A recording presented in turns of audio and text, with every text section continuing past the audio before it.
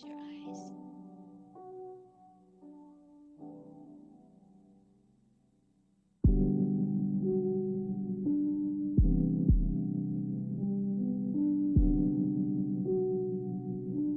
And just see what it's like to just close your eyes.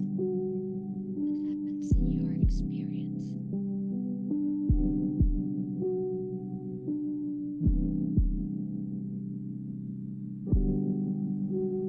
Perhaps you notice immediately a deep silence or some thoughts or some sensations in your body. So see what it's like to allow whatever is here to be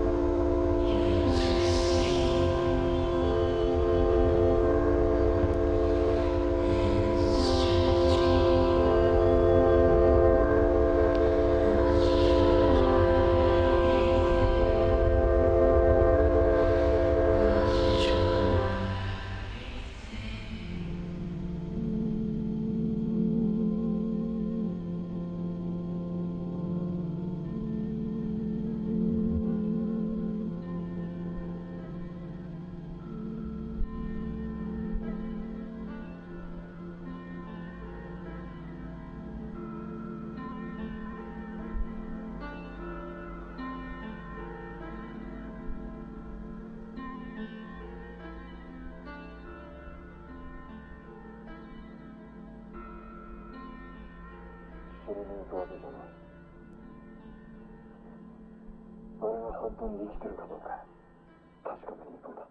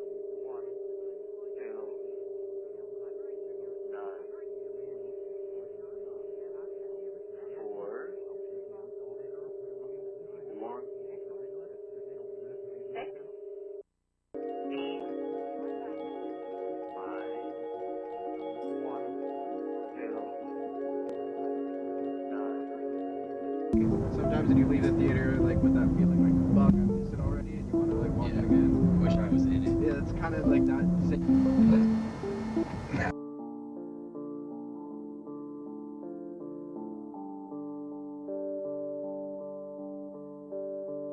With you away in that comfortable place where I stay. What up, cuz? Barely awake as I sleepwalk my way through the day. Don't ask how I've been if you run into me, it's so fake. First it's all quite piss poor and that's not the answer that you need. I've lost my appetite for the bait. Time after time it's a waste. Lost my appetite for what you time after time can ever say. Now I don't care for the convo, I'm up in my head, I'm in space. Floating alone, it's the one place I feel incredibly unsafe.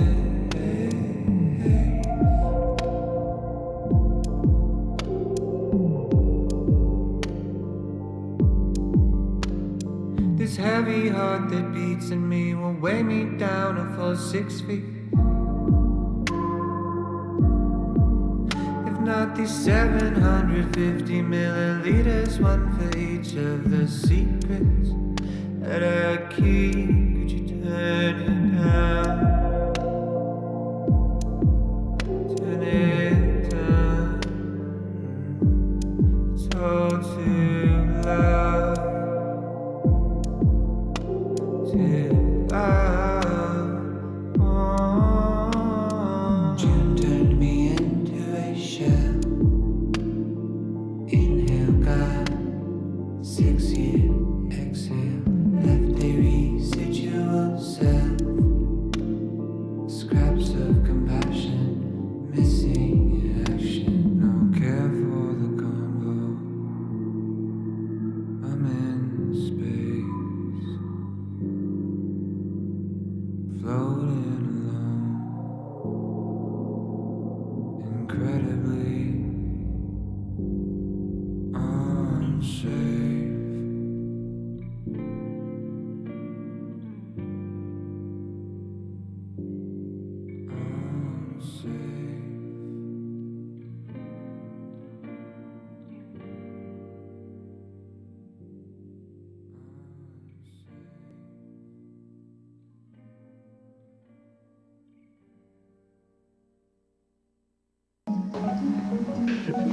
Anyway, I truly feel that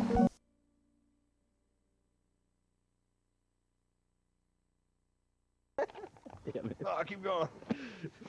Anyway.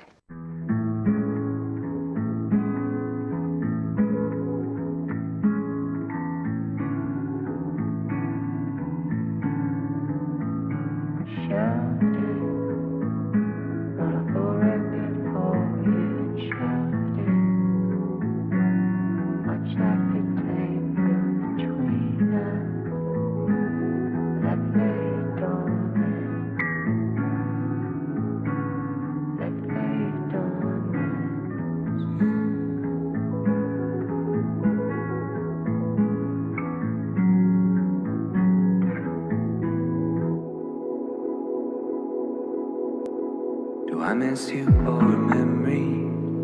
Someone or something I couldn't call it. Is it your smile in the morning? Or just the prime of our 20s? I shouldn't bother. I'm just searching for a feeling, and maybe it's past and I can't grasp it. A moment set somewhere in between where we met and where we left it. Almost as if every passing bird flies directly through our shadow. I really shouldn't. Where you at now? Did you save the 10,000? Did you find a passion? Alleviate some pressure? Have you got any new friends? Did you find a new man yet? Does he treat you special? I hope he treats you better than I did.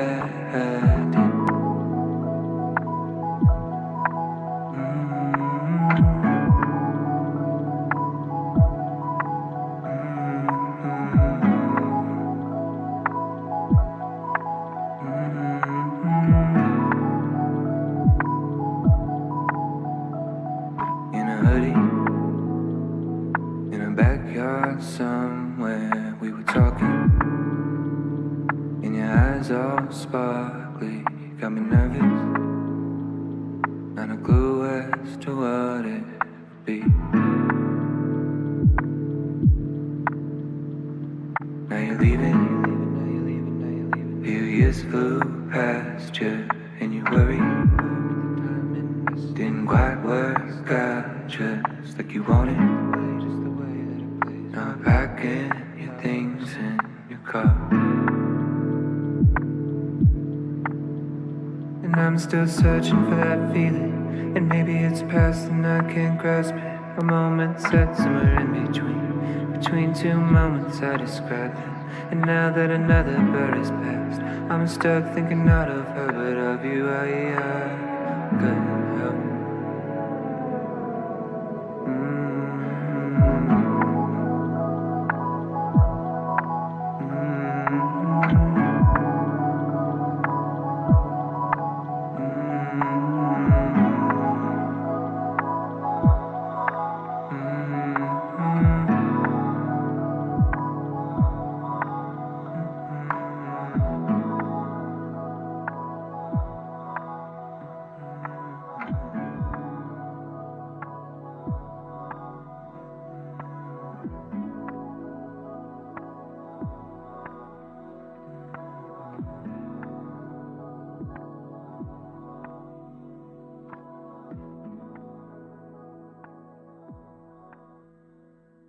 Okay, don't move on myself. Back there. Don't move.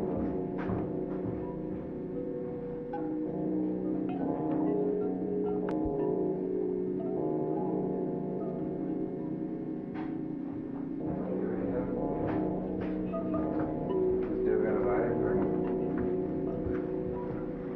just have a glass of peanut butter? Oh, yeah, he said give me a glass, bitch. This looks so awesome. Oh my god. I love you, Grandma. Look, this is amazing.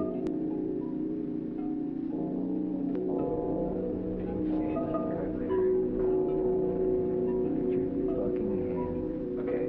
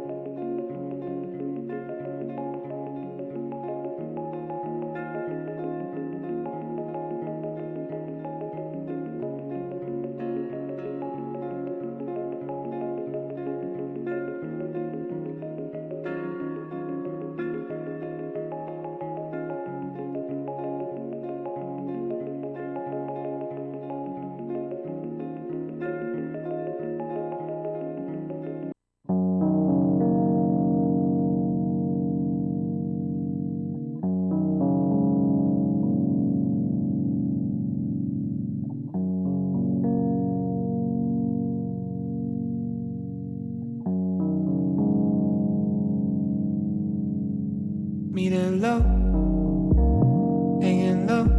I'm on empty, headed home. I'll make it home. I guess I'm okay. I don't know.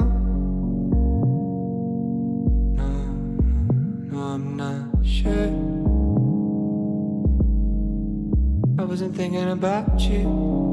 But the piano roll had me feeling cold with memories of you. Yeah, we were younger, I was struggling, but we were good. Standing still, right beside me, you were good to me.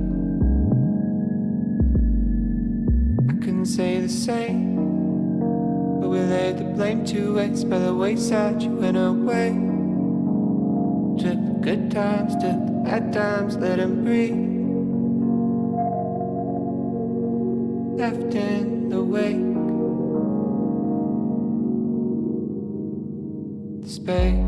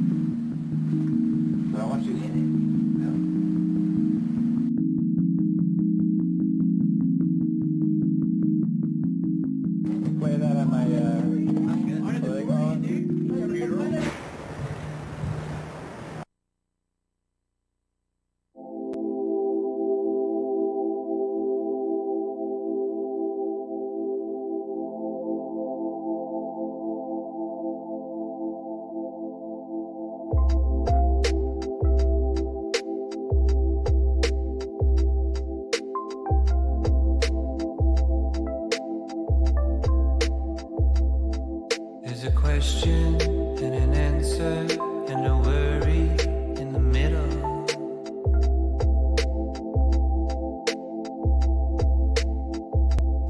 There was a promise of forever and a wishful intention.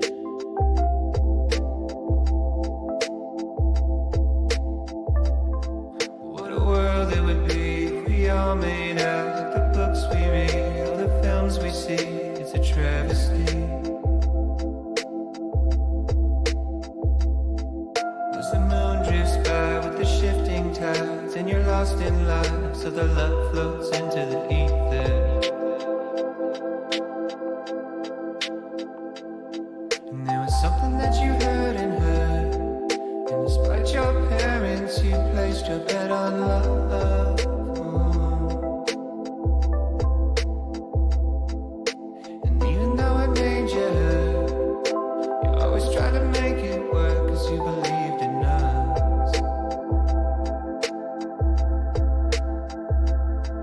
Said you're pretty, but you drink too much. You've got a head on your shoulders and it's good enough, but something broke you. I said I'm sorry, and it's well in advance, but I will hurt you more than anybody has. Yeah, it's a sure thing. Oh, is it a sure thing? She said, I know that you didn't know back then. Getting all that you should know by now. Never was about the pain you held, not in the way that you shut me out, not in the way that you hate yourself, or all the ways that you let me know it was that you and I, we were on our way. Kind of feeling that was unexplained, and you still feel like you felt back then. It's what you tell me when nobody's listening, and you ain't happy where you're at right now. Talked about it for a couple hours. Change in the past few years, a couple deaths and a few relationships, a little older and a little scared of making all the same mistakes I made. You said you're weary because you think too much. You've got a mind of your own, it's free enough, but it'll drain you. I know you're sorry, and it's right on time, cause you told me what would happen if you stuck around. I know you warned me.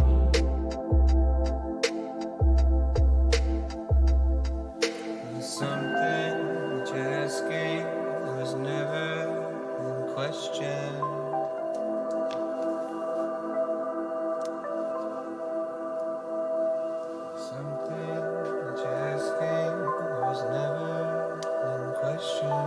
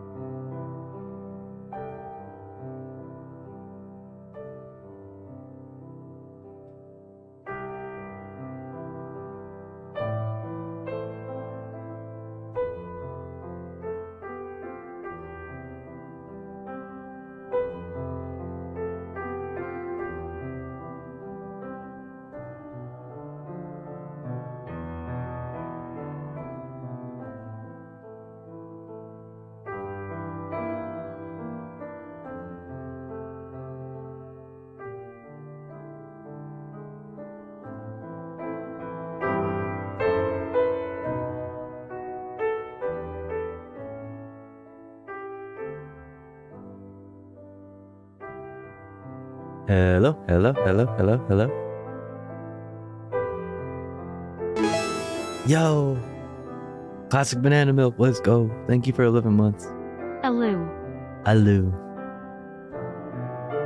Thank you, thank you. I appreciate that. Thank you, thank you, thank you. What's up, everybody? Hello, hello. How's it going? How's it going? I hope we are all doing good. It's good to see everybody. What's the vibe? What's going on?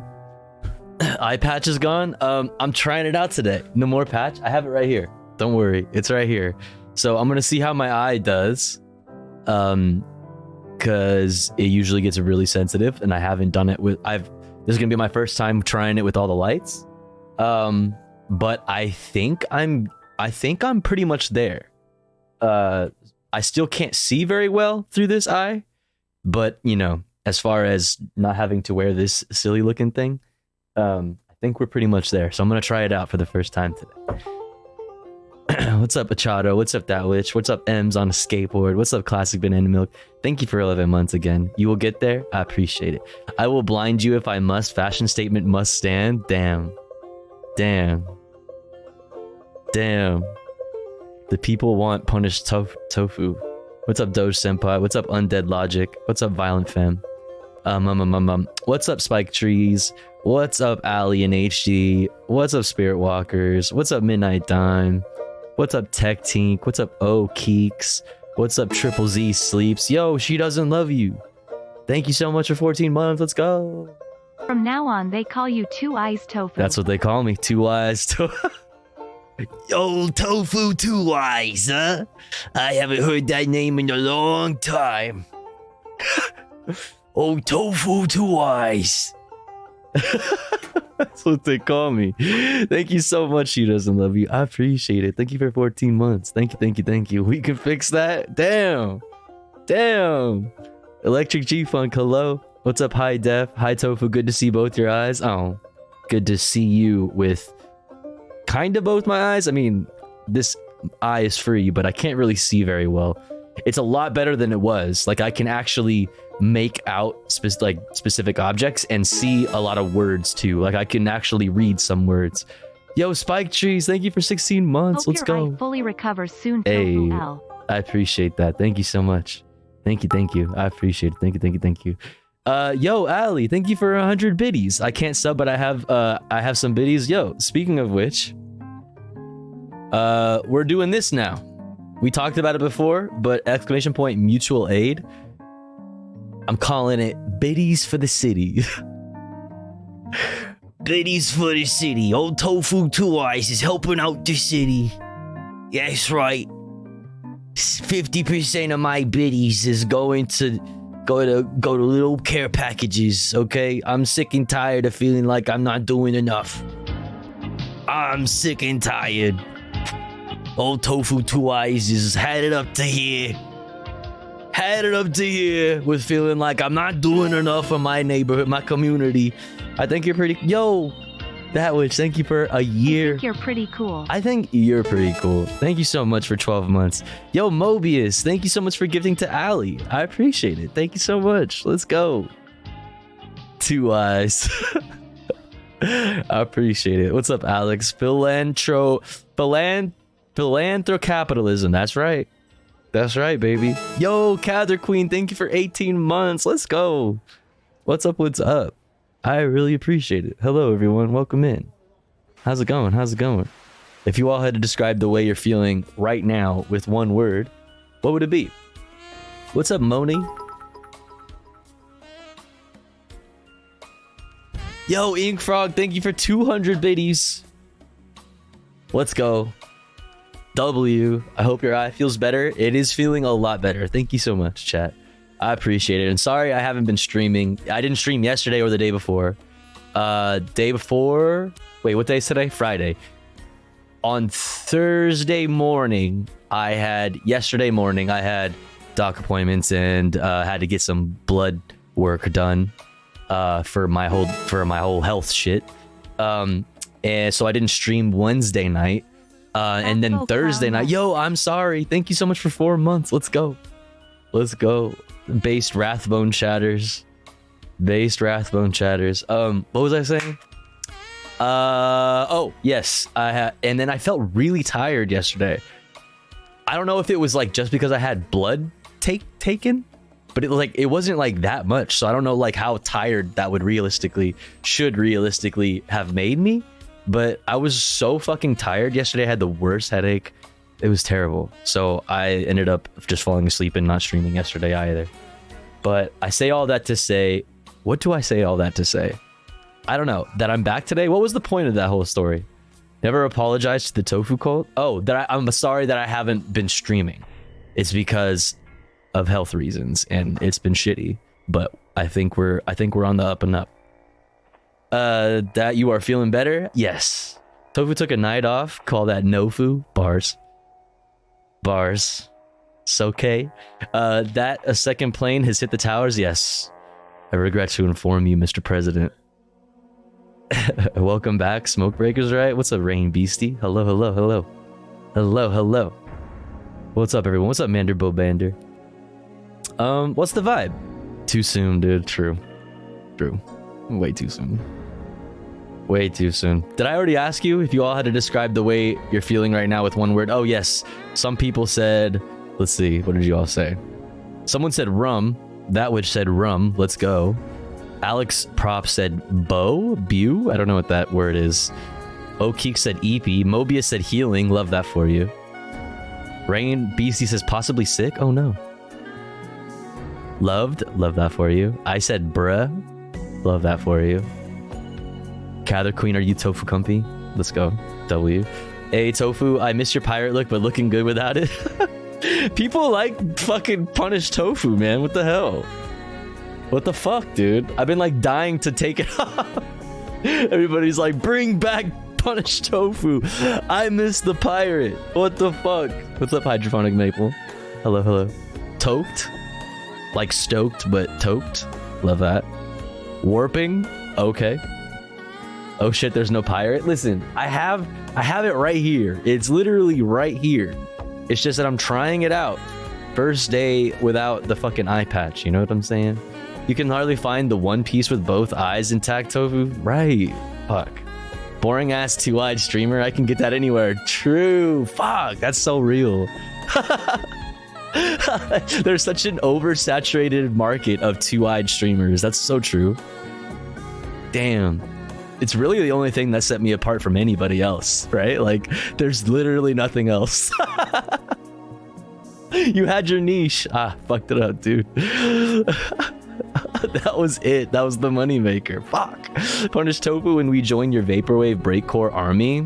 Damn. That sounds so sick. Our vaporwave breakcore army, our post-apocalyptic vaporwave breakcore army. God, that's sick. What's up, Hunky Gal? Well, listen, you can't have everything you want, all right, chat? Maybe if you're good, we'll put the eye patch on. Just for funskies. Just for funskies. I can handle Ableton. Lame, dude. It's all about Logic, dude. Look. What's up, Logic? What's up, Mr. J Logic, excuse me. All right. Well, we have lots to look at today, chat. We have lots of fucking news. So hopefully we can get through it all. Let's take a little look at the overview today. Exclamation point watching in the chat for the playlist that contains all of the videos that we will be watching this evening. So if you would like any of the links for whatever reason, or if you'd like to like and subscribe to any of these smaller creators that whose content we enjoy, I definitely would suggest doing that. So let's take a look. Daily dose of internet to start it off, of course. Today in history for November 17th. We got some funny, silly, interesting news. Hitler's birthplace to become police station. Like, I don't feel any better about that. You know what I mean? It's like, I feel like, I don't know. I don't feel, that doesn't make me feel any better. Anyway, Hitler's birthplace to become a police station. Okay. Capitol Christmas tree honors Native Americans. Okay. The Five over at Fox News talking about how Snoop Dogg has apparently quit smoking. Best place to go to hear commentary about that is definitely Fox News. So we'll check that out. Again, what do you mean? Did he quit smoking before? Wait, he wasn't trolling? We don't know. As far as I know, he might be trolling.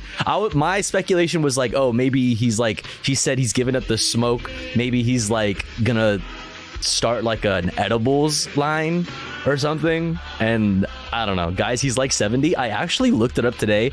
He's like 52. Let me make sure. Because I had the idea, I had that same thought. I was like, that motherfucker's gotta be like 107 by now, you know what I mean? But no, he's 52. So Dr. Dre, on the other hand, okay, this happened earlier too.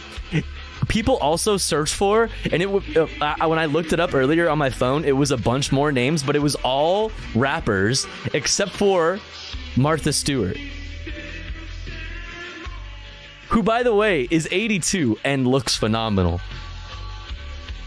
But better, even cooler than that is like on a list of rappers and their ages, like, oh, here's Dr. Dre, here's 50 Cent, here's Wiz Khalifa, here's Eminem, here's Snoop Dogg, and then it was like Martha Stewart. She started a rap album. I would listen to that. She did time. She's a real G. So true. My favorite rappers, Snoop and Martha, real. How the hell is he nearly the same age as Eminem? Dude, Eminem actually looks really good for his age. I didn't think he was so old. I didn't think he was in his 50s. I thought that he was for sure in his 40s. But he's 51. He looks pretty good. But yeah, anyway. Oh, what else would we have? What else do we have? Then obviously after that, we have the headlines, as we usually do. Top 5 stories you need to know today. And then top stories from Associated Press. And then PBS News Wrap. Let me turn this down. PBS News Wrap, then Democracy Now, aka Democracy Later. We got this Reuters update for UAW stuff. GM workers first to ratify pay deal won by UAW. After that, we'll look at this. Teamsters, Starbucks. Teamsters support Starbucks workers on strike. Base. We have Ohio Republicans attempting to block voters' will on abortion access. Classic. Is going to be a huge loser. Let the Republicans continue to dig their electoral grave by continuing to push on abortion access. That's crazy. What's up, Dick Bone Corleone?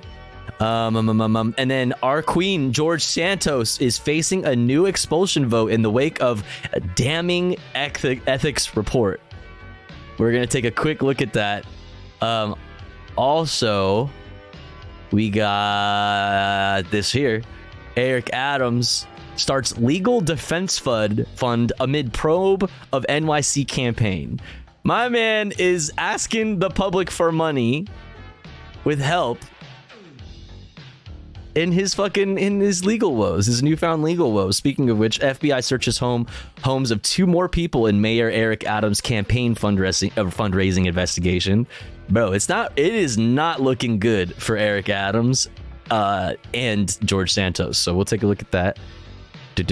And then, yes, Cop City protests. We'll look at PBS's coverage and also Democracy Now!'s coverage.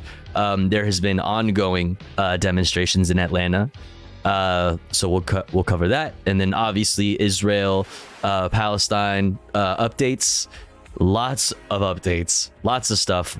The big bulk of it towards the end of the Israel Palestine coverage is going to be like what I view, or what seems generally, not just me, not just what I view, but what seems generally to be a shift in the tide, perhaps a change in a lot of the media's like pro-Israel sentiment. It's starting to like be harder and harder for like one pro-Israel like defenders and the media to be like pro-Israel given the facts on the ground. It's getting harder and harder, and the justifications for what's going on, what's been happening, are getting more and more unhinged because they have to. Because they're defending more and more terrible things as more and more info comes out. So I think that all of this here is representing a pretty big shift. The EU's foreign policy like person, a horror doesn't justify another horror, EU's moral says. NPR of all places pressing Benjamin Netanyahu on stuff. We got Mehdi Hassan talking to Mark Regev, Israel advisor, about pressing him on false Israeli claims. A lot of it, just basically a big change in sentiment in the media, which is very good, and largely because of the shit that we've been talking about and people bringing, protesting and just really not shutting the fuck up about Israel's crimes. Yo, Cinemarxism, what's up? Thank you so much for the raid. I hope you had a good stream. Everybody go follow Cinemarxism. Do it. Speaking of protests and what people are doing on the ground to support Palestinians, Cinemarxism has been hosting Films for Gaza in LA, with all the proceeds going to Palestine, which has been very fucking cool and very fucking base. So shouts out Cinemarxism. What's up, Arun? Hello. How's it going? Anyway, yeah, and then that's what we're going to be looking at as far as our Israel Palestine coverage for this evening. And then we have other stuff, More Perfect Union, Wisecrack that we've been putting off for a few days, and then fun stuff, Urban Rescue Ranch. We got Nardwar versus Tyler, the Creator, a new one. There's been a few interviews, but this one's 30 minutes long, so maybe we'll check that out because it's probably interesting. It's probably interesting and cool. I fucking love Nardwar. Tyler, the Creator is awesome too, so we'll check that out.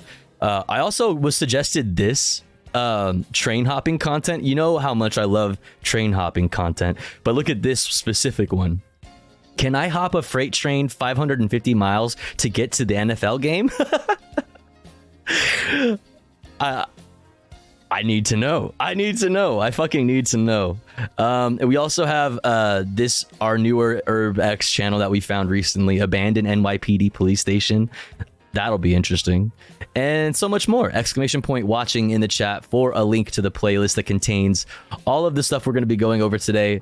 All of the articles that we look at along the way, I will be sharing along the way. Please remind me to do so I don't fucking keep forgetting. I always do.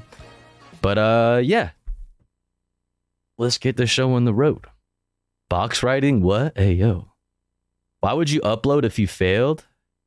Why would you upload if you failed? Oh, the train hopper guy?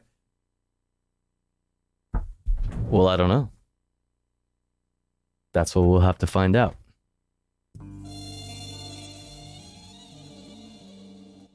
That's what we'll have to find out. Spoiler alert. Hey, what's up, Bersilium? What's up, Radical Statical? What's up, Brian? Hello, everyone. Hello. What's up, Riley? Tyler got some thoughts right now about other artists. It's good takes, in my opinion. Okay. I had that on my list too. Would love to watch it with you. Oh, the Nardwar fucking what the fuck interview? Hell yeah. I need coffee and my cat is irritating me. I'll PRP. Godspeed. All right. Well, let's start it off. We always started off with you know, a little bit of light stuff. Start off with the daily dose of internet, what happened today in history, and then some silly, interesting news. Let's go. Let's get it in. Hello everyone, this is your daily dose of internet. For some reason, this fast food drive-thru AI ends every sentence with a question. Small mozzarella sticks with marinara.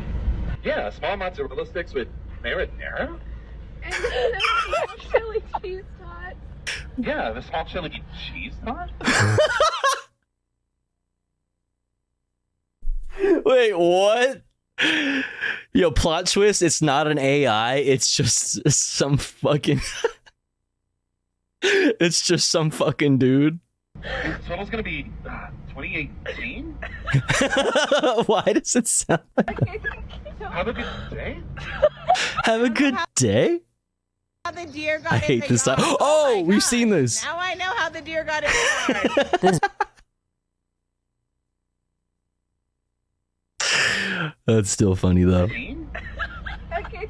Have a good day? Have a good day? I know how the deer got in the yard. Oh my gosh. Now I know how the deer got in the yard. This baby didn't like grandma's cake. Wait, it's cake. It's good. Try it. Great grandma made it.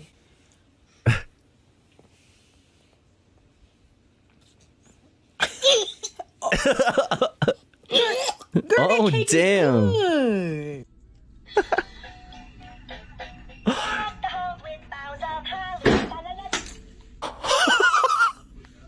This is a professional. Damn, dog. That's dark. Please do not attempt. I got this. What? Are you No! Huh? Oh my god, bro. Oh my... How can you see anything? Yo! Yo. Oh shit. No. Wicked. This dog sleeps like they're in a cartoon.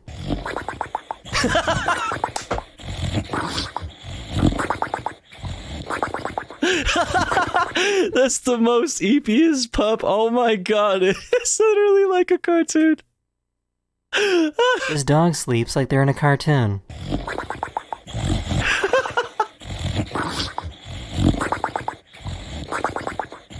That's amazing.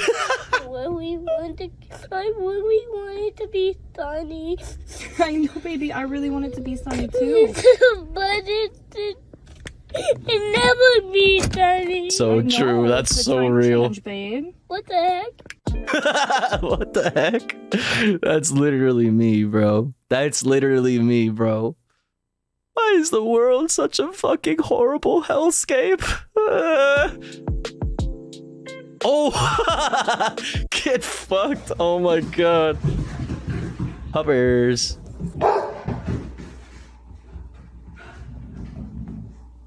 This person can write with her right hand while producing a mirrored image with her left hand.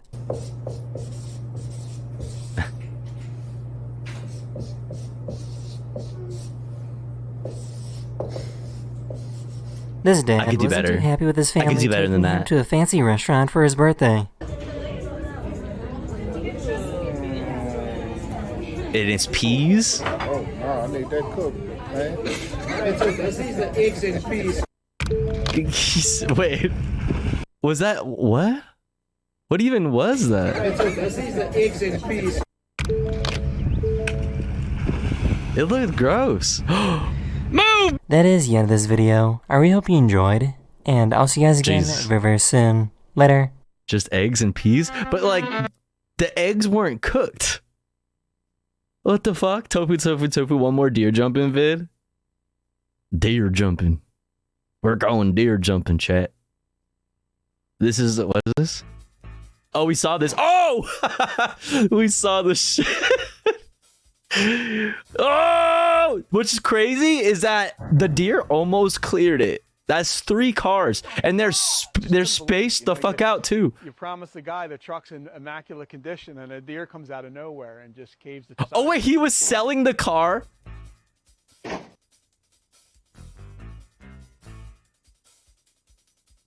Wait, he was literally coming to buy the car as a. Just couldn't believe it, you know. Oh, did you fucking see that? In immaculate condition. It was in immaculate condition. Caves the side of it in. Boom! Oh, fuck. So here's the thing. If the deer would have started a little bit later, it probably would have made it. One more time. Give us the reboot. The replay. Look, see? It started all the way over there. Damn. And if they parked a little bit closer to each other, would have cleared it. Couldn't believe it, you know. You would have cleared it. promise the guy the truck's Easy. in immaculate condition, and a deer comes out of nowhere and just caves the side of it in. Damn. Oh, it's playing over and over again. I'm so stupid. Elon Musk laughs at the dead mirror meat? What? Ew. Ew. Oh my god, dude. So fucking dead. Jesus. So Wait, is that a dead. real picture? I think that's a real photo of a deer that probably jumped into a pool and then just fucking thrashed around and drowned. So that's Jeez, is that true? That's delightful. You know, is that actually happened? Of course it happened. I think this is a reflection of how just oh my god dark we've become. Oh my god. A lot of weird forces at odds with each other. Why am I in doing society for not right working? now. LOL. Skip it. Skip. What? Why is he seem high? Why did he seem the fuck? I hate him. Was that actually him? Oh, that was his clone. Tofu, no eye patch. Are you feeling better? So, sorry, you probably said so already. I'm late. It is feeling better, and I'm trying it out for the first time. If it gets, I have my eye patch right here. If it gets sensitive to all the lights in my fucking face right now, I'll put it back on. But I'm trying it out. Jimmy Fallon laugh. Is this real life? I don't know. I don't think so. I don't know. He's high on his own ignorance. Damn, it'd be like that. All right, today in history for November 17th. Let's go. November 17th, 1973. An embattled There he President is. Richard Nixon defends himself There's during our the guy. Watergate scandal. He tells the Associated He's not a Press crook. managing editors meeting in Orlando, Florida. People have got to know whether or not their president is a crook. Well, I'm not a crook. I've earned everything I've got. But Nixon resigns the following year when the Watergate Bum, scandal bum, forces him from office. 1558. Elizabeth I begins a 4.5-decade reign as Queen of Cringe. England, ascending the throne after her half-sister Queen Mary dies. Under what's known as the Elizabethan Age, England flourishes on the Elizabethan? world stage, from military might to exploration and trade to the works of William Shakespeare. Cringe. 1869. In Egypt, the Suez Canal opens, a vital waterway connecting the Damn. Mediterranean and Red Seas. Damn. 1800. The U.S. Congress holds its first session in Washington, D.C., in the partially completed Capitol Building. 1917. Damn. Sculptor Auguste Rodin, whose best-known works include The Thinker and The Kiss, dies in France. He was 77 years old. And 1942. Whether I like it or not, I actually am the movies I've made, for better or for worse.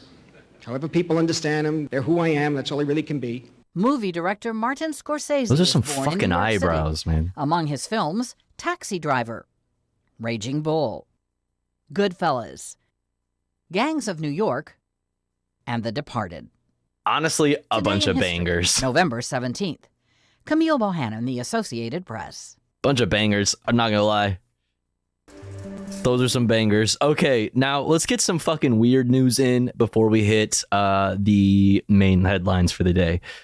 Starting off with this piece of fucking weird news. Hitler's birthplace to become police station? I mean, seems about right, I guess. It's just like, damn, okay. It's just like, I feel like, wouldn't you want to make it into something like nice? You know what I mean? Sounds about Hitler, right? It's like on the nose, but at the same time, you would think that like you'd want to like, I don't know, like make it into a park or some shit. Like I like make it into something nice, you know, something wholesome. Fuck, maybe a flower bed, yeah, something. I don't know, man. Anyway, house Adolf Hitler was born in is set to become a police station. We know that the Hitler family lived here in the 19th century. On the ground floor, there was a restaurant, and the floors above contained rooms, which were rented out to tourists, or possibly... Wait, what? Or possibly as mini apartments. That's not entirely known because only a few documents exist. Okay? It also is not possible to say exactly where the Hitler family lived, whether it was on the first or second floor. There are also theories that they might have lived in the rear building. Yeah, I don't really care. Like, I don't really care. Let's just tear it down and make it into something nice. Let's make it into like a nice park. Like, I don't care which room that motherfucker was born in. This motherfucker apparently does. He looks a little weird. He's got the perfect haircut for somebody who cares which room Hitler was born in. Austria's decision follows years of debate about how to best prevent the place from becoming a pilgrimage site for neo-Nazis. Bro, so you made it into a fucking police department where fucking neo-Nazis can thrive and get paid? Like, what are we talking about? Make it into a fucking park, dog. Like, well, I guess maybe a park they would stay with. I don't know, something else. I just feel like there could be anything else that we could make it into something else. I don't know. It's a historical fact that Hitler was born in our city of Brno, and it will stay that way and remain in Brno's history books forever. Okay. I believe the city will never be able to totally avoid that, right? A police department? I mean, I don't know. An art school?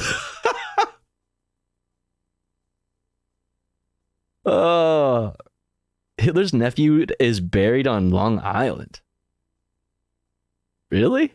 Why does it look like he's smiling when he says that? I don't know. Those guys are really invested in what happens to Hitler's house, apparently. I don't know. Here's a thought: change the name of the city. I mean, that doesn't change its history, though, right? It doesn't change. It doesn't. I don't know. Make it a Star of David and Islamic Crescent joined together. Man, I don't know. I just feel like almost anything would be better than a police station. Anyways, Capitol Christmas tree honors Native Americans. What? How are you going to honor Native Americans with a Christmas tree?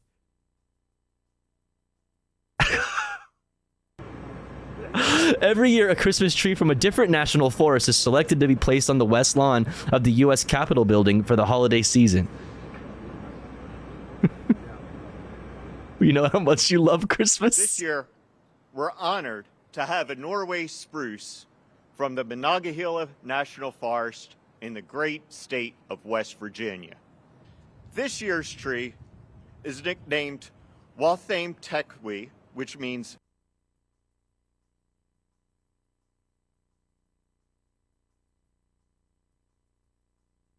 you did not, bro.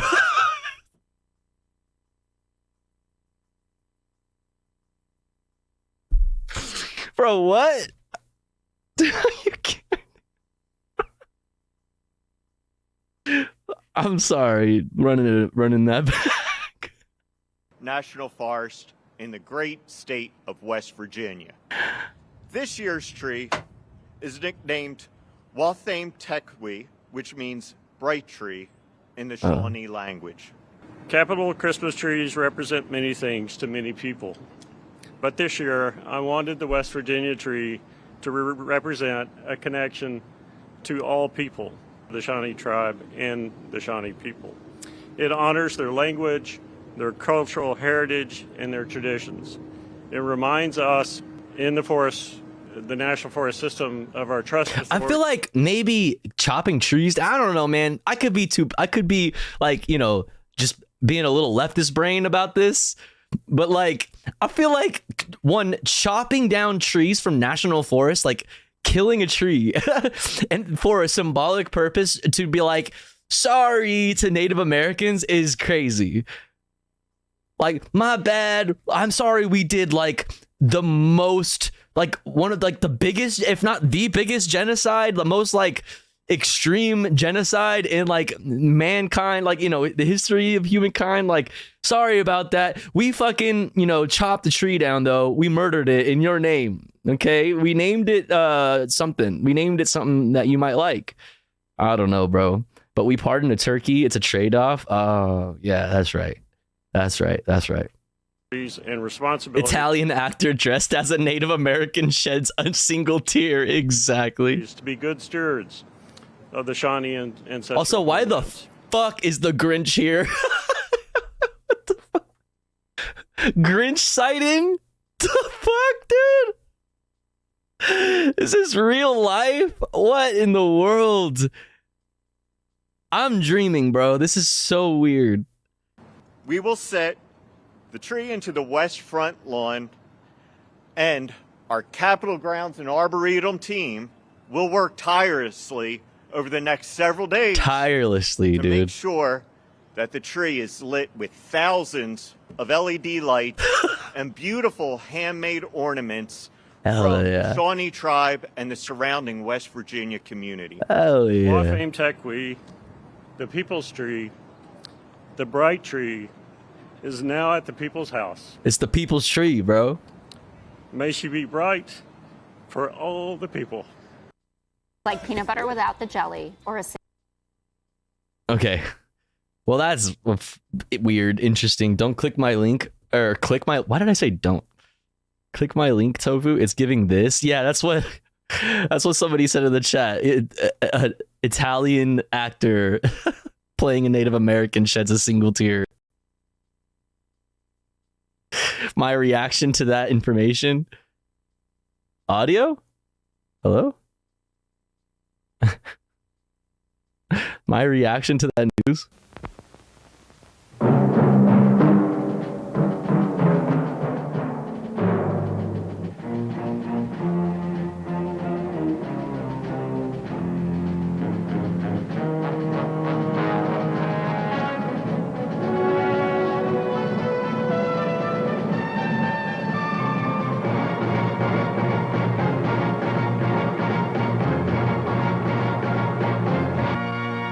That shit goes hard right there. That part is hard.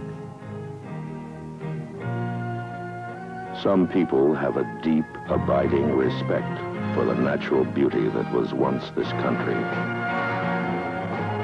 And some people don't. People start pollution. People can stop it.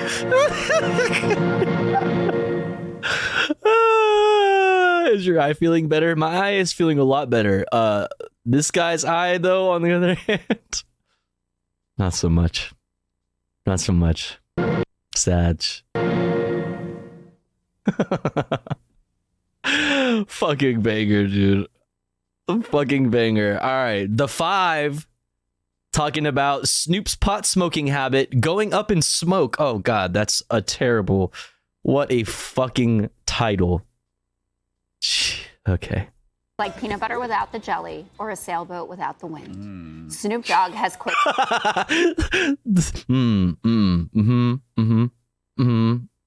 smoking pot.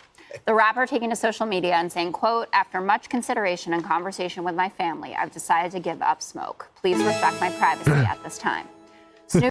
Yo, Dalton, thank you so much for 5 months. Let's go. Thank you, thank you, thank you. Thank you so much. Snoop has not elaborated more on why he's giving up marijuana. Some speculate that he could just be taking edibles now, but maybe it's because weed is stronger than ever. A recent review of studies has found higher concentrations. What of is THC are this? causing more- Bro, are you serious? We're 27 seconds into this segment and you're already just like pulling shit out of your ass. Maybe it's because weed is so strong these days. We should ban it and we should kill people for being in possession of marijuana. Like, what the fuck? Bro, let's talk about Snoop Dogg. What the fuck? Ever. A recent review of studies has found higher concentrations of THC are causing more people to become addicted worldwide. Shut the fuck Greg, up. I'm gonna roll a the joint right likelihood now. that Snoop Dogg wasn't addicted already is basically zero. I have a question for the producers. Shouldn't we have done the Oreo segment after this segment? That's hilarious, dude.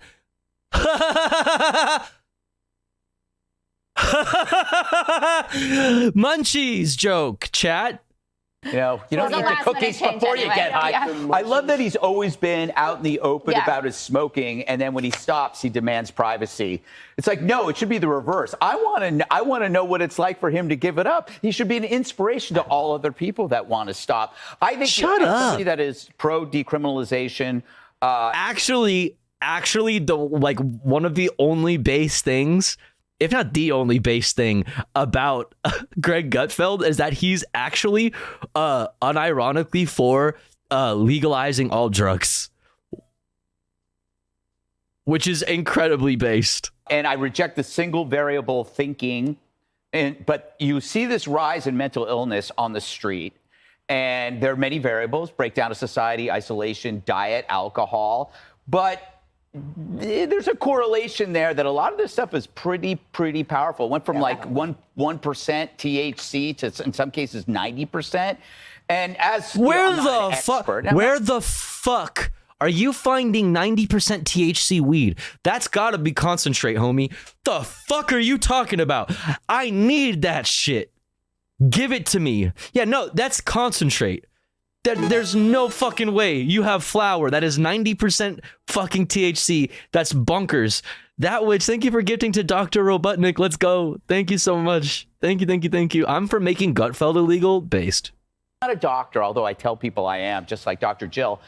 It's pretty powerful stuff. And I begin, you have to admit that there might be something going on, even if you're pro-legalization, and I believe people can make their own choices, but when those choices... Yeah, I didn't know who he was talking about, but is he, Spike Trees, is he talking about Jill Stein? Like, who's Dr. Jill? You gotta take a look. Yep. Judge, what do you think? Leaving the prosecutor out on this, I think it's very interesting that he says, please respect my privacy. And it has this incredible post where he's like this, and it's almost like he's praying, please respect my privacy. Bro, there it is. If this ends up being a fucking... If this ends up being a big troll, which it has to be, come on. This is obviously a troll to do it like he died. It's like somebody in his family is dead. It's a joke. Like, maybe he did give up smoking weed and he wanted to make it into a meme. Like, that's what this is. It looks like somebody fucking died. Please respect my privacy at this time. It's a joke. Like, what the fuck? If he comes out and says, ha, just kidding, bitch. Like, I fucking have an edibles line. I'm gonna laugh at these motherfuckers so hard. God, they're so stupid and weird. They had to make it like all serious. They're like, yeah, people are addicted. And you know what? I'm going to let my fucking prosecutor out on this one. Yeah, I know you are. My producer, Roman, had a great idea. He said to me, not only is he probably doing edibles, but I'll bet he's going to come out with a line of edibles. Oh! Which is why Wait! Shut up, bitch. You didn't know that. Fuck you. Pre-watched. What? Nah, that's not her. That's not her, because she said her producer told her that. He's saying, I need my privacy. Don't ask me how I feel. But there's also, so kudos to Roman. But, now that he's not smoking anymore, Greg, he was paying a guy $60,000 a year to roll his blunts. Based. And I'm sure if he wants to write a recommendation. Based. Based. Yo, this shit is not a joke. It takes time.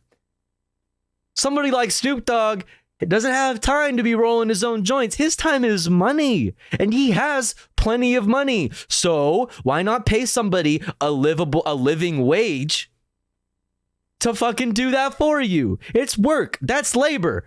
The fuck that's value. Like, what do you mean? Based. And have this guy come to you. That recommendation would be valuable to you. No? It's another job lost under the Joe Biden administration. I can't wait till Trump brings back all the blunt rollers. They'll be rolled in America, Jessica. No, all his stuff is made in China. Don't do that. Okay, go ahead. Trump doesn't want to do anything in America. Don't get it twisted. Bro, I'm trying to find like why people have this idea that Trump is the made in America guy, because like he's all about deregulation. That was hilarious. So Snoop Dogg, he's only about that shit when he wants to talk shit about Hillary or Obama and talk about NAFTA. When he wants to talk about trade deals, he'll be like, yeah, blah, blah. He'll just spit out some bullshit. He'll just say some shit. But like, this motherfucker doesn't actually care about things being made in America. Let's be fucking real. Come on. Broadus Clay or Clay? Yes, Calvin Brodus Jr. I love this, Snoop Dogg. This is fantastic.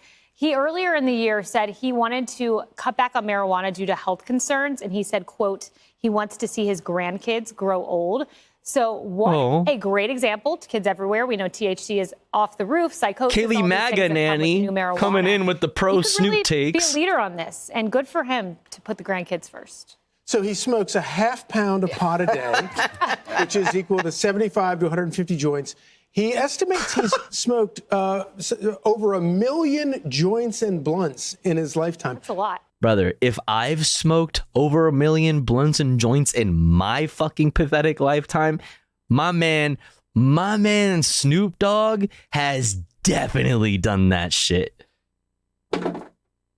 The fuck? Just like me for real. Yo, Dalton, thanks for the raid. What's up? Welcome in. I get the idea of decriminalization. Who the fuck is this guy?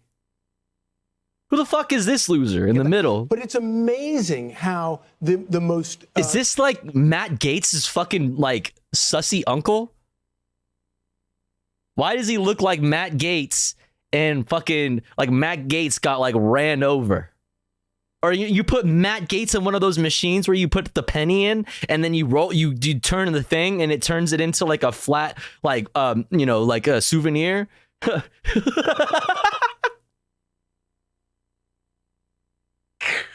know what I'm saying? It's like that. The fastest, most successful political movement in the country today is decriminalizing pot. And everybody is smoking pot now. You can't walk That's true. And that's based. Brandon, where are you at, brother? anywhere without smoking pot. And you have to ask yourself, why is that? Well, of course, the reason is because states have realized that they can get tax dollars from it, which is the reason there's so much money. Not wrong. But is it really helping us? I mean, you walk around up and down the streets and we have an epidemic of uselessness in this country. Oh, right. Yeah. The pot is making people useless. Trust me, sir. I was already useless before I started smoking weed. Okay.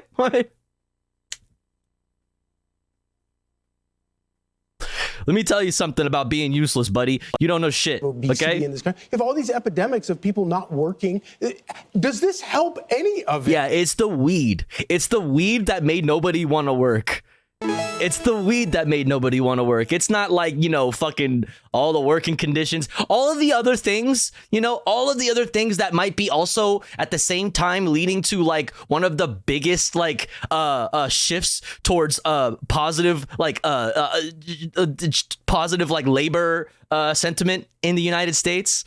All of this unionization that's going on, this huge labor movement that we're seeing in the United States.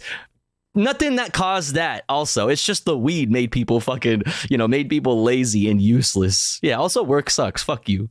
bitch. And I don't think it does. I think it makes it worse. Not that these motherfuckers would know. Not that any of these motherfuckers would know. You're seeing, though, fewer drunks. Isn't that interesting? Remember when we were growing up, it was drunk guys wandering around And the the streets? brown Brown paper bag, bags. and now Yeah. that's been replaced by this. Yeah, well, now smell is that so instead bad. of driving drunk, they're driving while they're... But you can smell it. And if instead of driving drunk, they're driving while they're high, I guarantee you,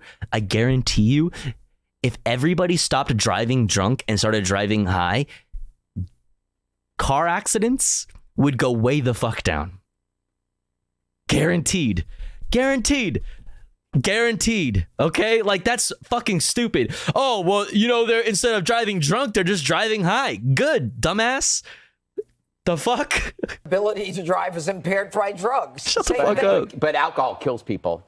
Oh, drugs. See, I can't believe I'm like on Greg Gutfeld's side right now. Gregory's cooking. No, I'm just saying marijuana, it's really hard to find an overdose from pot. He's right. Listen to him. Listen to Gregory, his dumbass smug face. Actually, fuck him. Don't listen to him. I just don't like his face. Fuck this guy. Depends on what I it's feel like that laced smell is with. going to kill me. Well, I'm not talking about laced. I'm talking about marijuana. I know. Also, this whole laced shit. Oh yeah, people have been lacing marijuana with fentanyl. Bitch, have you ever smoked weed in your life?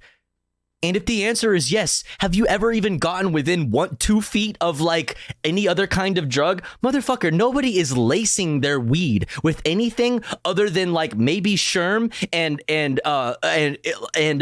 fucking promethazine, if you can even get that shit anymore these days. Nobody does that anymore. Everybody's just smoking weed like normal fucking people. Nobody's fucking putting fentanyl in their fucking weed. That's crazy. That's insane. But it can be. Which also, these things are all, if you want to like talk about purity, well, it sounds like you have a regulation issue. How do you do that? Well, you need to legalize it. Motherfuckers, you dumb bitches. Holy shit, I wish drugs were as free as Republicans think it is. Right. Like, where are all these people handing out like Xanax and shit to fucking kids instead of Halloween candy? Because like, I want to hang out. You know what I'm saying? Who's got the Molly? And like that's a problem. Everything can be laced. You're just putting it in people's Halloween bags. Right. Judge. That's Your right. tea could be laced. Yeah, I would check in the break because I saw Jessica drop something in there. Jessica did nothing. People who are benefiting from it are folks who are being put away for low-level drug offenses with legalization. Hey, Sean Hannity here. Hey, click here to subscribe. Hey, Sean, shut the fuck up. All right, well, there's that. So that all happened, I guess. All right, chat. Next up.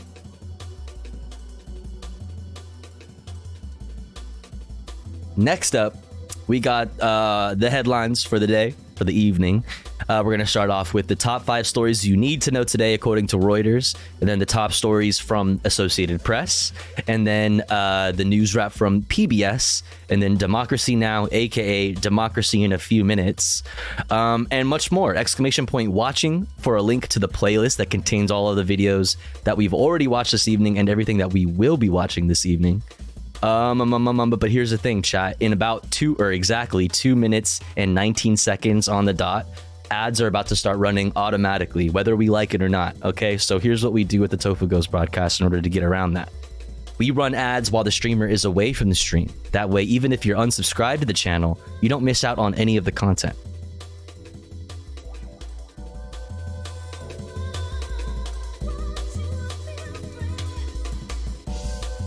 But here's the thing.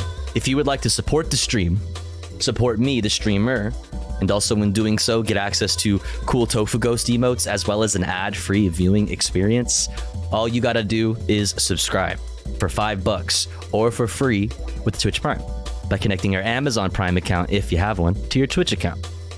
Or let's say you are already subscribed to the channel and you're feeling generous and you have the means to. Maybe consider gifting a sub to one of our unsubbed friends in the chat, one of our comrades in the community that may not be able to afford a sub this month. That way they may also be able to enjoy the Tofu Ghost emotes and an ad-free viewing experience with the rest of the community. If you're unsubbed, make yourself known in the chat, say hi, and maybe somebody will feel generous enough to shoot you a little subarino. We're currently at 6 out of 30 for the daily sub goal.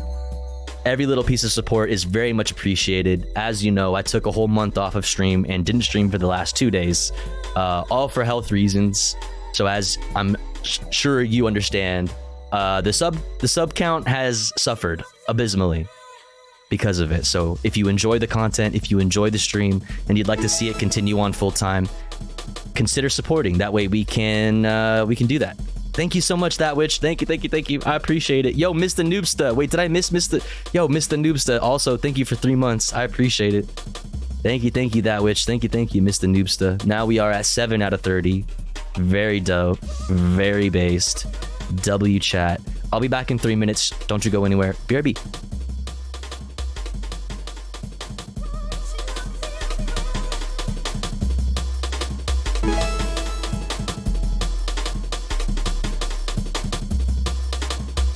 Hi. Love your stream. Thanks for all that you do. Less than 3.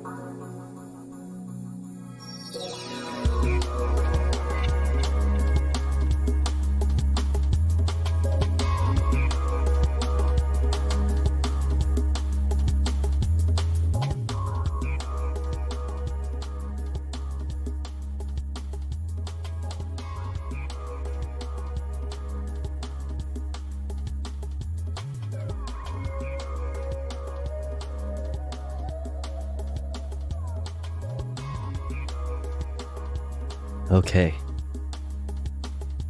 We're back. We're back. Do.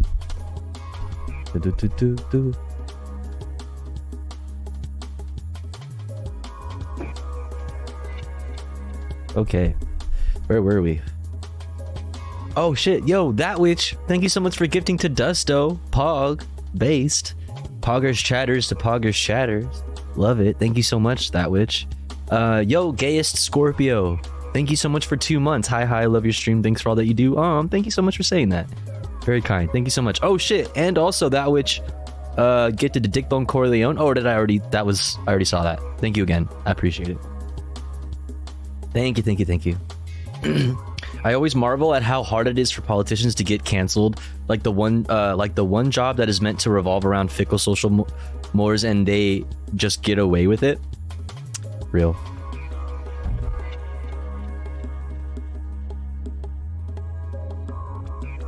That's real. All right, let's get back into it.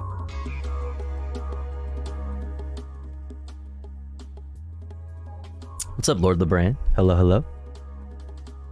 All right, let's get into the headlines. We're going to start off with the top 5 stories we need to know today from Reuters. Then we're going to look at top stories from Associated Press, PBS News Wrap, and Democracy Now, aka Democracy Later. Let's go. Number 1. UN aid deliveries to Gaza are suspended again due to fuel shortages and a communication shutdown, deepening misery for thousands of Palestinians as Israeli troops battle Hamas militants in the enclave. Number 2, the World Health Organization said it is very worried about the spread of disease in Gaza. You don't say. As Israeli bombardments have led to the population crowding into shelters with scarce food and clean water. Not clean water. Scarce food and clean water. Number 3.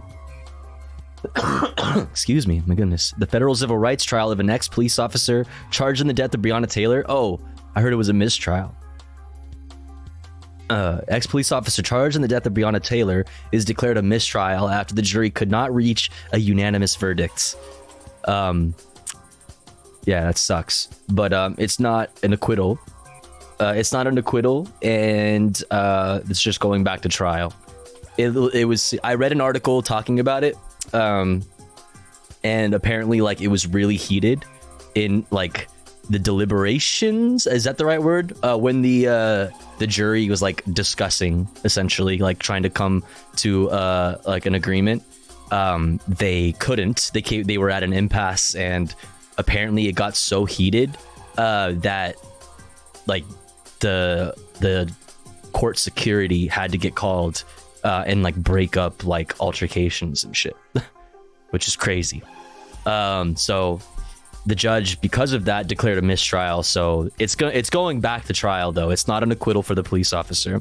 So not all hope is lost in getting like justice for Breonna Taylor. Number 4, rapper Sean Diddy Combs is accused of physical abuse, sexual slavery, and rape. Holy fuck. By his ex-girlfriend, R&B vocalist Cassandra Ventura, who performs under the stage name Cassie. Holy shit. Number 5, U.S. President Joe Brandon concludes a 4-day diplomatic push with China and other Pacific nations. In a final meeting with world leaders and a visit from Mexican President Andrés Manuel López Obrador. Cool. Dun, dun, dun, dun. Let's keep it moving. Top stories from AP. Israel announced that it will allow, quote, very minimal daily shipments of fuel into Gaza. So I have an article. No, it's not an article. It's on the playlist. One of the segments that we're going to look at here. Where did it go? Yeah, this. Israel allows 2 fuel trucks to enter every day for Gaza. So I'm assuming that this is the same process here. Israel announced that it will allow, quote, very minimal daily shipments of fuel into Gaza for use by the UN and communications systems. Wait, specifically UN and communication systems? I would imagine the UN would also include like UNRWA schools and hospitals. I mean, hopefully. Otherwise, it really doesn't mean too much. Aid agencies say the lack of fuel has forced them to call off deliveries of basic necessities in the Gaza Strip. The UN has warned of possible widespread starvation in the besieged enclave because of the lack of fuel. It said most people in Gaza were without adequate food and clean water. U.S. President Joe Biden met with his Mexican counterpart before wrapping up a summit with world leaders in San Francisco. In his closing remarks, Biden said that America's commitment to the Asia-Pacific region is unwavering.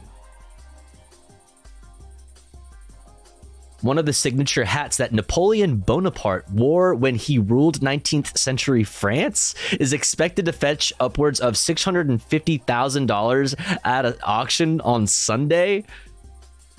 Bro.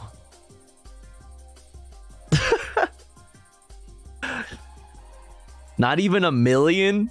A classic, a very common French L. Damn. Not even 1 mil. That's crazy. Like, it fell off. Yeah, that's kind of low, right? Considering like the historic nature. Not even $1 mil. A bargain at twice the price. All right. Let's look at the PBS News Wrap. In the day's other headlines, a government shutdown has been averted for now. President Biden signed into law a temporary spending bill to maintain funding for at least 2 more months as Congress negotiates a long-term package. The bill notably does not include a White House request for wartime aid to Israel and Ukraine. Meanwhile, in Ukraine, the country's military says it's making gains in the Kherson region. The Ukrainian Marine Corps claimed today more than 1,200 Russian troops have died in that operation and that they've destroyed dozens of Russian tanks, combat vehicles, and artillery systems. Ukrainian troops aim to push Russian forces from the eastern bank of the Dnipro River that could open a route to Russian-annexed Crimea.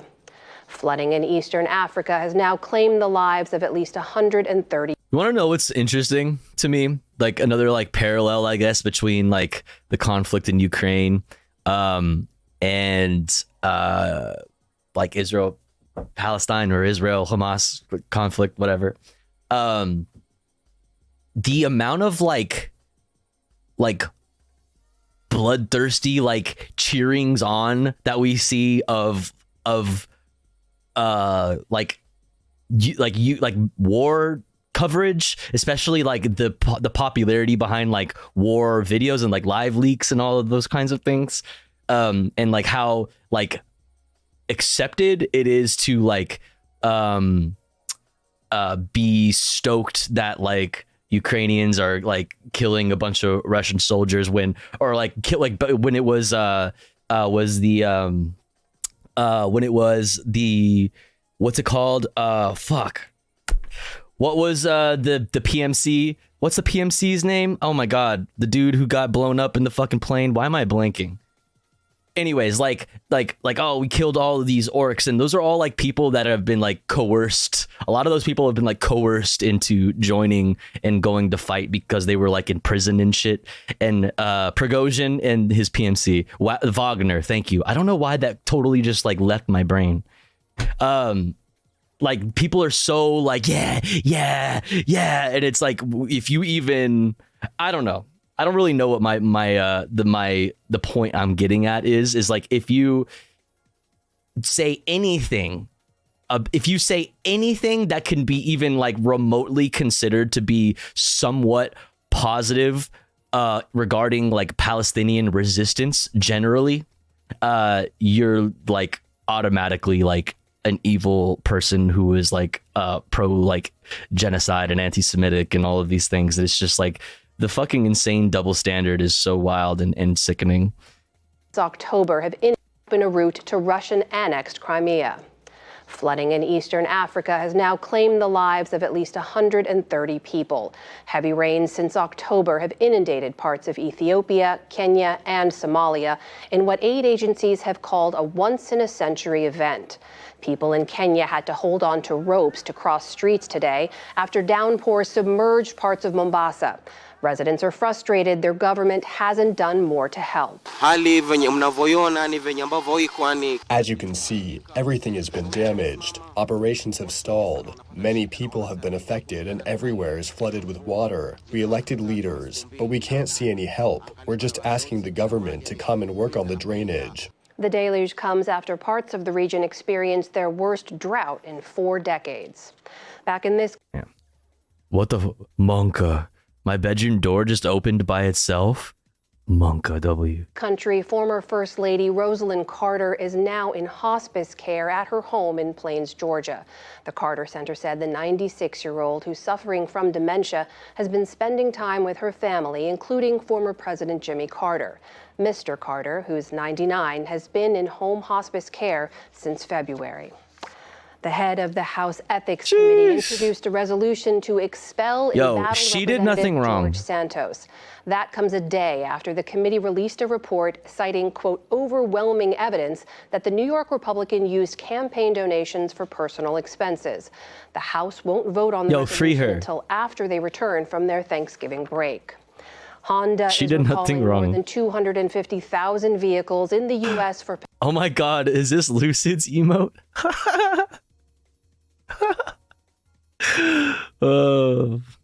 potential crash risks.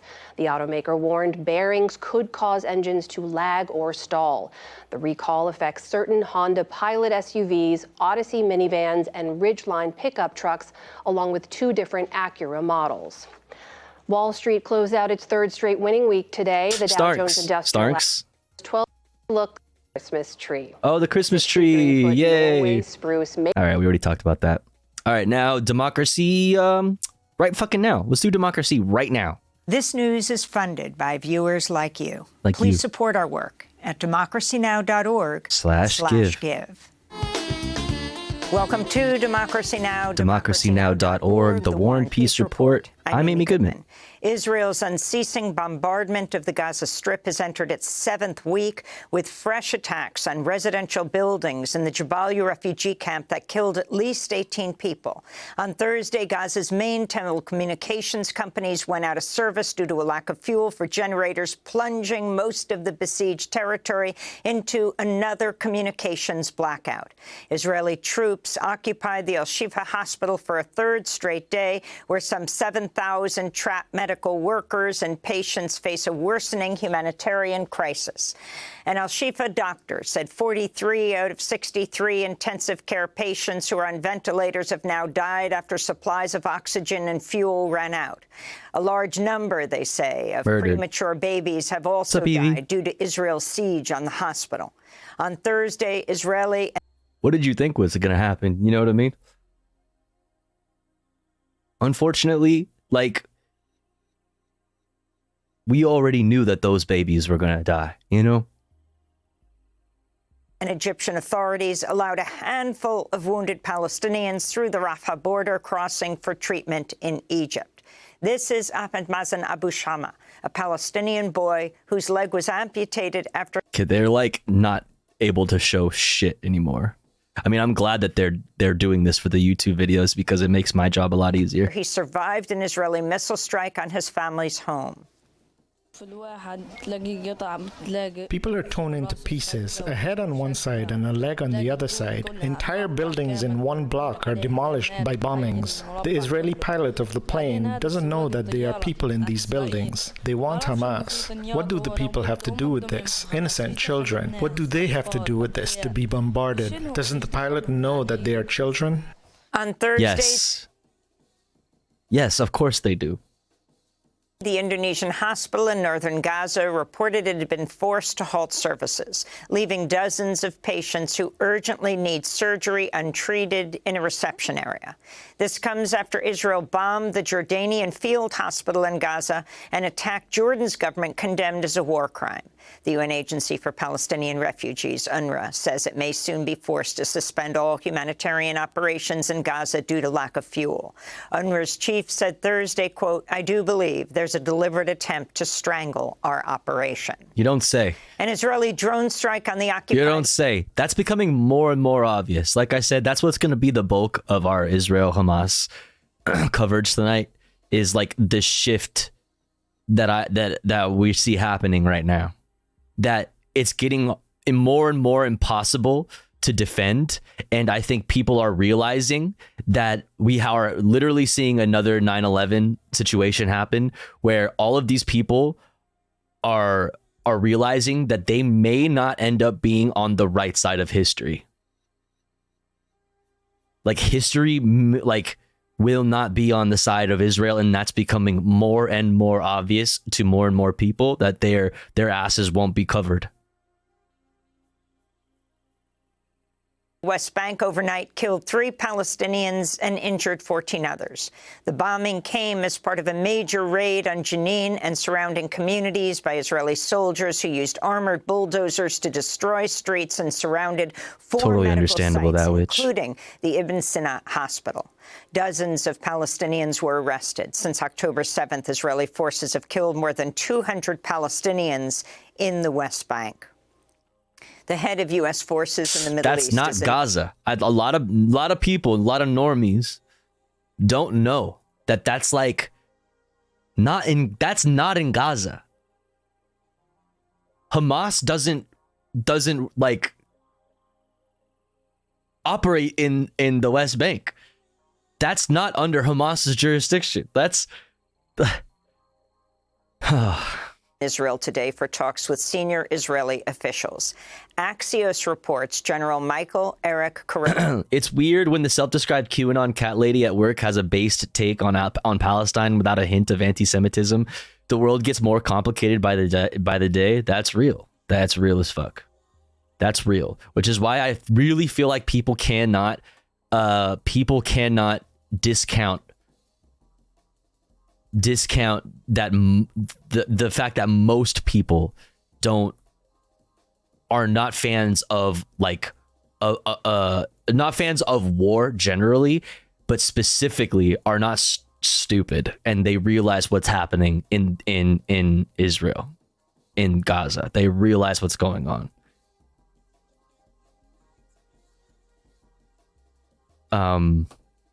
I think that people downplaying the like pressure that this specific subject, like Israel-Palestine, is actually putting. They don't realize there's a lot of people downplaying the pressure that this specific subject is putting on the Democratic Party. I brought that up in Hassan's chat like a week ago, and he said, brother, nah, you may your view on this may be colored by like being in like communities like this one, but most people don't give a shit about Palestinians, and I don't think that I think that he's wrong. I thought he was wrong, and I think that he's been saying the past few days with his coverage the opposite. Actually, I think he's also starting to realize that public support for Israel is like is not looking good. It's not looking good, and as time goes on, that's only going to continue. That's only going to continue. Yeah, because it hit a point where people were like, all right, enough murder now. Yeah, they're like, okay, this is getting crazy. Yeah, yes. All right, we'll talk about that. I don't want to get too stun-locked on it now because we have other stuff to cover first, and then we will dive very deeply into that subject later.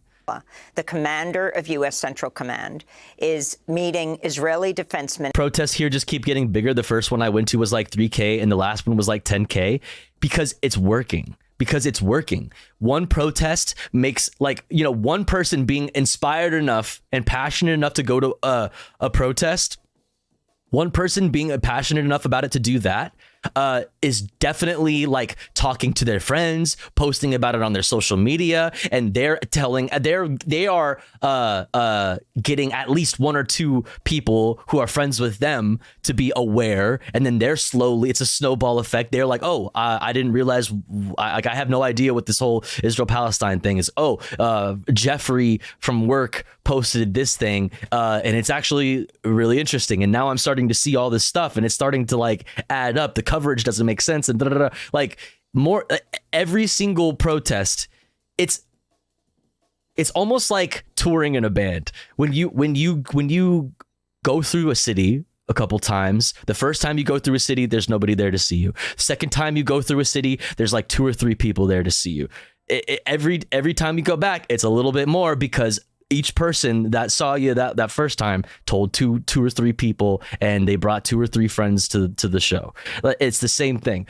More and more people are talking about it. They're arguing with their parents about it, arguing in the break room about it. They're posting on their Instagrams, their Twitters, their TikToks. Like it's working.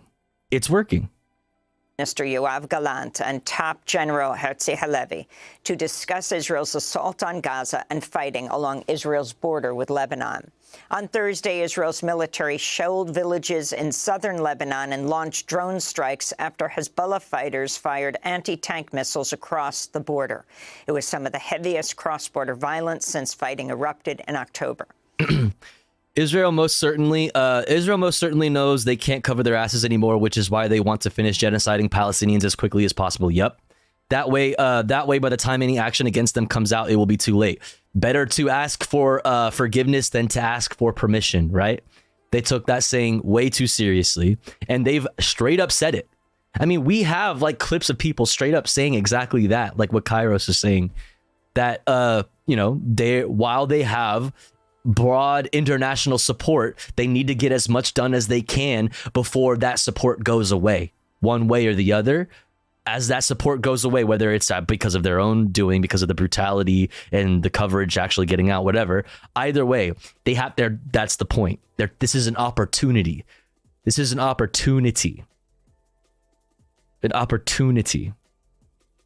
They probably also planning on using Netanyahu as a scapegoat, kicking him out of the government once they manage to make Gaza into a graveyard. I mean, whether or not that's intentional, I think that's certainly the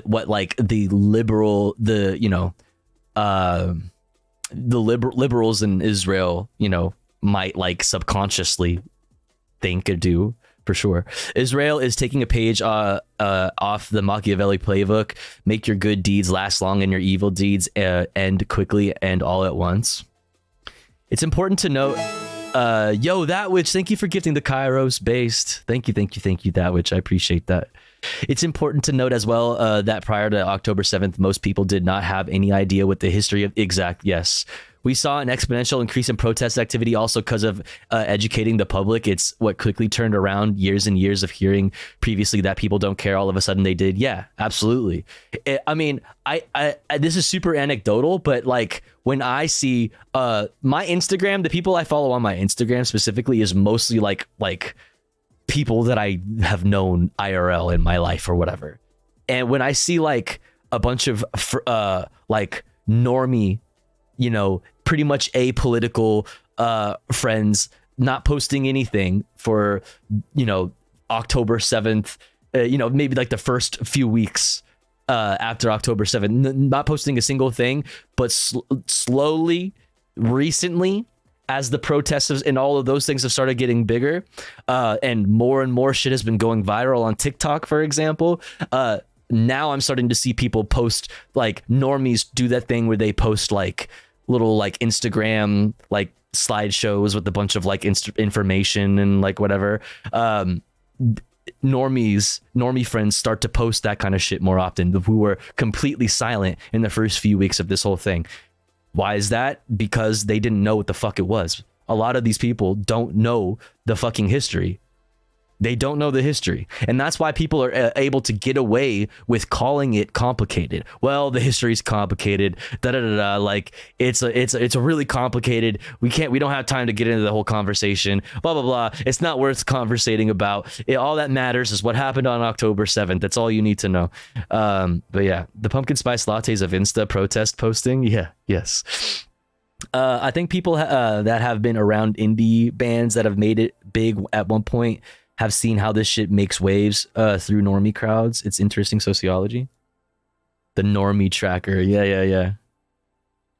Israeli airstrikes hit several targets around Damascus early on Friday. This follows a series of Israeli strikes across Syria, including attacks that took Damascus and Aleppo airports out of service last month, killing 2 civilian workers.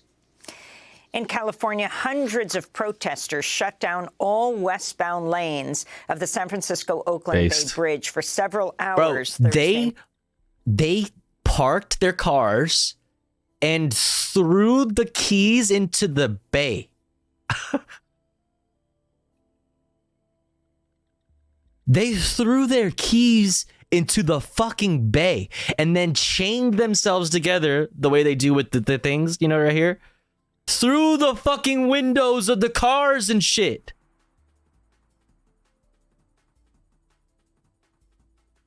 That's hardcore. Respect. Morning.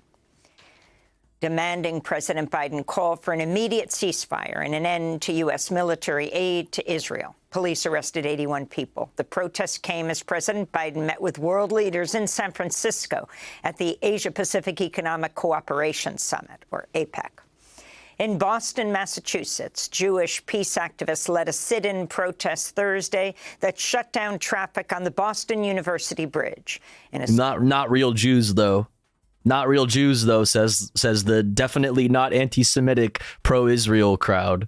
Social media posts, the group If Not Now Boston apologized to anyone stuck in traffic, but added, quote, "We have tried everything else. We have called, we have marched, we have sung, we have prayed, we have written letters and visited offices. Yet politicians like President Biden and Senator Elizabeth..." Which you should still continue doing, by the way, which is still working and putting lots of pressure on the offices of representatives. People are flooded with emails, flooded with phone calls. It's working, dude. People pulling up on Elizabeth Warren in public at restaurants and shit. Fucking yes. More of this. More of making your public officials fucking feel extremely uncomfortable. More of this. Warren continue to stonewall, and Israel continues to Don't be too mean to staffers. Of course. But calling them and demanding that they, demanding that they do what their constituents want is what is part of the process. And I've heard stories of it actually being like a turning point in a lot of staffers' perspectives too, not realizing how much support there was for this. Damn, I feel bad. I skipped out on the protests in my city because I had a project that I needed to finish in school. Wish I could have made it work. I hope there's another one I can participate in. Yo, all good. You got to do what you have to do for yourself, right? But here's also this. There's also this. It's a good thing that you should share and post everywhere and text to your friends and family. If you're ever feeling like I need to do something more, there's a lot of good ways to do something more right there. Innocent Gazans by the thousands, unquote. We'll have more on the protests against Israel's assault on Gaza after headlines when we speak with If Not Now spokesperson Eva Bugward. Democratic Congress member Becca Balint of Vermont called Thursday for a lasting bilateral ceasefire in Gaza. Based. Balint is the first Jewish American Congress member to call for a ceasefire. Based. In a commentary published Thursday, she wrote, quote, "Like me, there are thousands of American Jews that share a deep emotional connection to Israel because of what it meant for the survival of the Jewish people in the face of extermination. This same history also drives so many of us to fight for the protection of Palestinian lives," she wrote.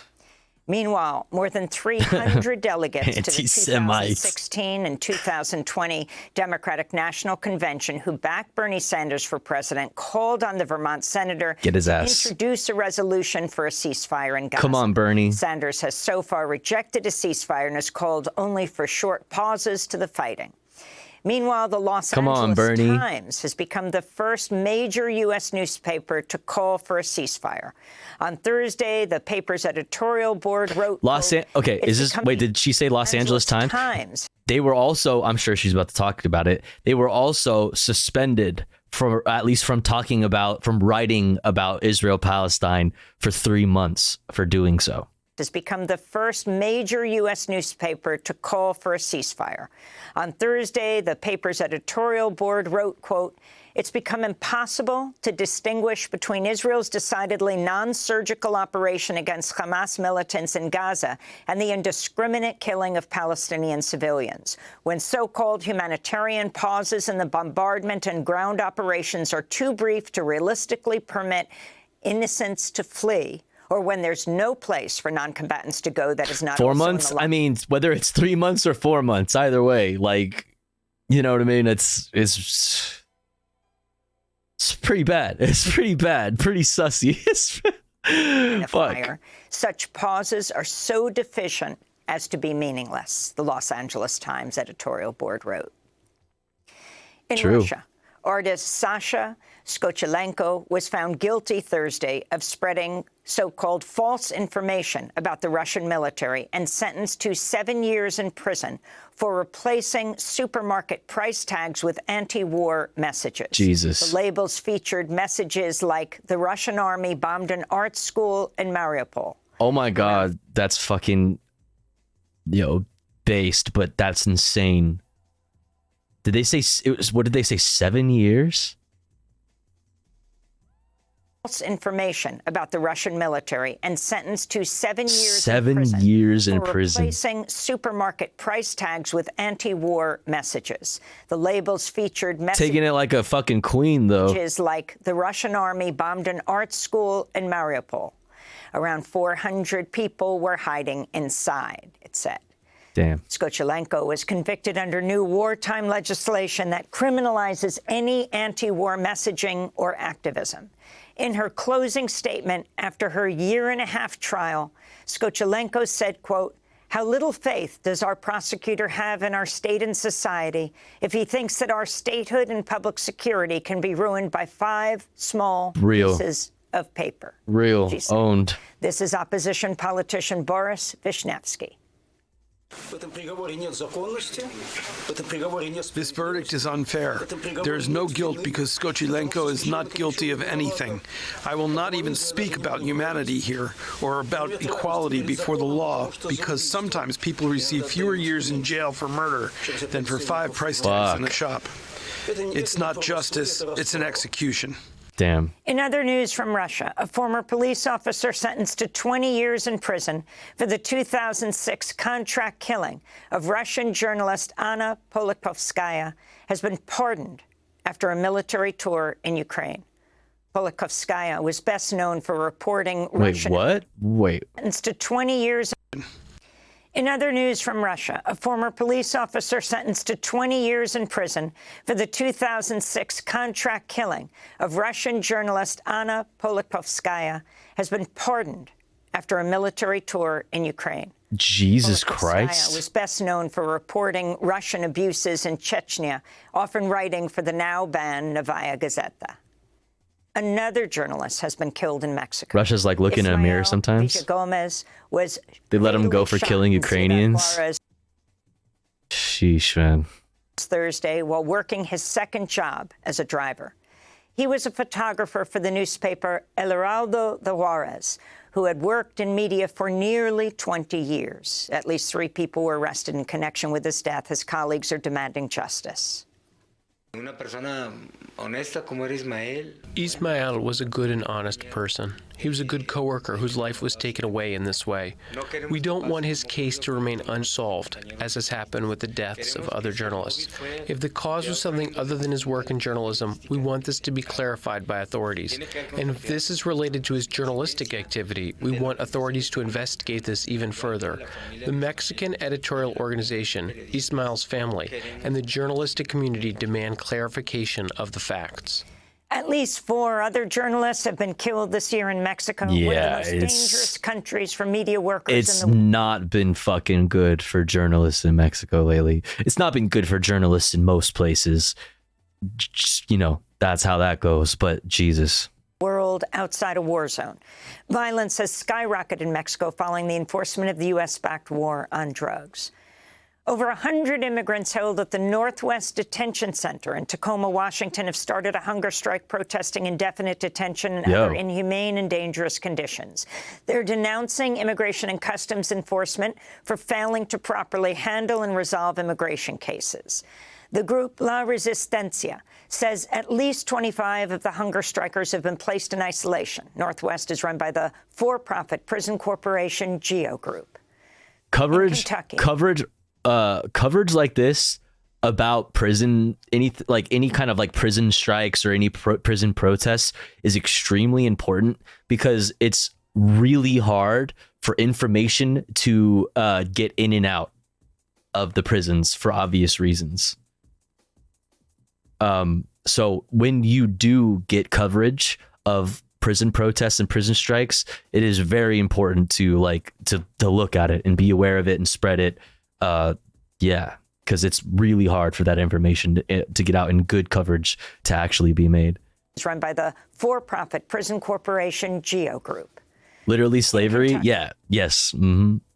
A judge declared a mistrial in the federal civil rights trial of the ex-Louisville police officer who fired his gun during the deadly 2020. If you look up Witness at the Border, you can see a documentary about some of the activism I helped with against GEO Group. Oh, really? Dusto? That's cool. 20 raid on Breonna Taylor's home. The jury deadlocked over whether to convict Brett Hankinson, who was charged with using excessive force and violating the rights of 26-year-old Breonna Taylor, her partner, and Taylor's next-door neighbors, where some of the officer's stray bullets ended up. Hankinson faced a maximum sentence of life in prison. He was acquitted last year on 3 state counts of endangering Taylor's neighbors. Federal prosecutors will now have to decide whether to hold a retrial. Like, how did you decide that he didn't endanger Breonna Taylor's neighbors when he did in fact send bullets flying into their house? Like, how do you rule that they didn't endanger anybody? I'm not a lawyer. I genuinely don't understand. That just seems crazy. This one, lots of good info on GEO Group. And you helped with this? Cool. All right. Well, it's an hour long. I'll add it to our playlist. Maybe one of these days we can peep it out. That's cool. Very cool. Imagine the outrage. Bullets don't kill people. A lack of blood pressure does. Uh-oh. So prosecutors can choose to drop the trial altogether rather than retrying. Well, the jury was at an impasse. So there was a mistrial. The officer isn't acquitted. It's going to go back to trial. So. A federal jury in California has found a right-wing conspiracy theorist guilty of attempted kidnapping and assault charges after he invaded the San Francisco home of then House Speaker Nancy Pelosi last year and attacked her husband Paul Pelosi with a hammer. Ahead of the attack, 43-year-old David DePape shared QAnon conspiracy theories and false claims about the 2020 election and the January 6th Capitol insurrection. He faces up to 50 years in prison at a future sentencing hearing. Embattled New York Congress member and serial liar George Santos said Thursday he won't seek re-election after the House Ethics Committee. Oh, he did? Damn, that's how you know it started. It's actually looking really bad for him. That's how you know he's like, yeah, fuck. It's starting to catch up to me. Substantial evidence the freshman Republican committed numerous felony crimes. In their report, House ethics investigators found Santos, quote, sought to fraudulently exploit every aspect of his House candidacy for his own personal financial profit. He blatantly stole from his campaign. He deceived donors into providing what they thought were contributions to his campaign, but were in fact payments for his personal benefit, unquote. United Auto Workers. Dude, the final boss of scammers. Honestly, like, I love her. She did nothing wrong. Queen George Santos. Approved new contracts with the big three Free her. automakers. Among other things, union members will see their pay increase by 25% over the course of the deal. Queen Two-thirds of Katara. Ford workers voted in favor of the deal, while only about 55% of workers at General Motors agreed to I need to know the OF accounts. Yeah, what was it? It was OF, Botox, Sephora, fuck, dude. I can't be mad at her. their contract.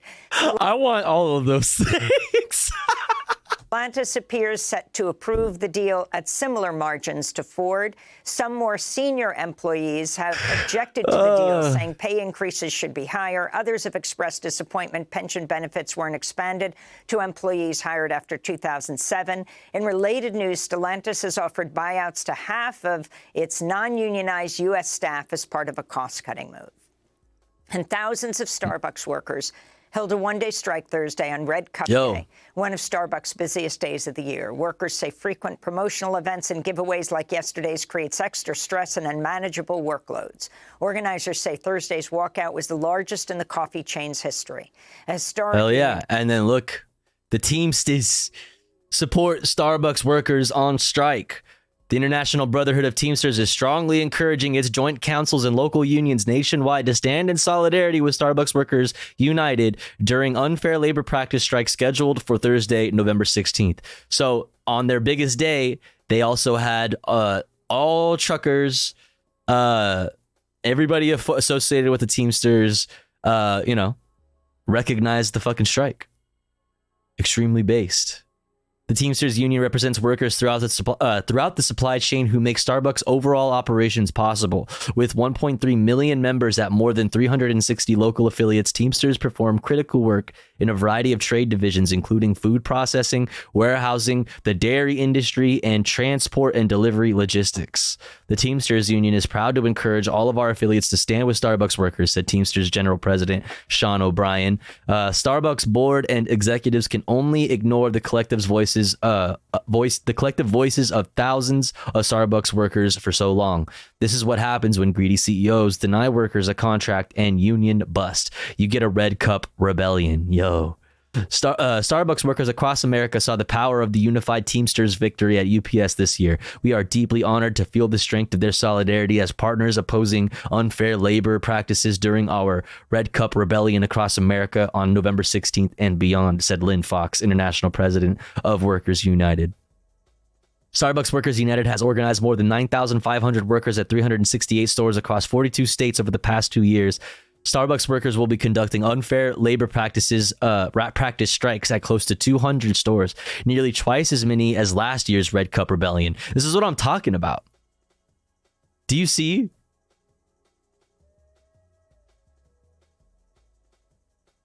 There's double the amount of stores that went on strike this year as opposed in comparison to last year's Red Cup Day or whatever the fuck that is. Crazy. Workers and customers and at hundreds more stores will learn about how to join this movement on Thursday in one of the largest expansions of the campaign to date. Starbucks Workers United is a campaign of Workers United. Starbucks Workers United is a campaign of Workers United, an affiliate of the Service Employees International Union, which represents 80,000 members in multiple economic sectors in the US and Canada. Okay, cool. Whatever. Great. But yeah. based Drive has solidarity. swept over Starbucks. This shit, unironically, this kind of thing, Teamsters backing Starbucks Workers United, and the UAW calling on other unions to sync up their contract termination dates with other companies and other industries. This shit has capitalists shaking in their fucking boots. Shaking in their fucking boots. Okay, especially for Starbucks, I hope they're really feeling it, because on top of this, their Starbucks, like the labor movement in their company, on top of this, they're also hopefully everybody's participating in boycotting Starbucks as well. Like, I hope they're really feeling it. Stores nationwide in the past 2 years, over 360 I'm a union hoe. I'm a fucking slut for unions, man. I'm a complete fucking whore for collective action. Goddamn. Are now unionized. This is Edwin Palmasolis, a Starbucks worker in New York. We want to make sure that we have a better pay, staffing, scheduling, and we have the right amount of hours to work, because they've been improperly staffing us, and sometimes it just makes it harder for us to work. You know, sometimes we feel like we work for 2 people instead of 1, and we're just tired. We're just really tired of overworking ourselves.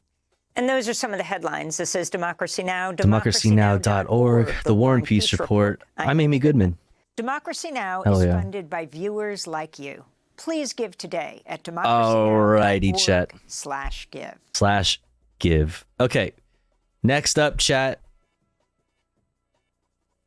Next up, we're going to look at this a little piece here. GM workers first to ratify pay deal won by UAW. With Reuters, from Reuters anyway. Then we're going to look at this from Now This News. Ohio Republicans attempt to block voters' will on abortion access. We'll look after that. We'll look a little bit closer, a little bit deeper, if you will, into George Santos' situation facing a new House expulsion vote. And then from there, we'll go to talk about Eric Adams and his legal woes. We're not going to talk about this. We're going to talk about Eric Adams as well. And then after that, we're going to talk about Cop City protests. And then from there, we'll segue into our Israel-Palestine, Israel-Hamas conflict coverage. Exclamation point watching in the chat for this playlist. That contains all of the videos that we've already watched this evening and everything that we will be watching for the rest of the evening. And I will be sharing the articles as we go. But here's the thing, chat. Before we get into these next pieces of news, it's time for an ad, okay? And here at the Tofu Ghost broadcast, when we run ads, we run them while the streamer is away from the stream. That way, even if you're unsubscribed to the channel, you don't miss out on any of the content.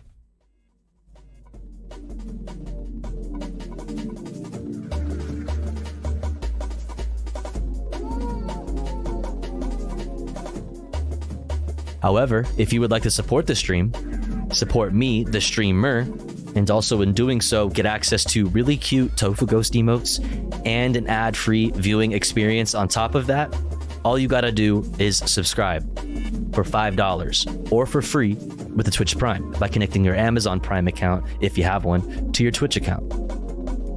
Or let's say you are already subscribed to the channel and you're feeling generous and you have the means to.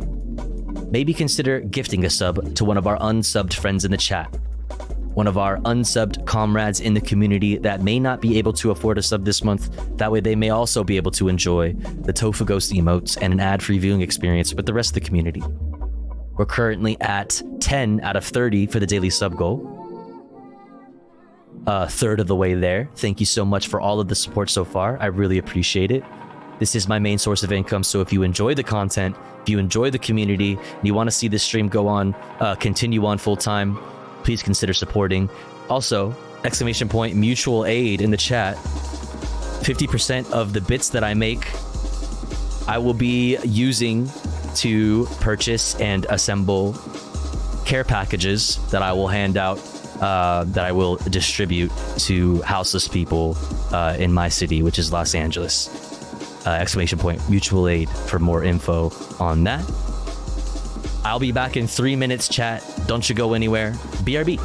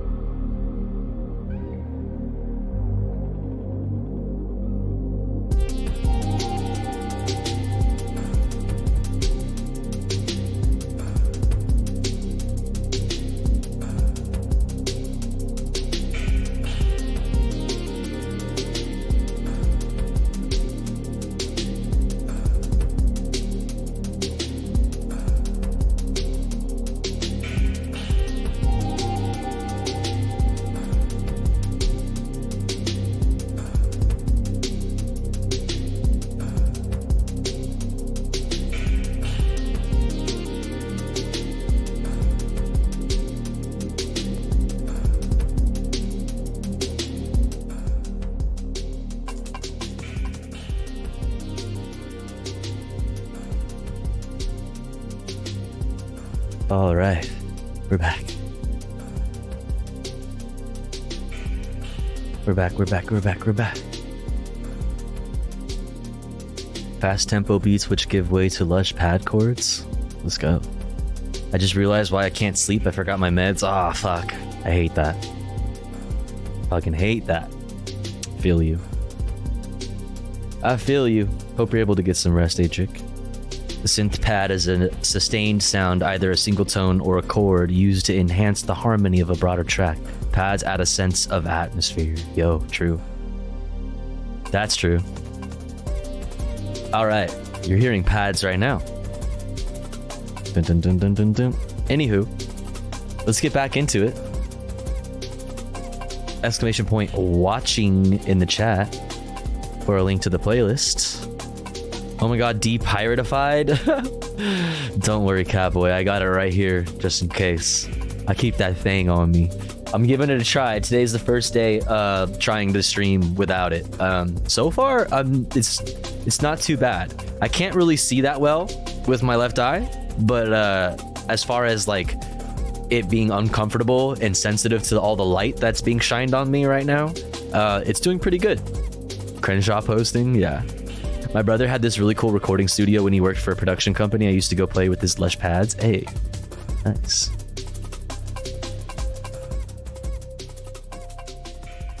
Oh dang, depth perception restored? Oh, kind of. I mean, it's definitely better.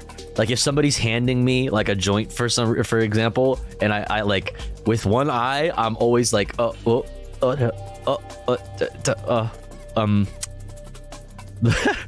but it's still really blurry with my left eye. Who the fuck is Crenshaw posting? It's me. It me. All right. Let's get into it. Let's get back into it anyway. Are these all good to go? Yeah, those are all stuff for later. Cool. All right, here we are. GM workers first to ratify pay deal won by UAW from Reuters. Let's check it out. Strikes that crippled the US auto industry were ended by big deals on pay hikes, but those agreements needed ratification by union members. Now workers at General Motors have become the first to give their approval. They have voted to back the deal negotiated by the United Auto Workers Union. That will see top wages rise by 33% when cost of living adjustments. What the fuck is Fetterman doing here? Why is Fetterman here? You should be at the Capitol, sir. Top wages rise by 33% when cost of living adjustments are included. Attention now turns to the other. Yeah, also boo. Also boo. Fuck you. Asshole. Detroit 3. Similar deals at Ford and Chrysler parent Stellantis await approval. Industry watchers say the signs are that they will comfortably He sounds like Ringo Starr. Other automakers are racing to make their own agreements as they strive to hold on to workers. UAW chief Sean Fain has said the union will target non-unionized firms that don't lift pay. Terrified auto executives across the country are rushing to give their own employees raises. That's true. They literally are. They're like, please don't form a union. We'll give you the raise, please. You didn't even ask for one, but I'll give you one. Please, just don't form a union. God. In the hopes of fending off the UAW. Yes. Subaru is the latest to say it plans pay increases. The Japanese which is good. Thursday that it's good. Good. That's good. The working class wins. They don't even need to form a. They should still form a union, but they're getting concessions without even having to fucking work for it because of the work that the UAW did. Unions did that. Old Gil can union bust like the best of them. Unions scare the shit out of companies. Never sign away your right to form a union. So fucking cool, eh? Yeah. Plant in Indiana will get hikes in line with industry levels. It didn't give a precise number. That follows similar moves at other firms using non-unionized labor, including Toyota, Honda, and Hyundai. Hyundai. That's right. Hyundai. So raises in wages. Yes. All right. So that's cool. W unions. Let's move on to Ohio, Omega Law. Ohio, Mega Law. Republicans attempt to block voters' will on abortion access. Honestly, let them continue to hyper focus on abortion and just completely lose the nation. You know what I mean? Let them continue to focus on abortion and then just never win an election ever again. Period. Might be about to undercut democracy in their own state by attempting to block a referendum on abortion. Pause off my pissy.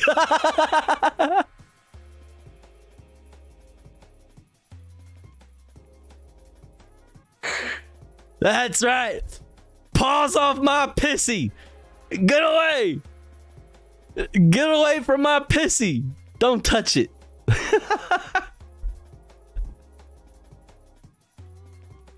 Don't look at it. Laugh justified. Stop looking at my pissy like that. From taking effect after the voters already voted for it. On Election Day 2023, Ohioans had the chance to vote whether to enshrine abortion rights into the state's constitution, and they did so overwhelmingly by approximately 14 percentage point margin. The alternative was a 6-week abortion ban without exceptions in the cases of rape or incest that was passed back in 2019. Typically, in a democracy, that would be the end of it. But see now, this democracy. Isn't just any democracy. This is America. First, what is a referendum? It's a ballot initiative that allows voters to directly weigh in on a measure, law, or issue of some kind. It's the most direct representation of the will of the people. But now, a far-right faction of Ohio Republicans, unable to digest the reality that they're simply on the wrong side of the abortion issue electorally, are trying to pass a legislative measure that would ban the referendum from having any legal power. This would give the Republican-controlled Ohio legislature the power to continue restricting abortion access despite the referendum's results. The people voted, Ohio Republicans didn't like it, and now they're trying to change the literal rules of democracy to compensate. That's how that works. Listen, that's how that works. That's how conservatives go. That's how that works. Still contained to a far Listen, my freedoms until they can take away your freedoms. right minority in the Ohio legislature. However, should the measure be adopted, it could hypothetically be used to block any future referendum, and according to at least one constitutional law professor, The rules are whatever the rich say they are. That's true. What's up, Mario Woodsy? Welcome in. And equal protection, unquote, that have made up our whole political system for nearly 250 years. However, the danger here isn't just for Ohio. It's the precedent that this measure could set if it succeeds. 7 states, including deep red ones like Kansas and Montana, have protected abortion rights to varying degrees through referendums. States like Arizona and Missouri are likely to have them next year. If Ohio Republicans are successful, a precedent could be set, and these states could also attempt to strip their citizens of their enshrined rights. Mike Johnson. I mean, that shit is very unpopular. You know what I mean? Like, that shit is so unpopular. I don't know, man. What that pussy do, though? Sorry. I forgive you. It's such a fucking stupid obsession. And like, let them obsess, because if they put all their time and energy and money into that, they're going to continue losing, which is good, So, hey, whatever.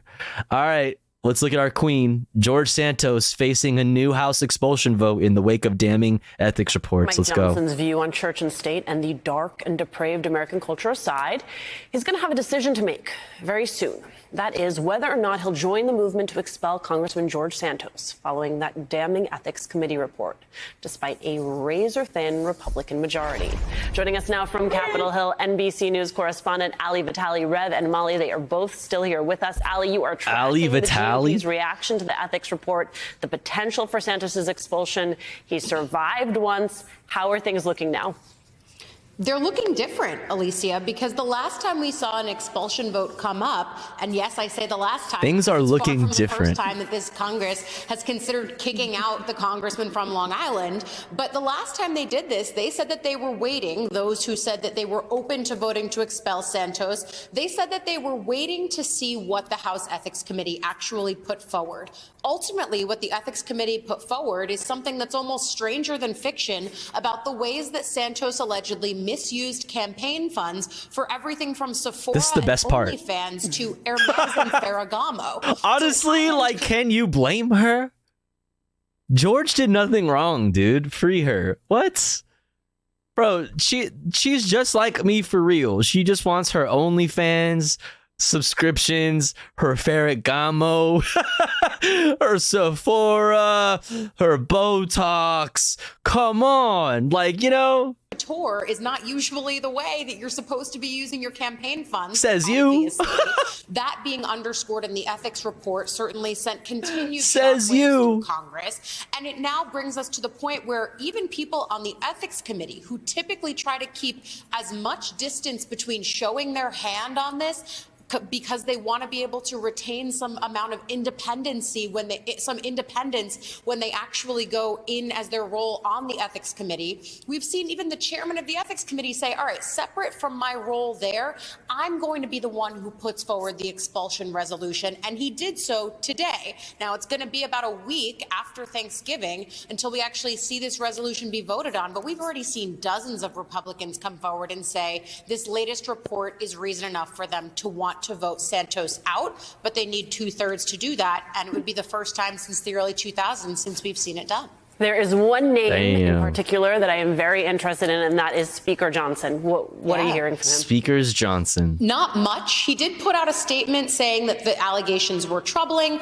but just like the speaker before him in McCarthy, we've watched leadership sort of try to stay out of the fray. The out that Johnson doesn't have, that McCarthy had for the entirety of his short tenure as speaker, is that McCarthy was able to go back and punt this to the ethics committee to say, hey, let's let this process play out. Johnson no longer has that as an option. And so in the short statement that his office released on his behalf, we saw him speak opaquely about the allegations that the ethics committee has surfaced here, while also saying that people should use this time over the Thanksgiving holiday and recess to sort of think about their options. And yes, that could be viewed as him speaking to his fellow Republicans writ large in the House, but it also could be speaking to one Republican in particular, Congressman Santos himself, who very much has the option to resign as opposed to letting his colleagues expel him. But as people with actual law degrees have pointed out on this network, Actual law degrees. it could be more helpful for Santos to remain.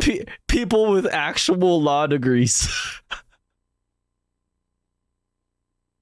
You know, people that actually have those. Yo, Radical Maniac, thank you so much for the raid. I hope you had a great stream. Welcome in. What's up? What's up? Shouts out Radical Maniac. What's up? What's up? Welcome in. Here, even though he's not going to run for re-election, and use the ability to resign from Congress if he were to enter into some kind of a plea deal with prosecutors. The legal is very much in an intersection with the political here right now. What are you watching for? So this is a problem, right? You have this Republican Congress that is barely controlled by Republicans. You have a very small majority, and the speaker wants to keep the vote. Right. He's worried about not being able to pass stuff. They've had a lot of trouble passing stuff. They've been pulling bills from the floor. So I would say that is something. But remember, there are these vulnerable Republicans in New York and California. This lady is like scary. Lawler, who are I follow her on Twitter. She be tweeting. Desperate to sort of make it look like they're I follow hella people. She sounds like she's going to eat children. People are going to be loud about Santos. I mean, in the end, I think, you know, Santos is probably going to try to stay in office to use it for a plea deal. Rev? I think Santos would probably try to stay there and use it for a plea deal. He has very little other things to leverage. But I also think that when you think of, as we were talking about the last segment, this Bible-thumping Johnson and Tuberville and them, how they are just openly hypocritical. Here's a guy that the ethics committee said did these criminal acts and immoral acts, but that's all right. But the average American can't live like Santos because the wrath of God's coming down on them. The wrath of God. And look at the interview that Johnson did that you played, Alicia, in the last segment. You'd understand why hypocrisy is a kind word to apply to them.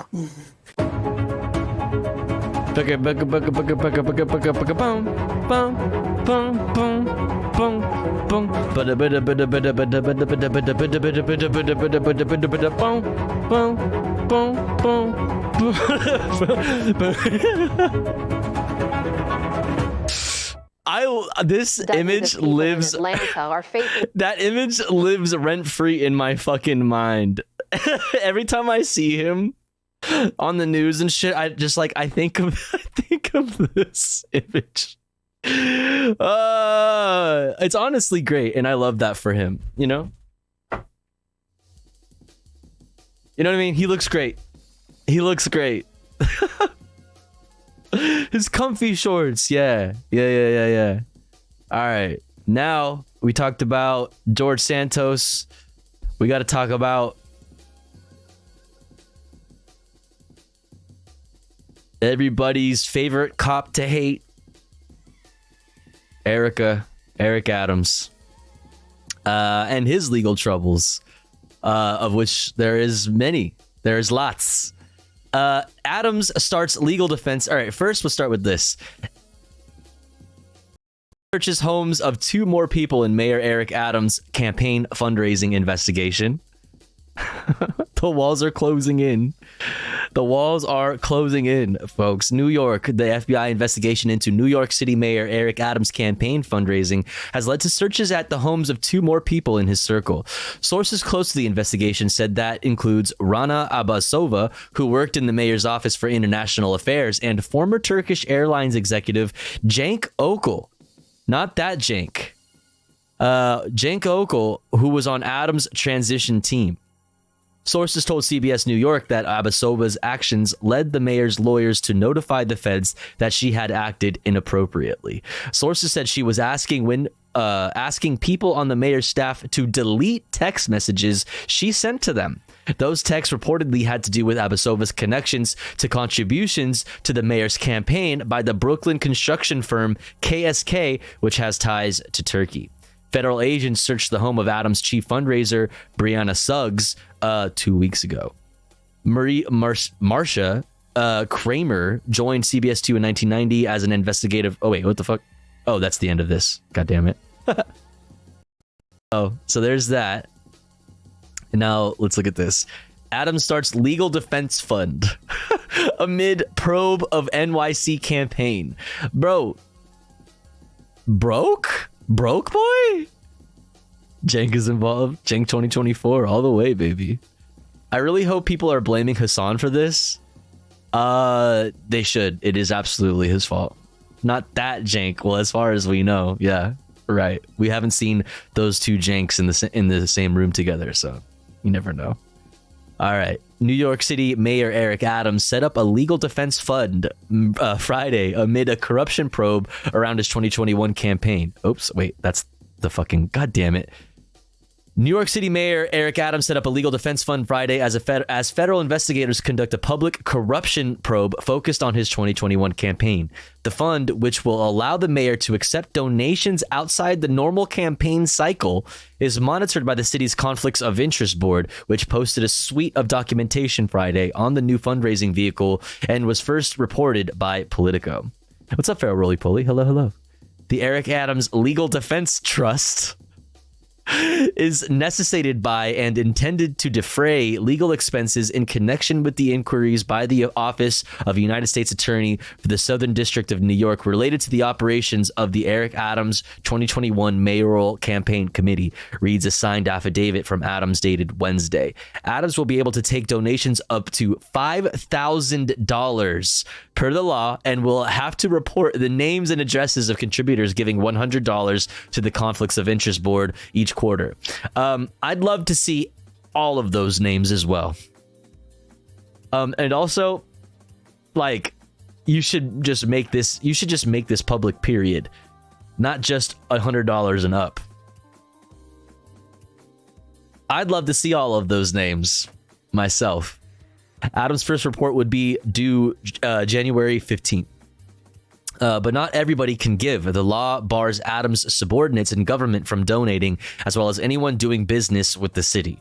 Federal investigators are looking for evidence the campaign colluded with the government of Turkey and accepted illegal donations from Turkish citizens routed through straw donors. While FBI agents conducted a series of raids and interviews November 2nd, no one has been accused of wrongdoing.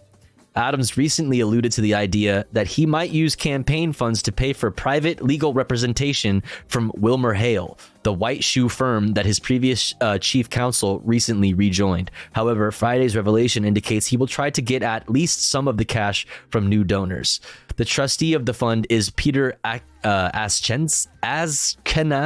Ashkenazi, who chaired a nonprofit affiliated with the mayor's previous role as Brooklyn borough president that helped to boost Adams' public profile ahead of his mayoral run. A longtime restaurateur, Ashkenazi told Politico he does not expect to be involved with the fundraising, but is simply serving as a treasurer. The law firm Pitta LLP, which did campaign finance compliance for Adams' campaign, is also listed on documents creating the trust. After consulting with the Campaign Finance Board and the Conflicts of Interest Board, it was determined that a trust should be created for any legal expenses, the firm's co-managing partner Vito Pitta said in a statement. Vito Pitta. That's anti-Semitic. Turkey, Eric Adams is Hassan's sleeper agent? Yeah, right? Fucking craziest timeline. Insane. I think it's a Polish spelling. Okay. A letter to Adams from the mayor's corporation counsel, Sylvia Hinz Radix, notes the creation of the fund negates the involvement of her office in the matter. Based on the information known to us at this time, the office of the corporation counsel does not and will not represent you in your individual capacity in this investigation or in any future investigations or matters arising from this investigation, whether civil or criminal in nature, she wrote. This version of a legal defense fund was created by the New York City Council in 2019 as a way to allow elected officials with mounting legal bills to accept money in excess of the city's $50 gift ban, a structure designed to discourage bribery. So cool. A structure designed to discourage bribery. Well, that's fine. We'll just create a fucking workaround. No problem.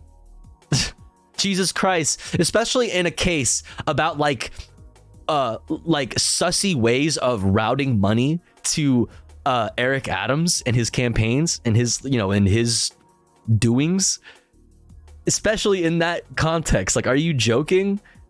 As if like we can't just do a similar thing and like get somebody to like give cash to some other fucking New York resident that just like can pretend that they just love Eric Adams and want to support him. Like, that's crazy. This is insane. I don't know. Cops gonna do cop shit, I guess, right? Cops gonna do cop shit. We love government so much. I mean, listen, the issue is not government. The issue is money in government. It's not the government. It's just that there's conflict of interests everywhere you look because there's so much money in government. Tanky Tofu? Listen, I'm too much of an anarchist for you for the tanky allegations to stick. Mayor Billy de Blasio. Yo. Real. De Blasio. All right. It's corruption? Well, where's the incentive for corruption? You know what I mean? Where does it come from? It's money. It's the money. Money in politics is look no further than the money in politics. Lobbyists and Citizens United and such. Like AIPAC. And Raytheon and Boeing and all of these like it's money in politics. Yep. Speaking of money in politics and how it makes things evil and terrible and bad, let's go to PBS right now, and then we'll look at Democracy Now's coverage after of the Cop City protests, the ongoing Cop City demonstrations in Atlanta. Let's go. Protests against Atlanta's Cop City continue despite crackdown on demonstrations. Dozens of people in Atlanta are facing racketeering charges in connection with protests. Racketeering charges. They broke out the RICO. Over what they call cops. Which is why they were able to also like raid and just completely fuck up operations for a completely legal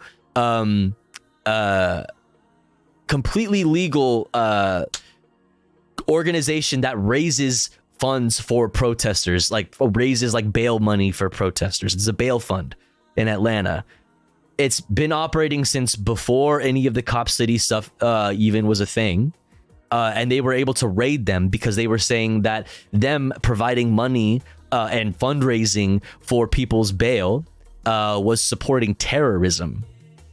So that's how they're able to, you know, because they're able to hit all the protesters with RICOs, and then thus anybody, you know, supporting them like that bail fund can be considered illegal, can be raided because apparently they're fucking supporting terrorism, funding terrorism.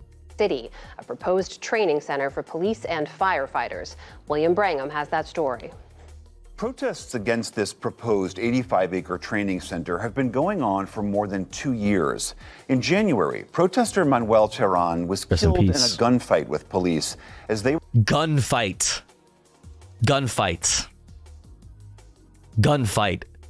More likely a gunfight, an accidental gunfight between police officers. We're clearing out a site where activists were camped. This summer, independent autopsy showed that Tortuguita had their hands up and their legs crossed when they were shot because of like the exit wounds, the entrance wounds and exit wounds of all the bullets that you know, they were hit with. Yeah. Obtained a sweeping indictment using the state's anti-racketeering law, charging 61 protesters and characterizing them as, quote, militant anarchists. This week, hundreds of marchers were met with flashbangs and tear gas, and today, more crowds gathered near the proposed training site, again calling for a halt to the project. Shemaine Cruz is a reporter for WABE in Atlanta who is covering it all. Shemaine, welcome back to the program. These protests have been going on for quite a long time, and there's so many different groups involved. There's environmentalists, police abolitionists, faith leaders, indigenous tribes. Overall, what is it that they most object? Gang shit. And also, they tried doing shit the proper way. They tried doing shit the proper way. Record turnouts at city council meetings. All of the signatures and more needed to force a referendum on the Cop City situation. Just completely ignored. Just like Republicans not being in Ohio, not being able to, you know, win it the democratic way, not being able to get their way the democratic way. They do some fuck shit and use the law to do some authoritarian fascist shit. Classic, same shit. About this facility. Yeah, like you said, there are a lot of layers to this, and people have been protesting this project for more than 2 years because it is an 85-acre facility that's estimated to cost about $90 million. Insane. And it's going in this area where it is surrounded by low-income, majority Black neighborhoods. And who all don't want it. Who all made their voices heard and said they do not want this. The city of Atlanta has actually really good air quality for a city of its size. The only reason that is because of the huge forest that is right outside of Atlanta. That's this forest that is surrounded by low-income people of color.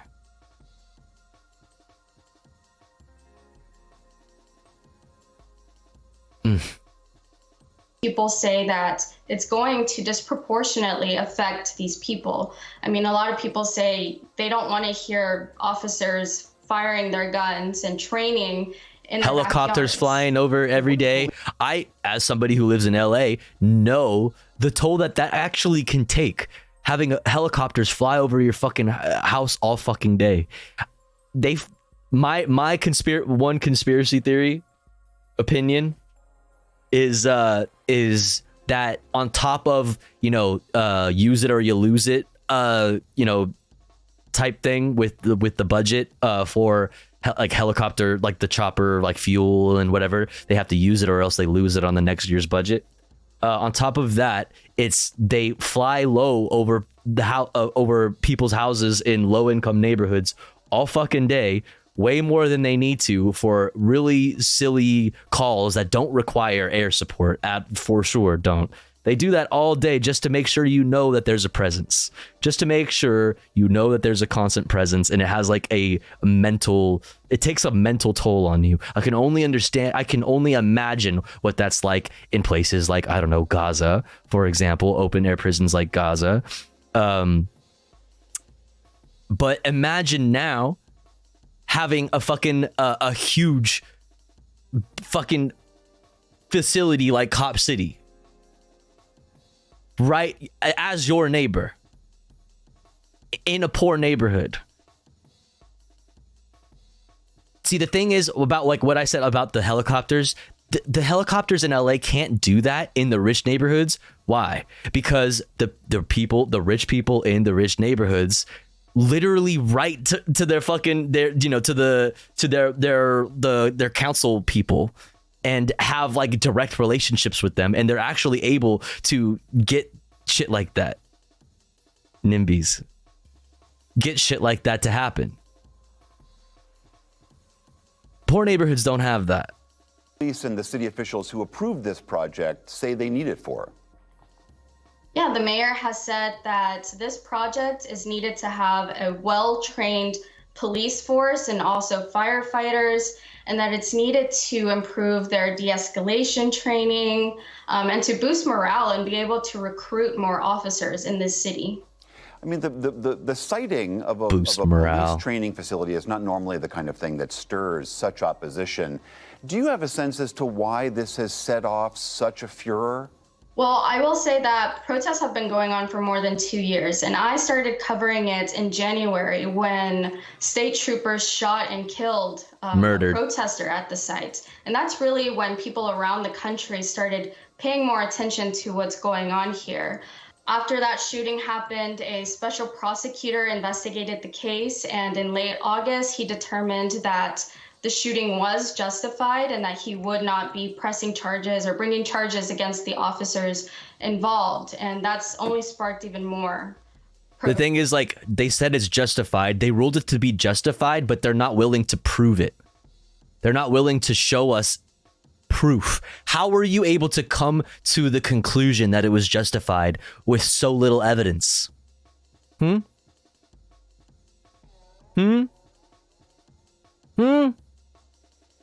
Tests. As I mentioned, the Libras is strong there. This is PBS, laws, baby. Which are normally used against organized crime to go after some of these protesters. Oh, in Berlin. Okay. That they are doing that is part of this illegal conspiracy. Well, he's alleging that protesters are organizing around the country to raise funds and commit violent acts. Earlier this year in the city, people were marching and they started destroying several buildings and setting police cars on. Did you know that a lot of those buildings were banks that are directly funding Cop City, like Bank of America and things like that? These and not only are they banks, but they're other corporations that are the ones directly responsible for the funding. Yeah, fuck those buildings. Fuck those buildings. On fire. And so they're calling this, it's organized crime. And that's why they're bringing these racketeering charges against them. I see. And where do those protesters who were charged, the 61, where do their cases stand right now? So these 61 protesters were arraigned earlier this month. And at that arraignment, we learned that state prosecutors have collected about 5 terabytes worth of evidence, and we expect the defense to take the 5 terabytes of evidence is just going to be like people's fucking like screenshots of people's tweets and like photos of people like I don't know, like it's going to be like art that they posted on their Instagrams that have like circle A's in them or like A cabs or like review all 5 terabytes of just like and so at evidence. Hearing, A judge set a final plea hearing for June, so next summer, and we really expect that to go on for months. I know that you've been on the ground talking to some of the protesters themselves. Do you have a sense as to how long they're willing to keep this protest up? That's a question that I've been asking people. As long as needed. Until, like, you know, until everyone is free. Keep the pressure up. We gotta keep the pressure up. Keep the pressure up. And they always tell me, you know, we're not gonna stop. That these racketeering charges, they see them as an attempt to silence people and dissuade them from protesting this project.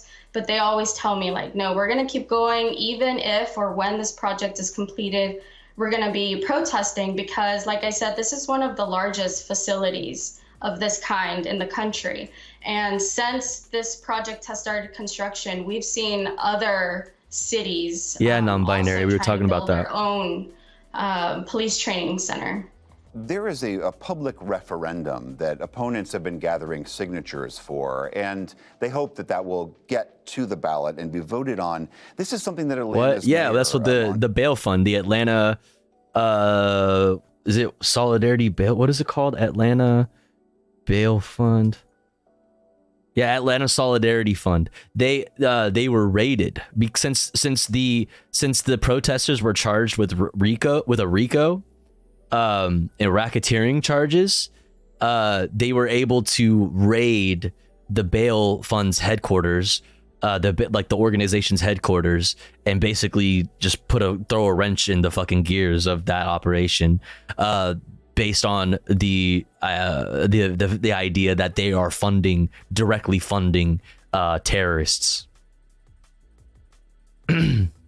But yeah. Andre Dickens is dismissed. And I wonder, how has the mayor been navigating this entire crisis? So when these organizers began collecting the signatures, he said that he would stand back and allow this process to go through. But once the organizers submitted 116,000 signatures, which is double the amount that they needed to get the issue on the ballot. Double. Now I didn't do it justice when I talked about this earlier. Double the amount of signatures needed to get it back on a ballot. Double. And then they used some technicality to say that it wasn't valid. The case is in legal limbo, and he said that it's invalid, and the city has refused to begin verifying these signatures. And there's actually they said it was invalid because of the timeline. They didn't turn it in time or something, as if it being technically late like undoes the fact that it's still double the amount of signatures, meaning that is the will of your constituents. You know what I mean? Undoes. That is double the amount that the system says is necessary, so it's double the amount of public support. So yeah. Hearing scheduled for next month where a judge will determine next steps. All right, that is Shemaine Cruz of WABE in Atlanta. Thank you so much for bringing us up to speed on this. Thank you. Here, I see you, non-binary. It's not going to let you. Much of the land... Oh, what happened? Where are we? This news is fun. What? Go back. Dozens of people. Stop. Much of the land included in the plans to build the police and fire training facility was formerly part of... Was formerly... included in the plans to build the police and fire training facility was formerly part of the old Atlanta prison farm, which was abandoned in the 1990s. Yeah, that land has a very rich history. Yeah. All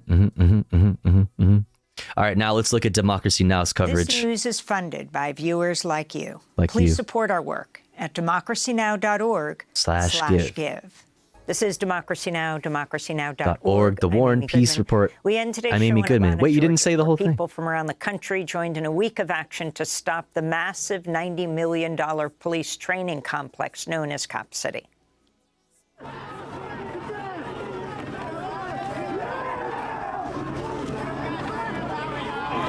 They're throwing tear gas into the crowd. They're throwing munitions. Yeah, that's tear gas. On Monday, police attacked peaceful protesters with tear gas, pepper balls, flashbang grenades as over 400 marched toward the sacred Huilani Forest, the proposed site for Cop City. Participants included the parents of the environmental defender Manuel Esteban Terán, known as Tortuguita, who was fatally shot by Georgia state troopers during a raid on the Stop Cop City protest encampment in January.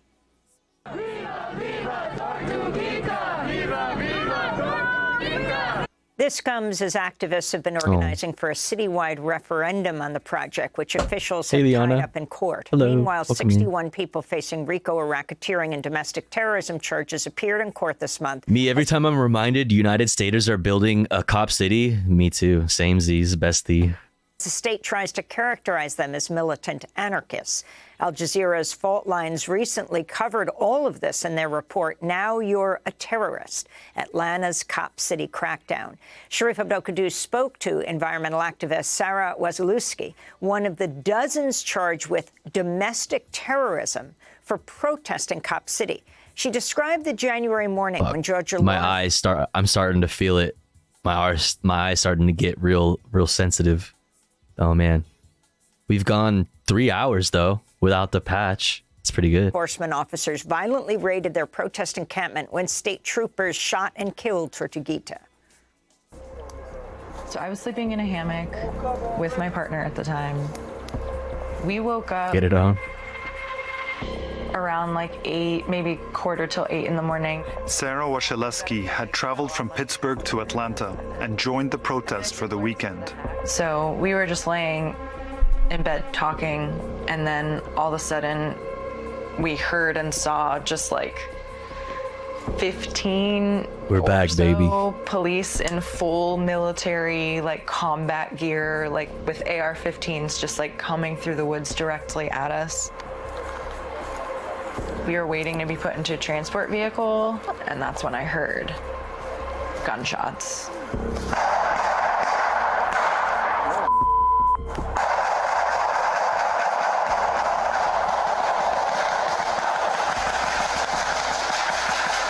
Bro, did you hear that? All of those guns. See, there's footage of this. There's 2 different pieces of footage of 2 different officers mentioning friendly fire. 2 different officers mentioning friendly fire. But there's no video of what the fuck happened right there. None. All of the officers that discharged their weapons, none of them. For some reason, there's just no body cam footage for any of that, but there's body cam footage of these assholes way out in, way out in the forest, far away from them. 2 of them on camera mentioning things about friendly fire. And then an independent autopsy shows that Tortuguita had their hands up and their legs crossed, and they were in a fucking tent, in their tent.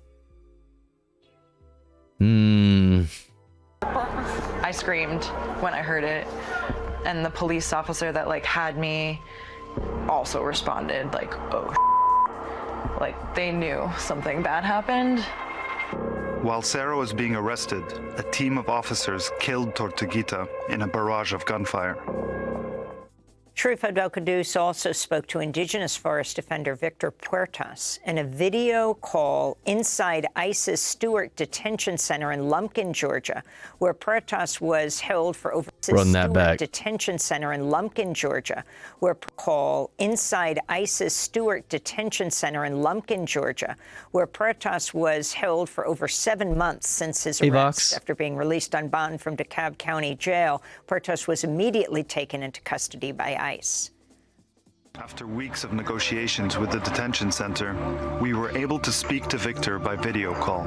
Hello. Hi, Victor. This is the first time he's spoken to the media since his arrest. It feels like you're living a completely parallel life, you know, like your life stopped the moment that you got arrested, and now you have to make meaning of all this, you know. And why is this movement so important to you, Victor? I care about the land, I care about the people, I care about life, I care about the water, you know. I deeply care about those things. I grew up in that way. I was raised in that way. So what do you think it does to a movement when the state labels it as a violent extremist organization and then charges its participants? What do you think happens to a movement? Oh, I don't know. Let's look at history. What has happened to many leftist movements? What has historically happened to environmental activists? Like what has happened? Come on.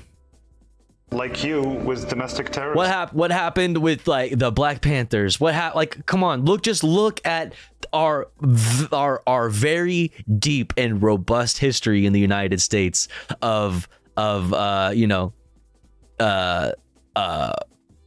stomping out leftist movements. Yeah, we get crushed. You know, you don't believe it first, you know, and then you realize, yeah, actually they're like passing these kind of laws, you know, to targeting certain groups of people. What's happening here in Georgia, in Atlanta, you know, it will have a repercussion all over the country.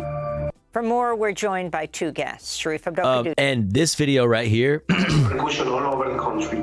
This video right here is them raiding the Atlanta Solidarity Fund headquarters.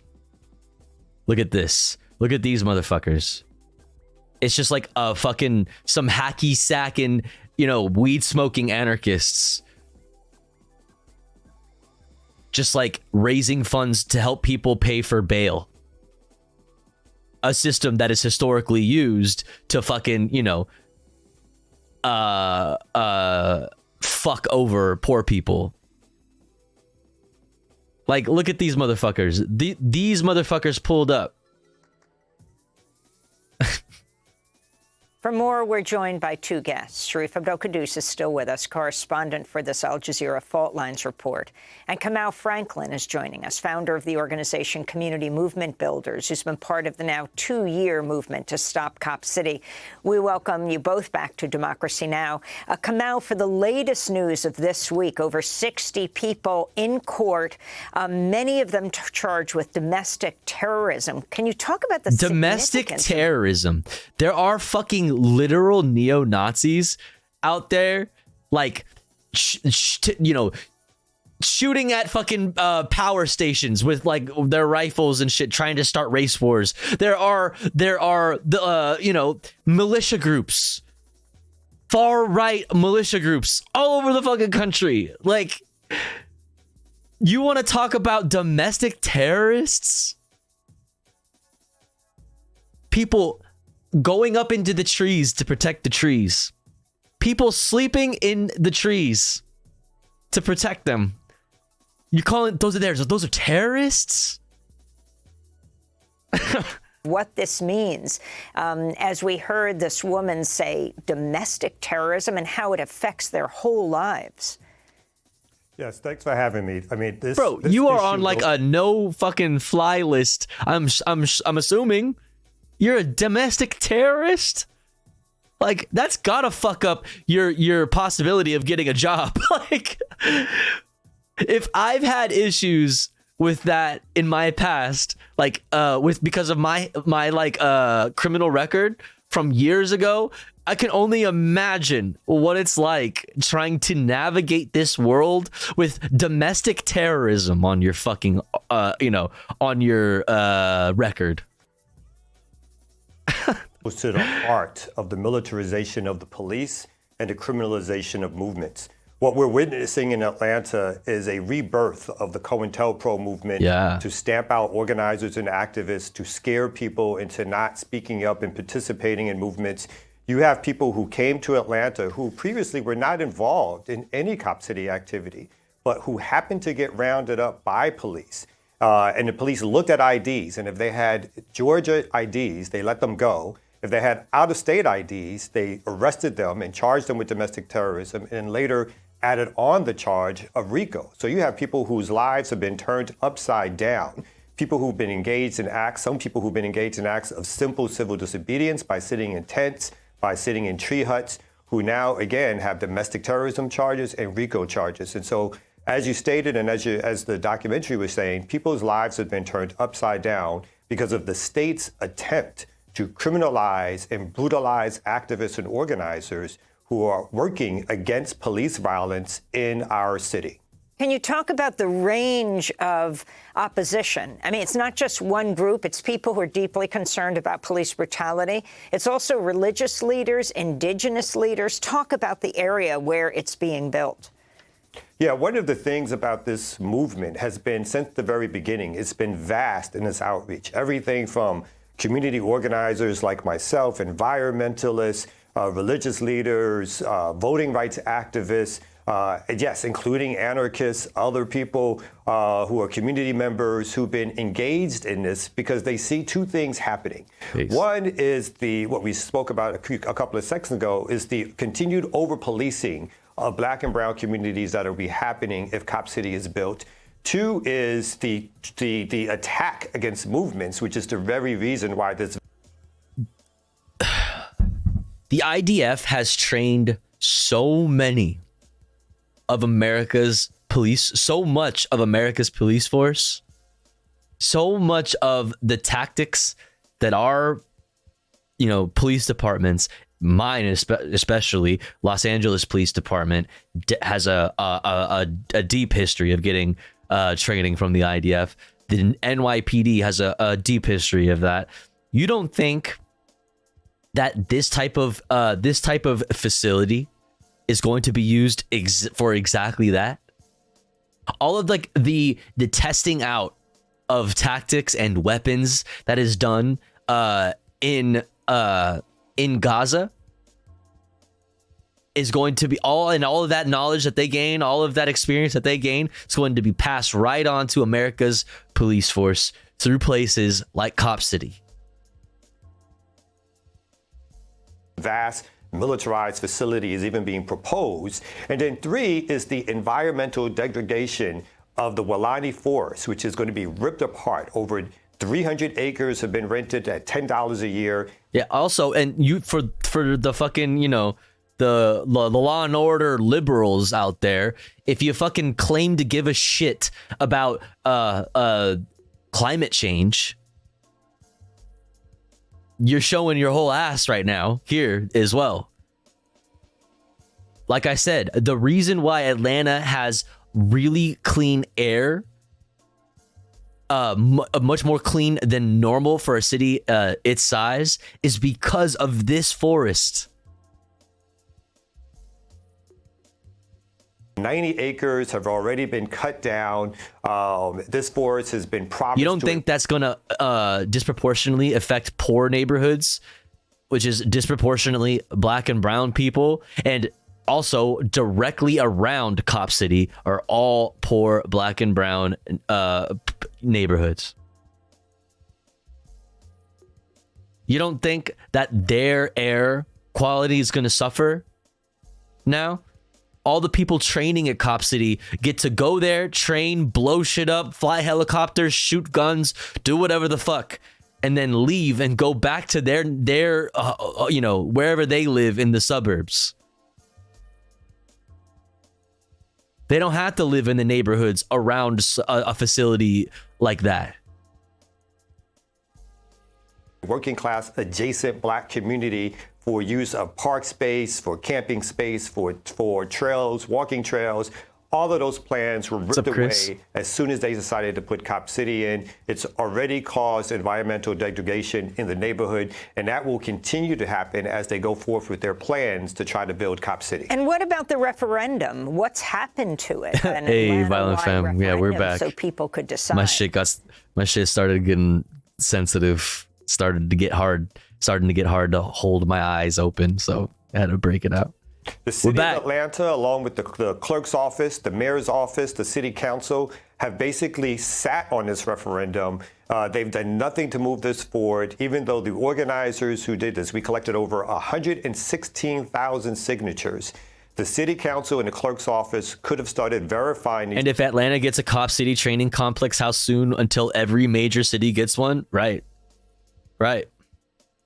Signatures as soon as we turned them in, but they decided to halt that process and to not do it. Further, the city council on its own could put a referendum on the ballot without even considering the signatures. And again, they have failed the city of Atlanta. They failed the people in Atlanta by allowing the people to decide. People, again, over 116,000 signatures of people saying that they want to vote on this, they want a voice on this, but the city has ignored it because it prefers to do backroom deals with corporations and with the Atlanta Police Foundation and with the police themselves and the state government. You have here a right-wing white... Bro, do you see what, those are like, this is like an old lady and shit.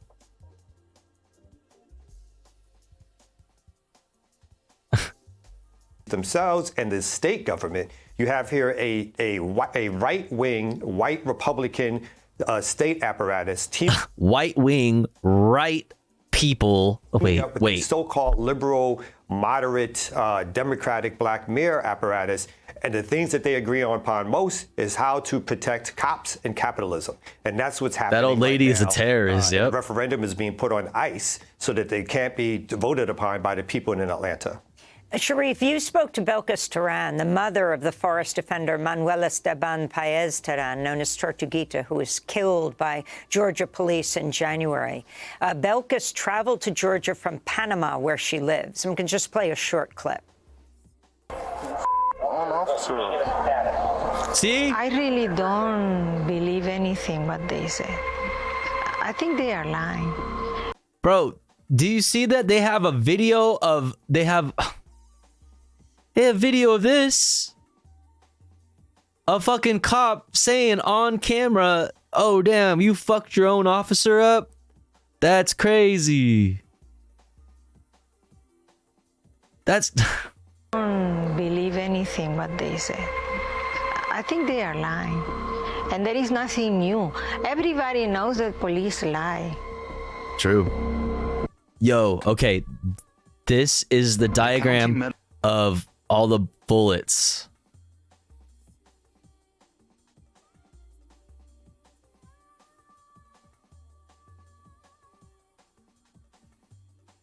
Look at this.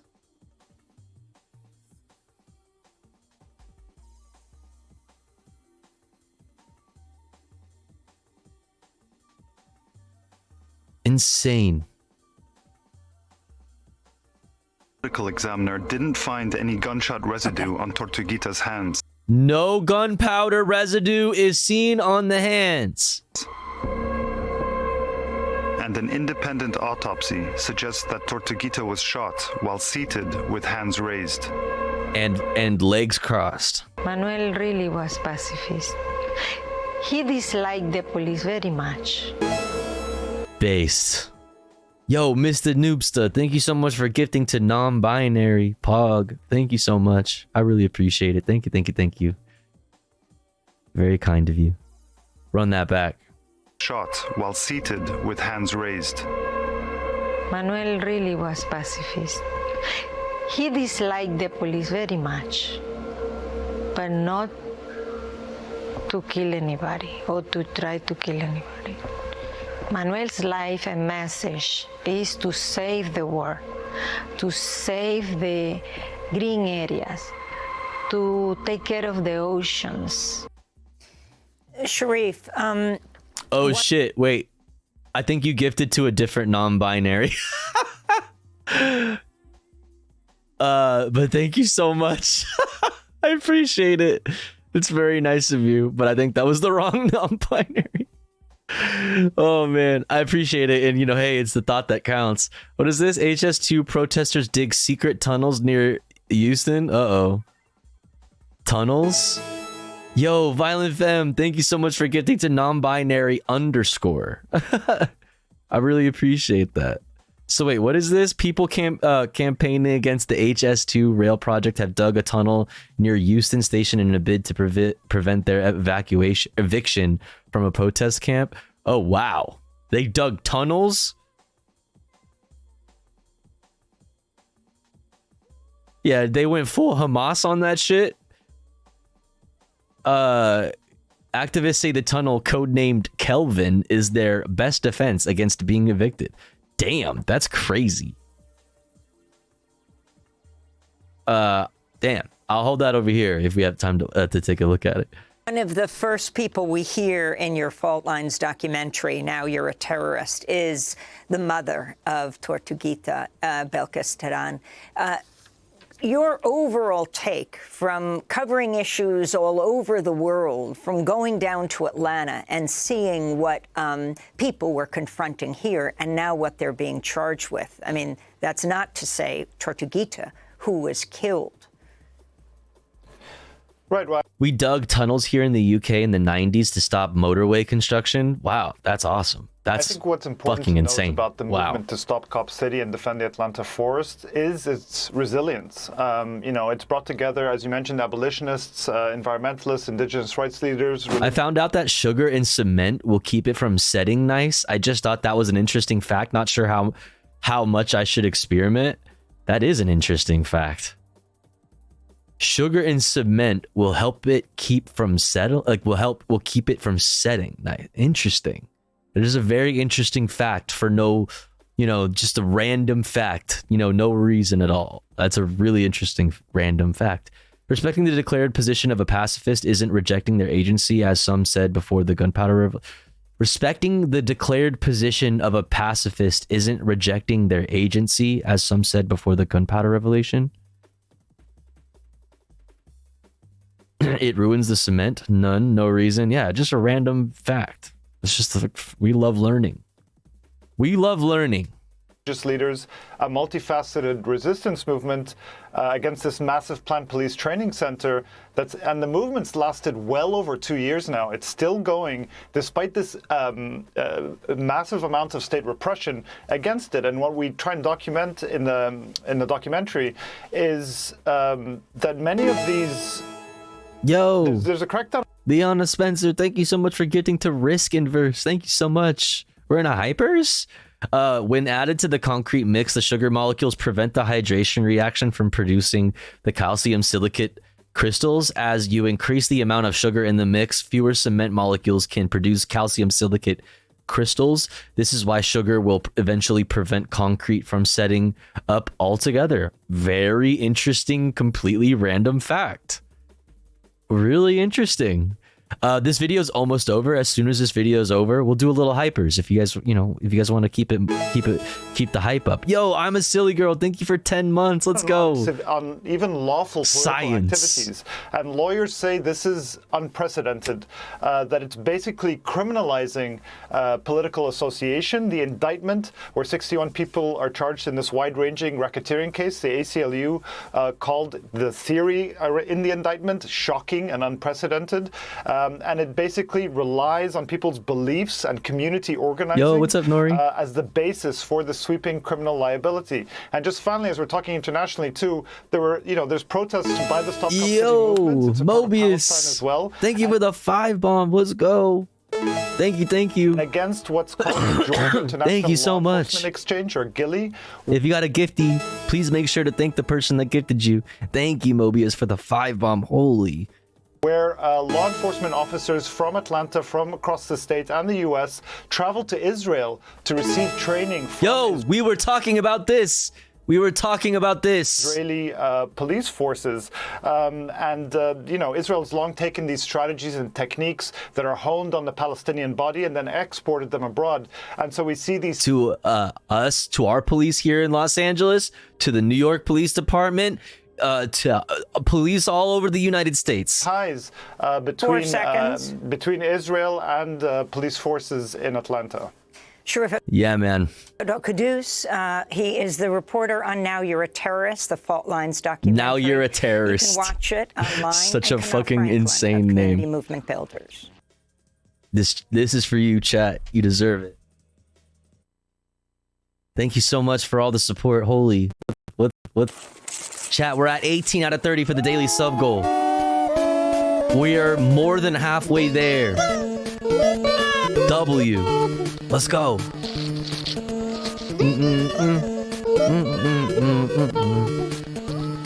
Let's go. Let's go. Let's go. Na, na, na, na, na. Ma, ma, ma. Na, na. Ba, ba, ba, ba, ba, ba, ba, ba. Wiggle it up. Wiggle the bad vibes away. Wiggle it up. You hang with Tofu Ghost today. So true. Yo, thank you so much, chat. Thank you for all the love. Mobius, thank you for the 5 bomb. I'm a silly girl. Thank you for this 6 months in a row, 10 total. Thank you so much. Liana, thank you for gifting to Risk and Verse. Violent Femme, thank you for gifting to non-binary underscore. Mr. Noobsta, thank you for gifting to non-binary with no underscore. I really appreciate it. Thank you. You guys are the best. Chat, we are at 18 out of 30 for the daily sub goal. 18 out of 30. Do you think we can hit it today? Do you think so? We're going to keep it moving. We're going to get... Oh, actually, chat, the ads are about to run. Oh, fuck. Next up, chat, we're going to get into our Israel-Palestine, Israel-Hamas conflict coverage. We got lots to go over. Israel allows 2 fuel trucks to enter every day for Gaza. Humanitarian agencies warn of disease and starvation in Gaza. Doctor describes nightmare leaving Gaza hospital. Israeli raids intensified exponentially in occupied West Bank. Yo, Noxel, what the fuck? Thank you so much for the 5 bomb. Thank you. If you got a gifty, please make sure to thank them. Holy crap. Thank you so much, Noxel. Thank you. Now we are at 23 out of 30. Let's fucking go. Wait, yo, Violent Femme with the 5 bomb. Now we're at 28 out of 30. Holy shit. Thank you so much. Thank you. All right, listen, let's do it. Where is it? What do I want? This is what I want. Let's go. Any funny monkeys?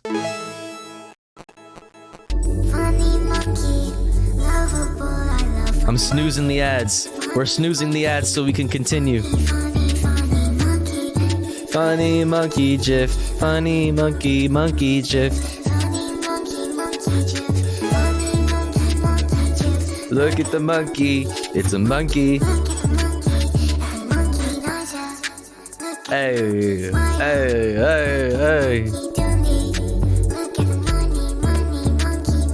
Look at the monkey, chat.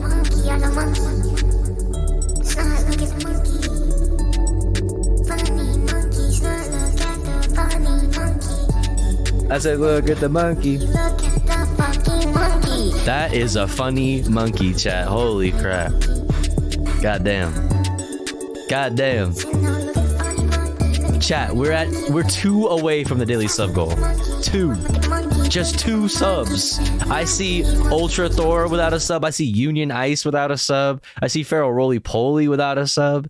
Oh man, we got Zarian D, who changed their name recently to Zarian Div. We got without a sub. We got Sauce 240 without a sub. Yo, we got a whole bunch of the gang in here without a sub. Nem Reddick in here without a sub. Anybody want to lace up the homies? Anybody at all? Anybody? Yo, Noxel, thank you for gifting to Unionize. Last Orders is in here saying that they want a sub. What's up, Last Orders? Welcome in. Robert the Gamer needs a subby. Yo, Noxel, thank you for gifting to Unionize. I appreciate it. Now we are just 1 away from the daily sub goal. Just 1. Just fucking 1. All right, this is for you. Let's see. Let's do this one. Yo, Noxel, thank you for gifting to Feral Roly Poly. And just like that, we hit the fucking sub goal. Let's go. W. Noxel, thank you so much. Thank you.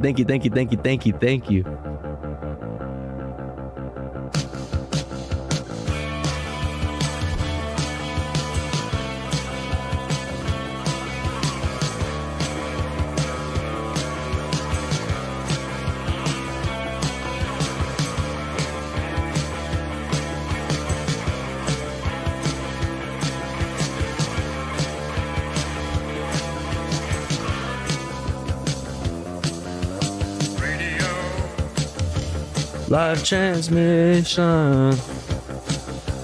Radio. Live transmission.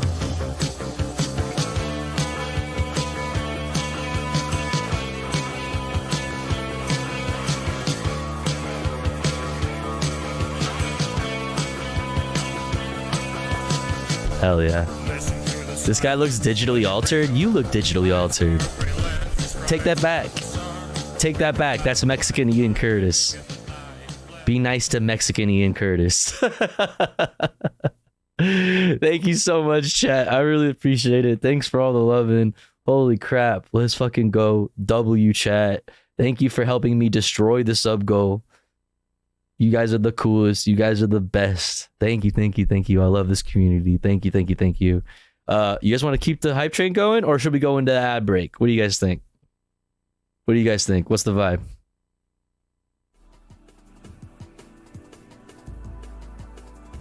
You guys want more hypers, or you guys wanna go into the ad break before we get into Israel Palestine coverage? Did you see the IDF curtain reveal? IDF curtain reveal. Israelis discover Arabs' mom's decoration styles for the first time.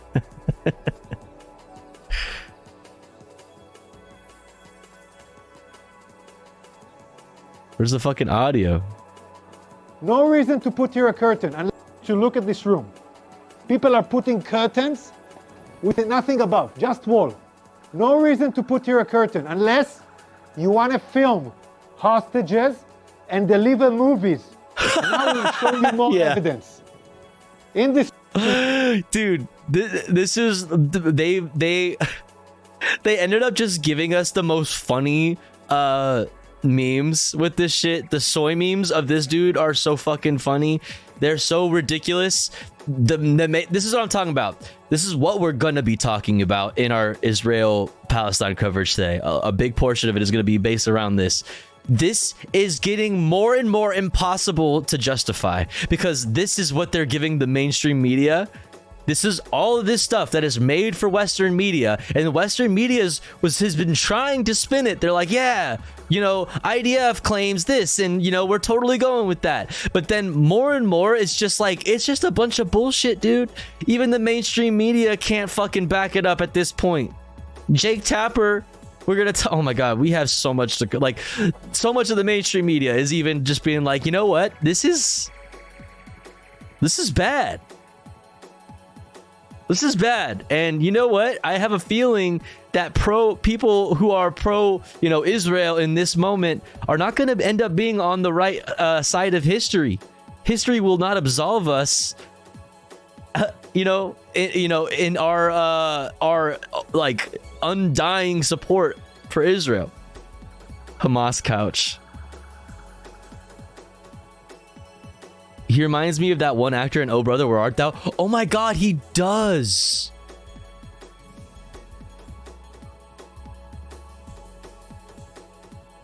Wait.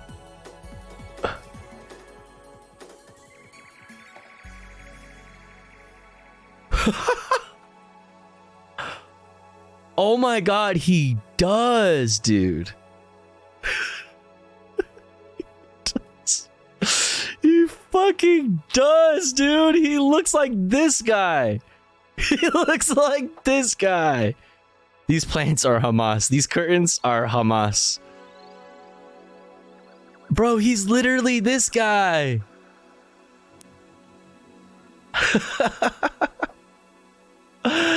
Oh my god, that's really funny. I'm never gonna unsee that now. Anyway. Anyway. Alright, chat. It's time. We gotta get into the ads because they're about to run, whether we like it or not. So, you know what we do. Thank you again, chat. I really appreciate it. Thank you for helping me destroy the sub goal. It means a lot. This is my main source of income. So, you know, if you guys like the stream, you like the content, you guys are single-handedly keeping it afloat and keeping it coming, keeping it full-time by supporting. Really appreciate it. Thank you, thank you, thank you. But now that means that 30 of y'all are not gonna, you know, have to see the ads. You're gonna be able to jam out and watch some cool old cartoons with the gang. Because here the Tofu Goes broadcast, when we run ads, we run them while the streamer is away from the stream. That way, even if you're unsubscribed to the channel, you don't miss out on any of the content.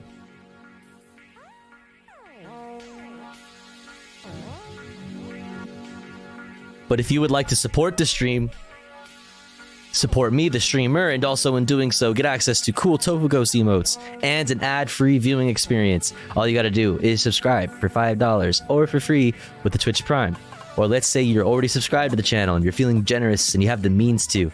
Maybe consider gifting a sub to one of our unsubbed comrades in the community that may not be able to afford a sub this month. That way they may also be able to enjoy the emotes and an ad-free viewing experience with the rest of the community. I'll be back in 3 minutes. Don't you go anywhere. BRB.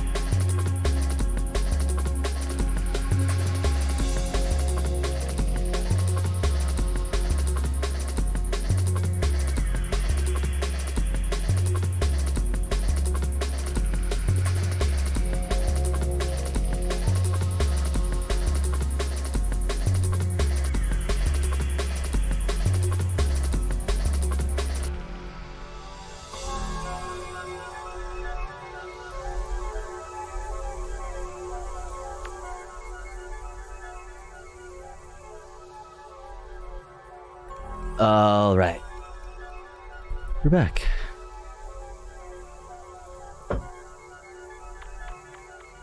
We're back. Yo, chat. Yo, Nori.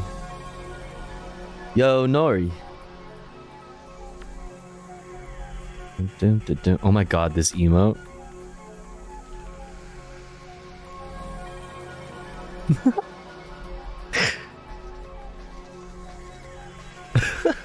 Good shit. Alrighty, where are we? Here we are. Dun dun dun dun. Dun dun dun dun dun dun dun dun. Let's get into it. We'll start off with this here. Israel allows 2 fuel trucks to enter every day for Gaza from Al Jazeera English. And then we'll look at this. Humanitarian agencies warn of disease and starvation in Gaza, also from Al Jazeera. This from Reuters. Doctors describe a nightmare leaving Gaza hospital. Israeli raids intensified exponentially in occupied West Bank. Israeli airstrike leaves at least 40 dead in southern city, once a refuge for Gazans. Look at that. From PBS even. From PBS. Then more exclamation point watching in the chat. Let's go. Amid the growing humanitarian catastrophe in Gaza, a trickle of fuel will begin to enter Gaza from the Rafah border crossing. That decision coming from Israel's war cabinet. The War Cabinet agreed to a special request by the United States to supply 2 tankers per day for the wastewater treatment facilities in the Gaza Strip, which are facing collapse due to the lack of electricity and the lack of the ability to operate the sewage and water systems operated by UNRWA. This fuel is meant for the treatment of sewage to avoid the spread of diseases. We fear for... Gotta ask by the eye patch. I'm evil. I'm punished tofu now. Also, I have pan-uveitis in my left eye, and shit sucks. I had it off for most of stream, but it started to get really uncomfortable. It was the first time I've streamed without an eye patch, so. Our soldiers operating inside Gaza, that's why we do not wish to see an outbreak. Any outbreak will undermine our war operations. While the government insists the fuel will be utilized by the United Nations and vows it will not end up in the hands of Hamas, that hasn't stopped far right-wing politicians from lashing out. Like Finance Minister Bezalel Smotrich, who released a statement saying, "Fucking allowing demons. fuel into Gaza is a grave mistake Demons. and against the cabinet's decision.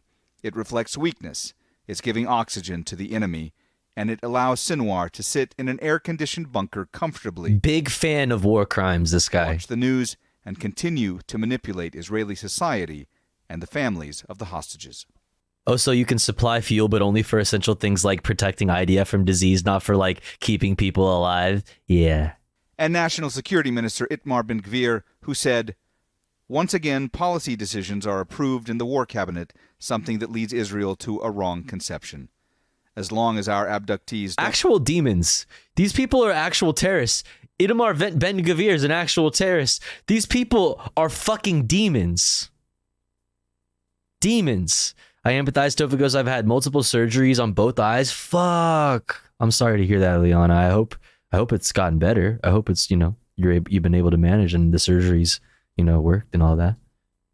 Won't even get a visit by the Red Cross. There is no sense to give the enemy humanitarian gifts. It's a finger... The enemy being babies, premature babies in incubators. You know what I mean? People with cancer. People on life support, the elderly, whatever. It's in the eye for IDF soldiers, the bereaved families, and the families of the missing and abducted.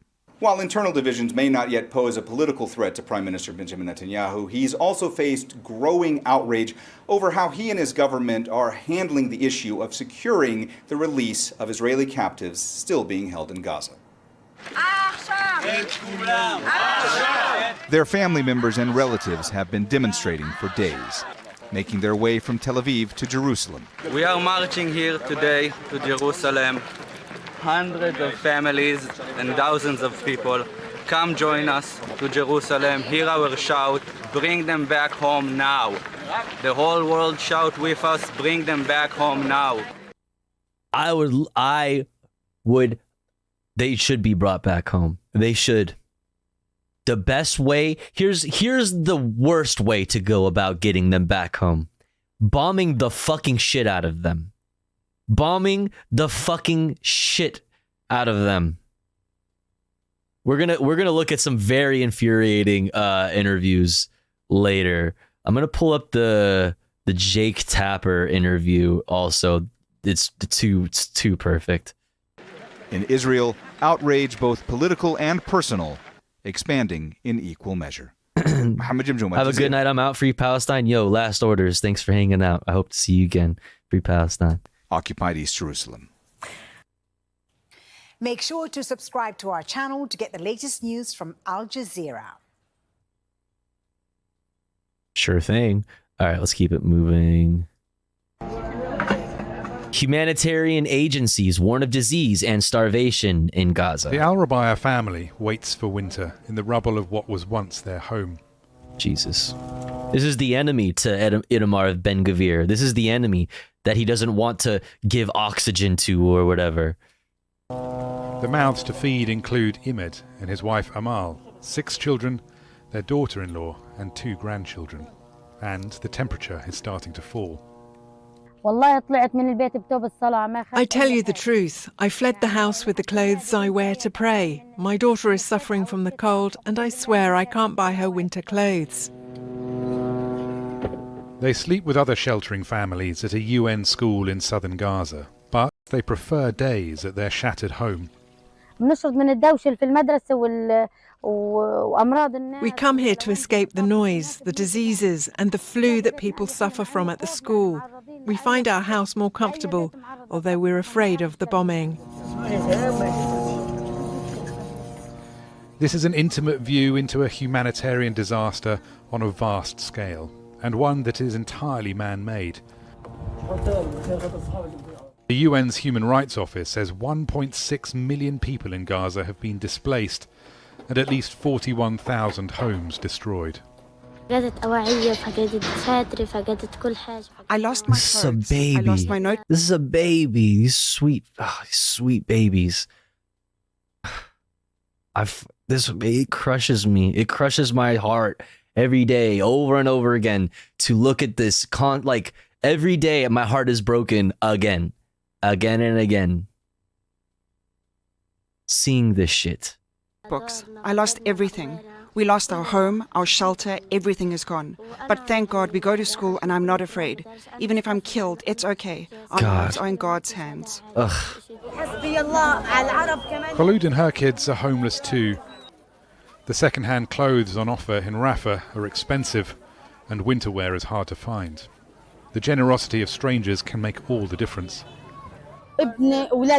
Kind people gave my son a jumper. He was with me in the street wearing a jumper and shorts. A shopkeeper then saw him and felt sad. He gave him a pair of trousers and said, "He's like my son and he's cold." Such conditions are soul-crushing. Bombed and besieged, their world in ruins. All the people of Gaza have now is each other. Rory Challens, Al Jazeera. Make sure to subscribe to our channel. Here's the interview. Finally, fuck. It was so hard to find this for some fucking reason. Okay. Sorry, I was doing that in the other window over here on the side. Now, let's look at this piece real quick here from Reuters. Doctor describes nightmare leaving Gaza hospital. It was a nightmare, says a doctor, after leaving 500 wounded behind at Al-Ahli hospital. The city was completely inundated with wounded, and we were operating all through the night. And by the early hours of yesterday morning, we had realized that we have basically run out of medication for the... No longer able to provide surgeries at Ahli Hospital. The hospital is now effectively a first aid station. Hundreds of wounded now at hospital with no access to surgery. They will die from their wounds. Anesthetic machines, and we had to stop the operating room. We had finished. And that's when we made the decision. At the same time, in the early hours of the morning, there was heavy bombing all around the hospital, and really close to the hospital. You could feel the whole building being shot. And we were being, and it sounded like tank fire. It didn't sound like air raid. And so we made the decision that it was time for at least the operating room staff, since they were not going to be able to provide a service, to evacuate. And so yesterday morning we left, and you could hear the sounds of the tanks around the hospital when we walked out. And we literally walked all the way to Sarat. Every country needs to stop supporting Israel. Throw out the ambassadors, cut them off. Real. Camp in the central zone. We asked people along the way which are the side roads that there were no tanks. And all along the way, it was really a kind of scenes of destruction, and there were bodies on the floor, on the streets, and it took us 5 hours to reach Sarat. We left. There were over 500 wounded, needing urgent medical care, but needing surgical intervention that we could not provide. Because we'd run out of medication. The operating room Israel did this. No longer function. No, the patients are still. This is nobody's doing, but Israel's doing. Who controls the flow of water and electricity into Gaza? That's it. Period. There, we tried to send some of them to Indonesian hospital, but the Indonesian hospital. What does it say? All across the Gaza Strip, there are thousands of wounded with no access to treatment. Now there are no more hospitals in Gaza City, and a single hospital in the whole of the northern part of the Strip. Many of them will die of these wounds, if not most. Yeah. On that evening was also declared that it was no longer able to. And by proxy, we did this. Yes. Provide a service. And basically the whole of northern Gaza now has no functioning hospital. It's been a living nightmare, leaving 500 wounded, knowing that there's nothing left for you to be able to do for them. It's just the most heartbreaking thing I've ever had to do. That's insane. I can't even imagine. I mean, first of all, you're fucking insanely brave for even being there in the first place. And then being faced with that decision. Some people make the decision to stay, knowing that they will die. Knowing that they will die if they stay, but they choose to stay. These are like the Doctors Without Borders people, actual real life superheroes.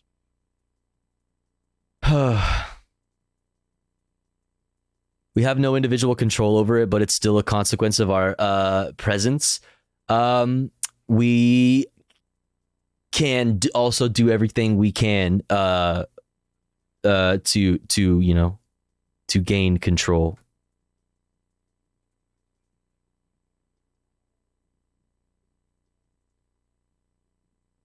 This. I need to make a command for this. All right. Let's keep it moving. Israeli raids intensified exponentially in the occupied West Bank, not in Gaza. This has not run by Hamas, completely separate. It has nothing to do with Hamas, which is like, I feel like this is completely brushed over. It definitely is in the mainstream media, obviously, but this, like, everything that they say about what they're doing in Gaza is completely like, they'll try and they'll do everything they can to justify it and to run with that. But none of it works when you talk about what's happening in the West Bank. None of it works, period. obviously, but it works even less. It's even less effective when you are talking about what is happening in the occupied West Bank. Jenin has long been a stronghold of armed resistance. The Palestinians being buried killed in an Israeli drone strike, among them a leader of Islamic Jihad's Jenin battalion. Israel's increasingly brutal tactics in the occupied West Bank, a sign of how much of a threat dissent here represents to the occupation. For the past 2.5 years in Jenin refugee camp, just the camp, not including surrounding areas, around 100 people have been killed. There is always a house in mourning in Jenin refugee camp. Houses in mourning are never closed in Jenin.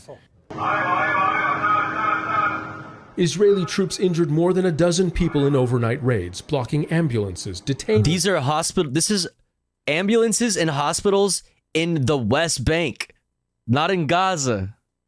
Paramedics. Palestinian fighters hit back with improvised explosives. One of the medics interrogated by Israeli soldiers said they too were caught up in the clashes. Israeli soldiers checked each of our 3 Yo, what's up, ambulances. Salvage? It took a lot of time. They searched thoroughly and violently and damaged equipment. They searched each car, kept us waiting. Then there was shooting and we took cover behind their jeeps. Despite the violence that has followed the October 7th Hamas attacks, Palestinians, their positions hardening, say it serves as a reminder of their enemies' weaknesses. Israeli forces have killed more than 200 people in the occupied West Bank since the events of October 7th. The idea being, keep up pressure on Palestinians here, prevent any retaliation for Gaza. But it could be a strategy that is backfiring because frustration is growing. Incidents like this add to public anger. An Israeli soldier approaches a mosque near Ramallah just before Friday morning prayers, throwing a sound grenade inside. Unclear to what end. Bro, for the fucking TikTok, you piece of shit, you fucking absolute fucking piece of shit. Holy fuck. For the fucking TikTok? For the content? Really? Also on Friday, 2 Palestinians were shot at a checkpoint north of Hebron, killed during an attempted attack on Israeli soldiers, the second such attack on a checkpoint in as many days.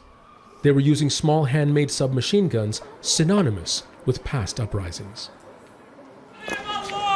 Laying the dead to rest in the occupied territories, far from a quiet affair. They fire their guns, they march, they chant, saying, "Raise the martyrs up, let the whole world see." Refusing to be ignored, refusing to go quietly. Zain Basravi, Al Jazeera, Ramallah, in the occupied West Bank. Make sure to subscribe to our channel for the latest news. And now speaking, all right, this next one. Israeli airstrike leaves at least 40 dead in southern city, once a refuge for Gazans. The place that they were told to evacuate to. Now they're dropping leaflets over this, over the south, over Khan Yunis and things like this, telling them that they gotta leave there now. Where do you go when you were told to evacuate the north and go to the south? You get there to the south and now they're dropping leaflets on you saying, hey, you gotta bounce because we're gonna start bombing you here too. Where do you go?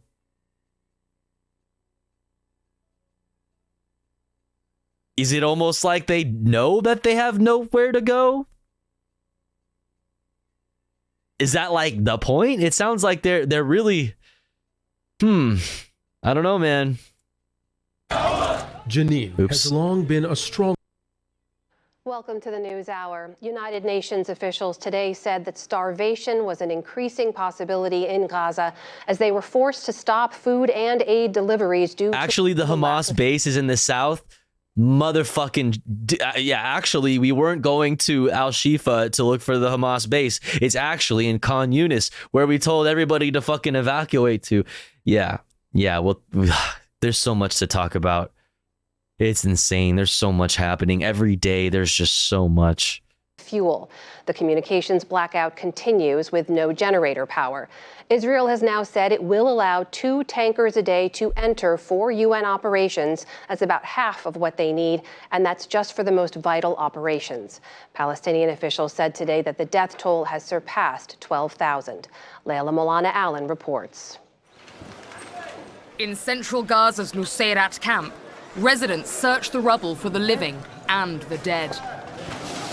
Their bare hands, their only tools, after an Israeli airstrike reportedly killed at least 40 people. In southern Gaza's Khan Yunis, once a refuge for the Abu Zanad family, now smashed concrete. Hani Abu Zanad has lost hope. Every second of every minute there's a massacre. What humanitarian ceasefires? They say the south is safe. What safety? Just yesterday, Israeli forces dropped leaflets warning Khan Yunis residents to move elsewhere. Many here... Where? They got... Where do they go? They left the north. Where the fuck? Where? Where do they go? Forced to leave their homes in North Gaza. They came here because the IDF told them the south is safe. Ala Abu Hasira lost 11 members of her family, including both her children. We were in Gaza City, and as a result of the conflict, we moved to Khan Yunis. All my sisters died, and my son and daughter also. I wish I had taken her in my arms, and my twin sister also died. South Gaza's Nasser hospital is overwhelmed. Streams of wounded are brought here, including children, 2 sharing a single bed.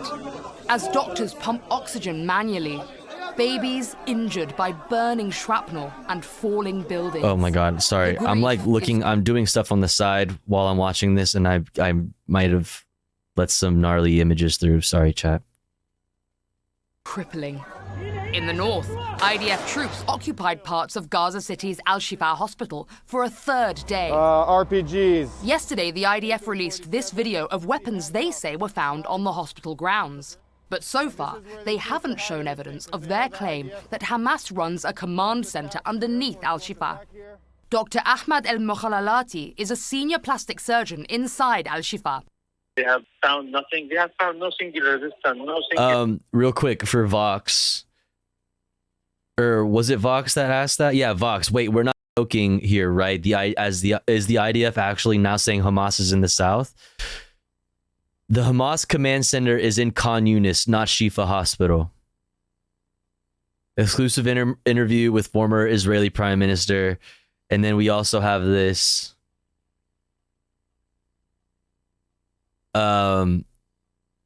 After Israel has flattened the north of the Gaza Strip, Mark Regev now tells us that Hamas has a military network in Khan Yunis in the south, which has to be taken on. The south is where Israel told everyone from the north to move in order to be safe.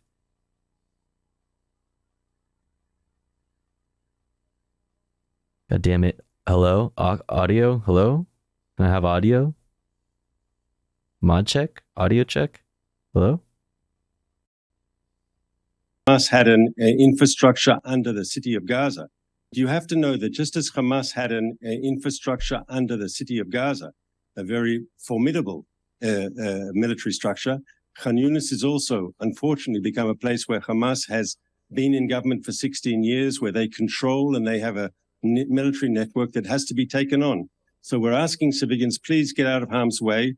We don't want to see you... Where do they go? Caught up in the crossfire between the Israeli Defense Forces and the Hamas terrorists. You have to know that... Where do they go? Make it make sense. There is now no plausible deniability they are doing a genocide. I mean, here's the thing. To anybody well-versed on the subject, there has already been no plausible deniability.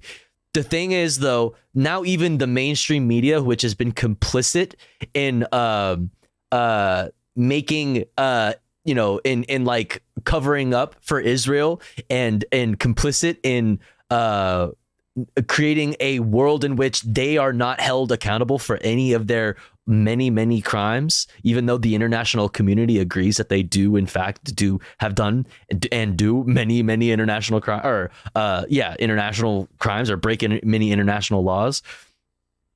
Even the mainstream media is having a hard time and is now slowly starting to turn because they have they're giving them nothing to work with.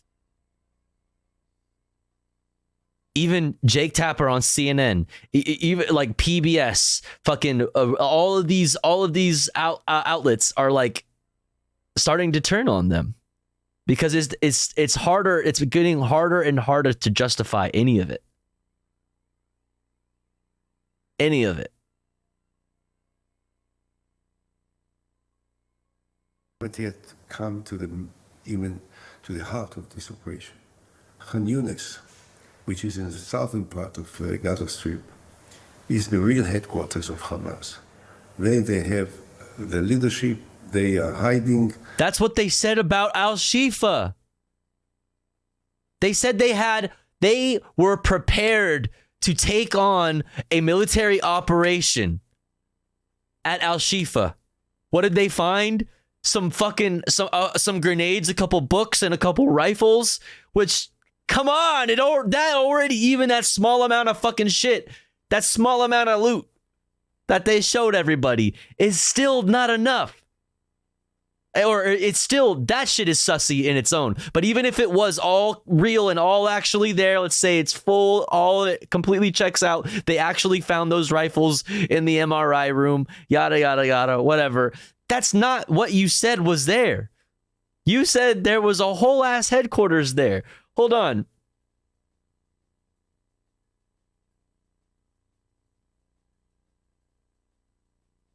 Do you guys remember that video?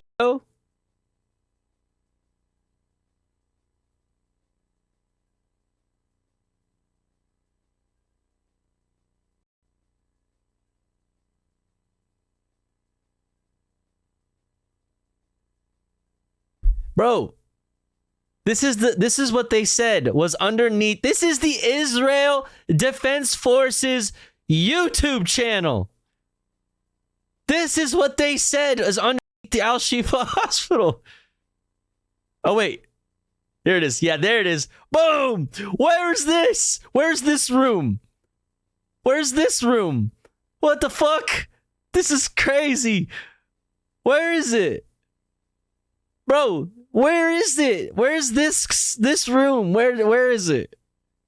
This is what they said is underneath the fucking hospital. Is Saddam there? Yeah, Saddam is over here somewhere. Like, bro, are you serious? Are you serious? Now this place is actually in Khan Yunis. This place here, this base is not actually under the Shifa hospital. It's actually in Khan Yunis, underneath that house of those innocent civilians that we murdered. It's underneath their house. Yeah, that's why we bombed those civilians, because underneath their house is this. It's absolutely insane, completely unhinged. That's what I'm saying. Like, the media is having a hard time backing this up. They have the bunkers, they have the command positions, they have the launching pads. Launching pads. It's interesting you say Khan Yunis is the command center, because for the past week we've heard the Shifa hospital was the beating heart of Hamas. See? We haven't seen the tunnels or the weaponry.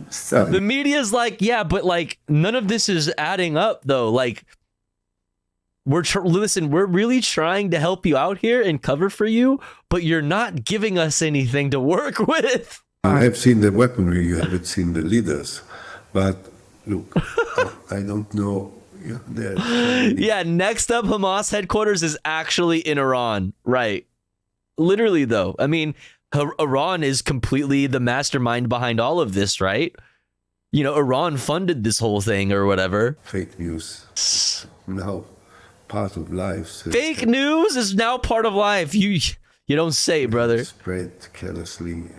Had you asked me 2 weeks ago, I'd have told you that the center is really in Khan Yunis.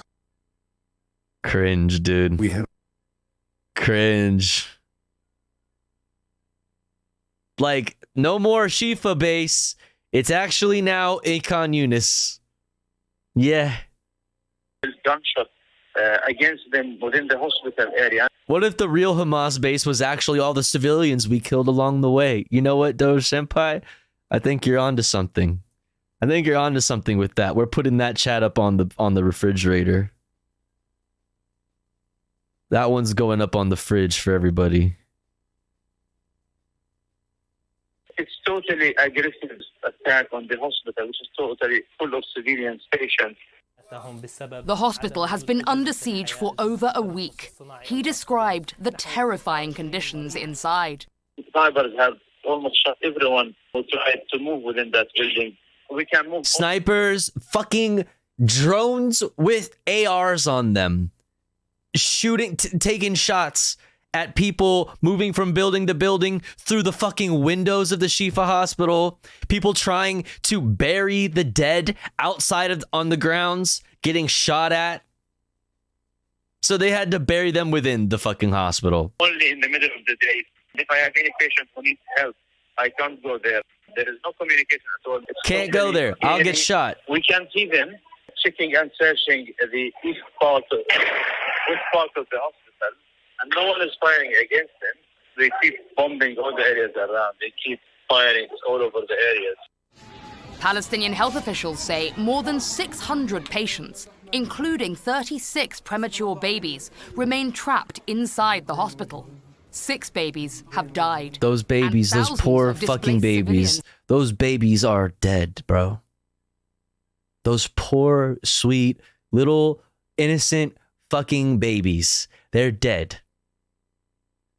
And they said, and to just spit in the face of all the fucking people that they murdered, they say, we're going to send you fucking incubators for those babies with no fucking electricity, no fucking fuel, nothing. The fuck are those incubators going to do?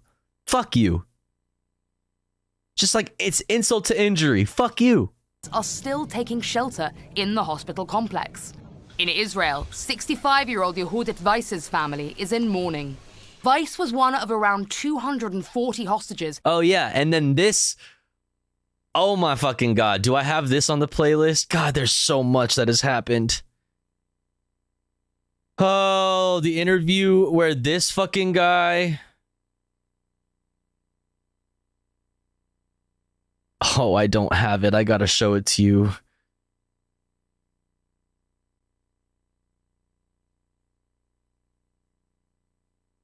Wolf Blitzer.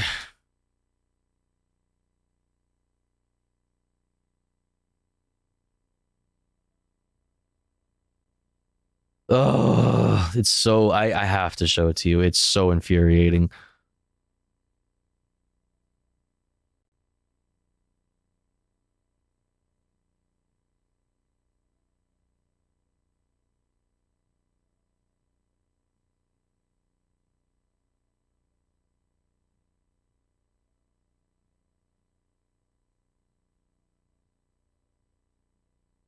Fuck.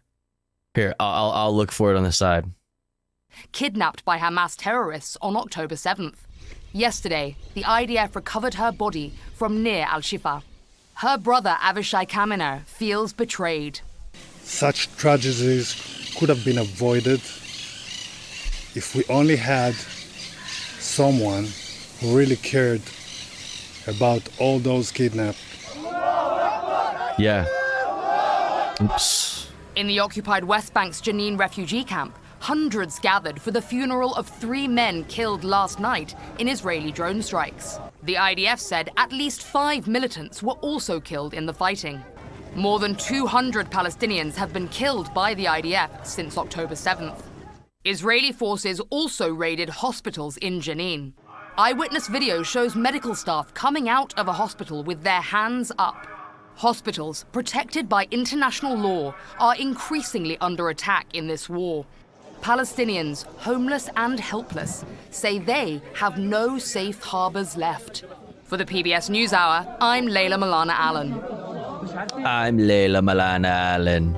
What does it say? About 400 tons of trash per day have accumulated in overcrowded camps and shelters in Gaza due to removal of services lacking fuel. Cool. Yeah. Talk of like just ripe for disease, just ripe for sickness. It's great. Awesome. All right. I have to find this fucking Wolf Blitzer interview. I have to.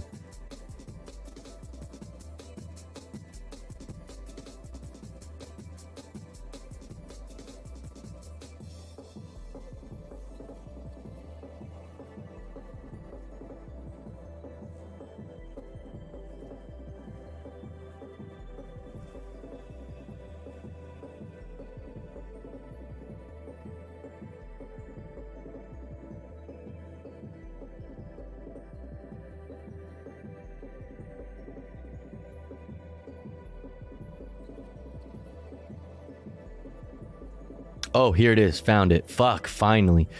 All right. I got it since it's relevant right now.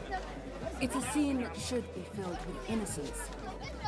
But these drawings, sketches of houses, paint a picture of all these children have lost. Home for the displaced, now makeshift shelters in central Gaza.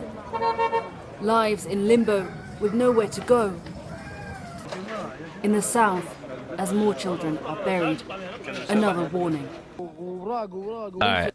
I want to, the way this guy right here talks about the death of this person. This hostage. Just watch this shit. Al-Shifa complex, what we are seeing across the Gaza Strip now is continued aerial bombardment, continued concern over the mounting death toll that we are seeing. Wolf? Nada Bashir reporting live from Jerusalem. Thank you, Nada, very much. Let's get some more on all of these developments. Joining us now, a spokesperson for the Israel Defense Forces, Lieutenant Colonel Amnon Scheffler. Lieutenant Colonel, thank you so much for joining us. First of all, what more can you tell us about this, quote, operational tunnel shaft that Israeli forces say they found inside Al-Shifa complex? Is that the extent of what the IDF has found at Al-Shifa so far when it comes to tunnels, or is there more?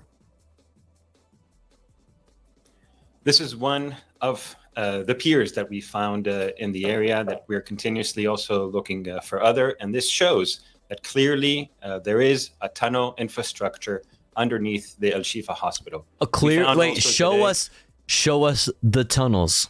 Show us the tunnels. That's just a hole in the ground. That's just a hole in the ground. The last shit you showed us ended up being a basement. Like, show us the tunnels, dude. A lot of explosives and other ammunitions right in that courtyard. Like, tunnels do exist in Gaza. We all know that. But remember that fucking that animation I showed you of what they said was underneath the Shifa hospital? That fucking insane animation. Where is it? The Al-Shifa hospital. Also, together with what we found yesterday in the MRI room, we also found the car that you just showed that is similar to the cars that were used on the October 7th massacre. Yeah, Salvage. Why won't you allow journalists free range of Al-Shifa? Why won't you allow, and why won't the United States allow, an independent third party to go in and confirm? To go look? That would require a ceasefire, or that would require serious, like strict humanitarian pauses. And it was booby-trapped. Once again, showing Hamas shelter mobile game looking video. Yeah. How Hamas did not care. It does look like a mobile game. To explode a car inside the Shifa hospital that would surely have killed also patients and staff of that hospital. Lieutenant Colonel, can you say unequivocally that what's been found at the hospital shows this was a major Hamas command center?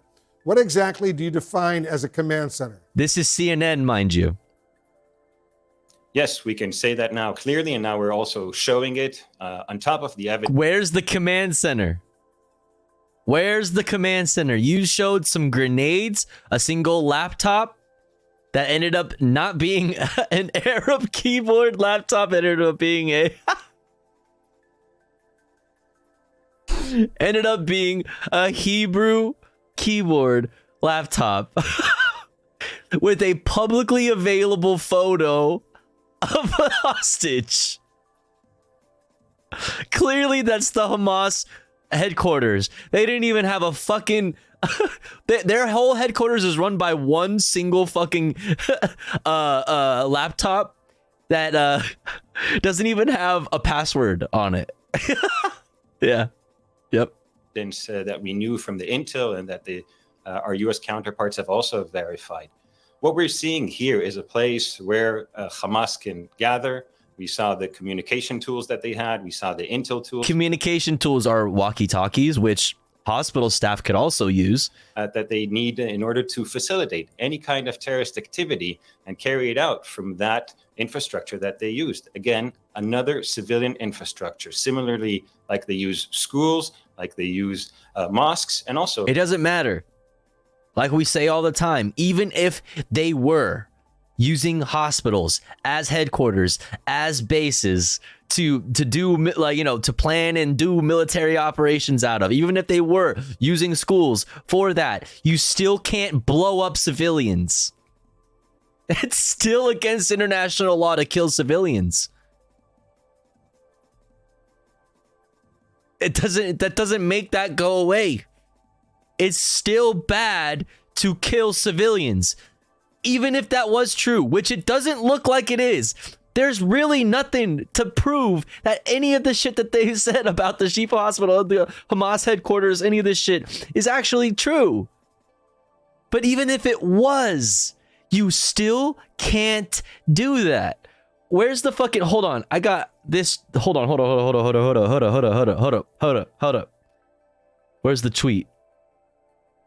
Where's the tweet?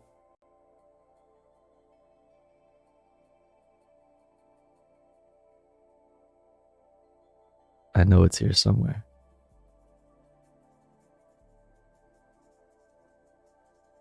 I know it's here somewhere. Motherfucker, where is it?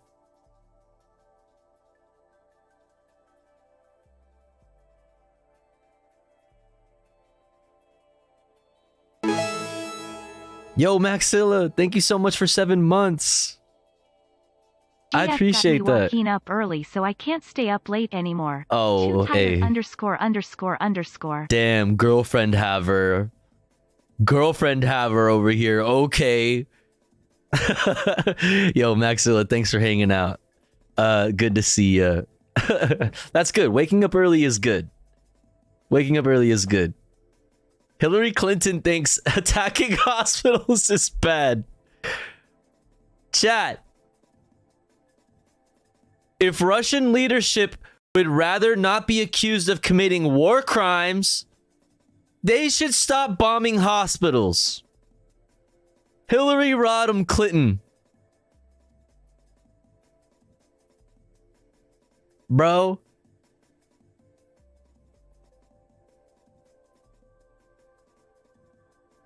Yeah. Yeah. I actually agree with this statement. Yeah, if Russian leadership would rather not be accused of committing war crimes, they shouldn't be bombing hospitals. I agree with this statement. They shouldn't commit war crimes. I would also say the same thing about the United States. You know what I mean? Hillary Clinton being the Secretary of State at one point, you know what I mean? Hey, listen. You want to talk about war crimes, like, you know, we also should talk to you, madam, but hey, like, why can't we be consistent? Why can't we be consistent?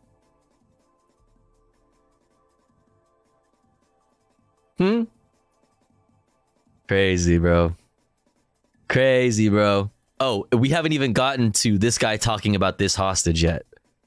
Like they use this hospital, the Al-Quds hospital, the Rantisi hospital, to carry out and plan and execute terrorist activity. The director of Al-Shifa, the hospital there, says patients there are going untreated, including a lot of children. Doesn't Israel have an obligation to deliver critical supplies to at least the patients there? We have an obligation, a moral obligation, and we wish to. That is why today we brought 4,000 liters of water to the hospital. That is why we brought today 1,500 prepared meals. if you just like didn't cut off the water, you know what I mean? You wouldn't have had to deal with that.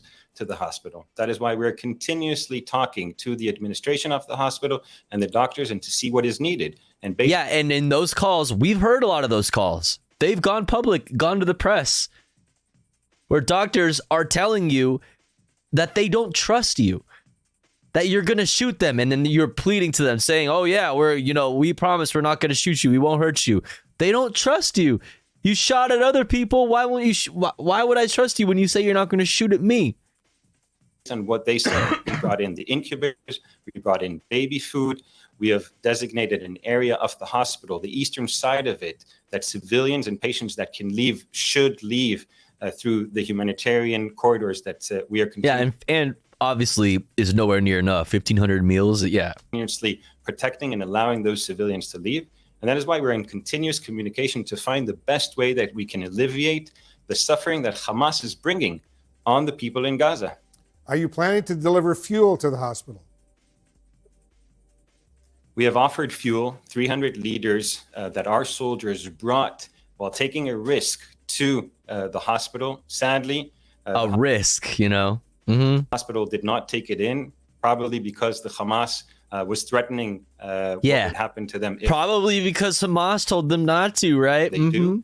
And as I mentioned, we're in continuous communication, and whatever the hospital says that they need, we will try to facilitate that.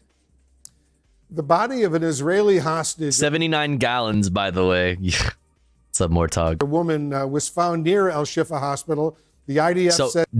Okay. Now, they found this. This is one of the hostages that was taken on October 7th.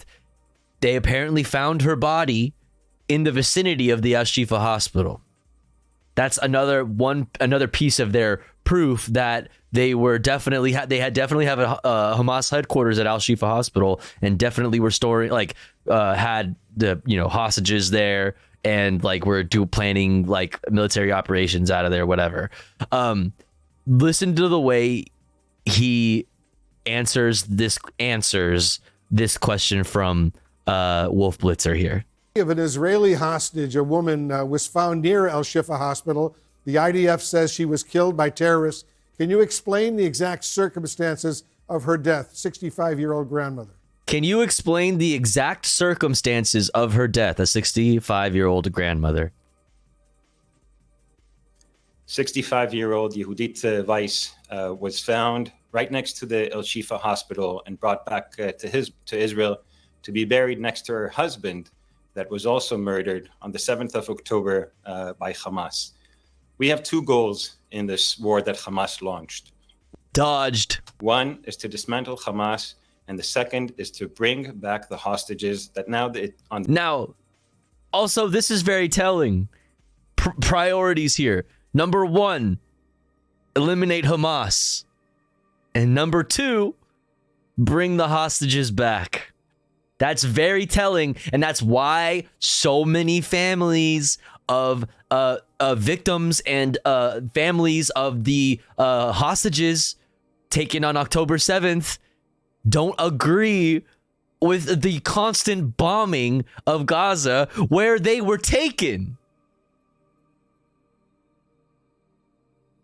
Day 41 are still being held by Hamas, and I want to remind everyone, the safest and fastest way for these hostages to come home is for Hamas to release them and the international community to continue pressuring Hamas to do so. What about bombing them? What about constantly bombing them?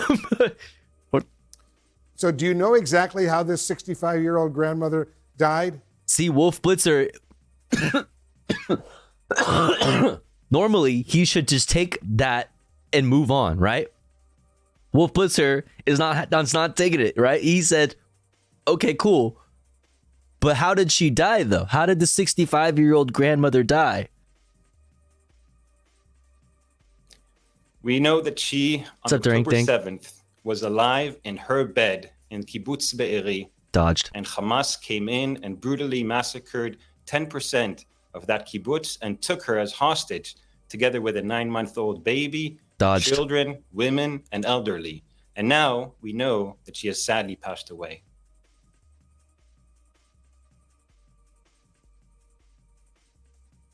Answer the question. And now we know that she has sadly passed away.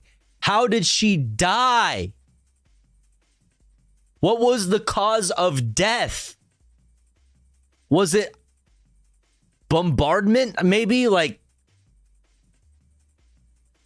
bombs? Some explosion? What was it?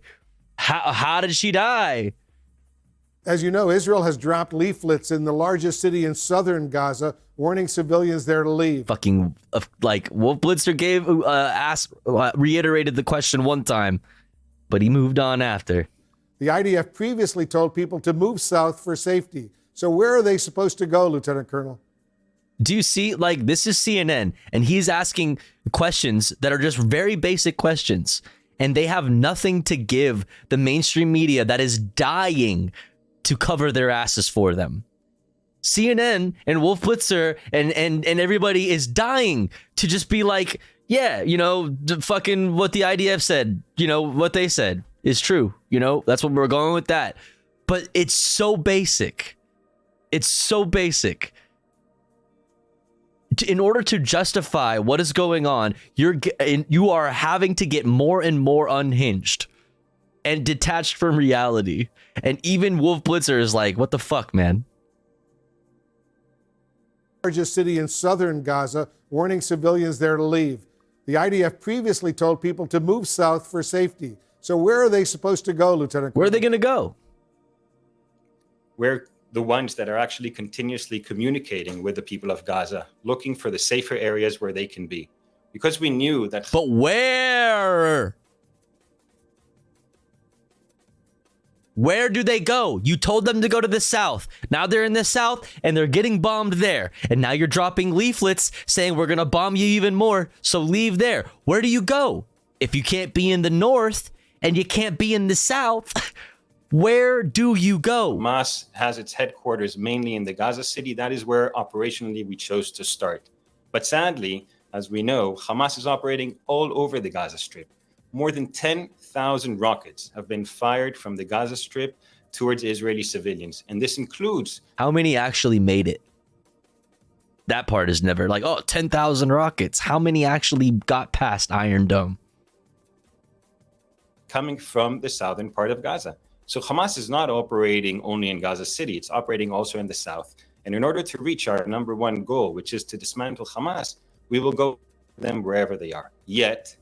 we are looking for the safest places for the civilians of Gaza. And that is why we've asked them initially to move to the southern part of Gaza, south of the Wadi of Gaza. And now we're telling them specifically where to move within that area. Where? You said specifically where? And also, while doing so, we're continuously in communication with any international organization that wants to aid the Gazans, bring in any international medicine, facilities, food that can be helped, including field hospitals that we're... What are you gonna... But here's the thing about that. International organizations doing that have been getting killed. The UN has had over 100 of their employees murdered by Israeli bombs.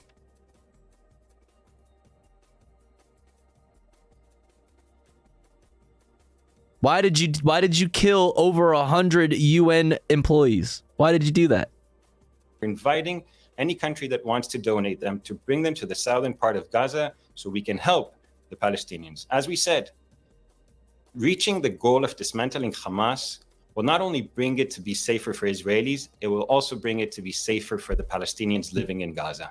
Lieutenant Colonel, more than 100 aid workers in Gaza.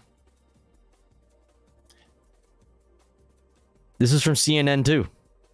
The highest number killed in any conflict in its history.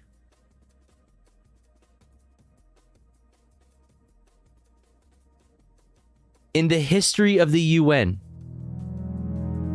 no, there has never been more deaths. Yo, my dude, what's good? I hope you had an awesome stream. Shouts out my dude. Everybody go follow my dude. Welcome in. I'm Tofu Ghost. We talk about news and politics. Right now, we're going over the conflict, Israel-Palestine conflict, and going over right now specifically how many UN employees have been killed since October 7th, and it's more than 100, which is the highest number killed in any conflict in the history of the UN. Pretty bad. 78 years and nobody thought better kill 100 UN personnel. That's a good idea.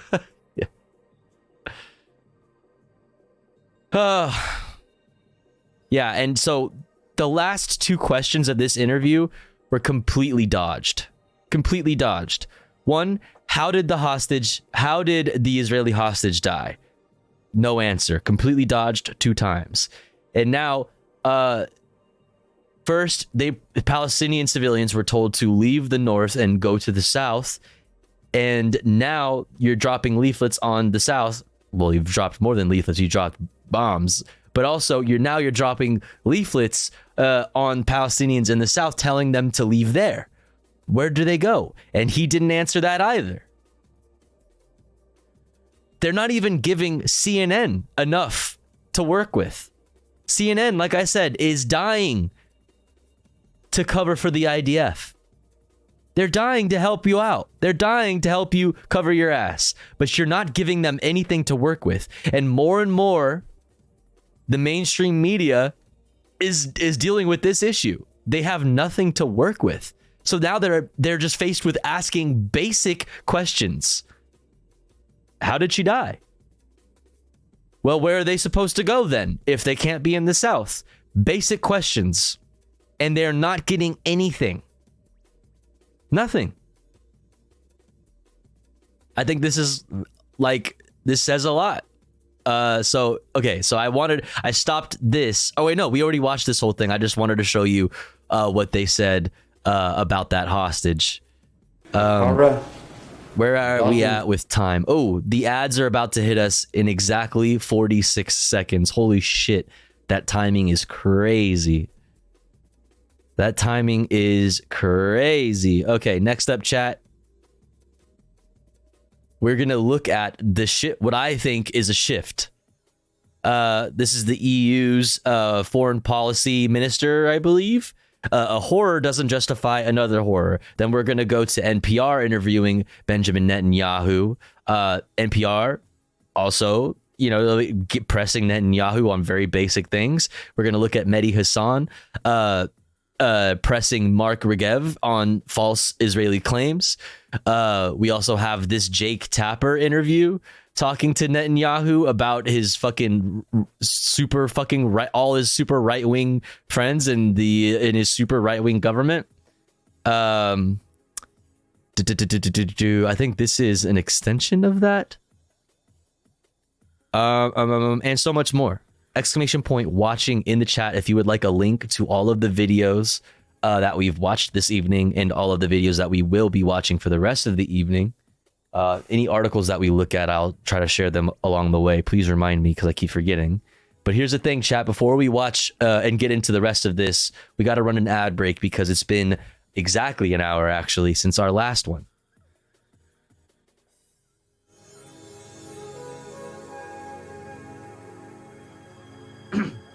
And here at the Tofu Ghost broadcast, when we run ads, we run them while the streamer is away from the stream. That way, even if you're unsubscribed to the channel, you don't miss out on any of the content. However, if you would like to support the stream, support me, the streamer, and also in doing so, get access to cool Tofu Ghost emotes and an ad-free viewing experience, all you got to do is subscribe for $5 or for free with a Twitch Prime. Or let's say you're already subscribed to the channel and you're feeling generous and you have the means to. Maybe consider gifting a sub to one of our unsubbed friends in the chat, one of our unsubbed comrades in the community that may not be able to afford a sub this month. That way they may also be able to enjoy the Tofu Ghost emotes and an ad-free viewing experience with the rest of us. If you enjoy the content, if you enjoy the community and you want to see this stream continue on full-time, consider supporting. Also, 50% of bits going forward will be used for our new mutual aid program thing that we're going to be doing here. exclamation point mutual aid in the chat for more information on that. I'll be back in 3 minutes. Don't you go anywhere. BRB.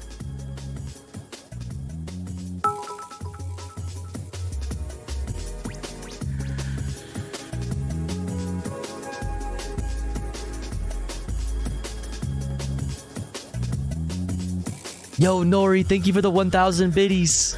Perfect. Thanks so much.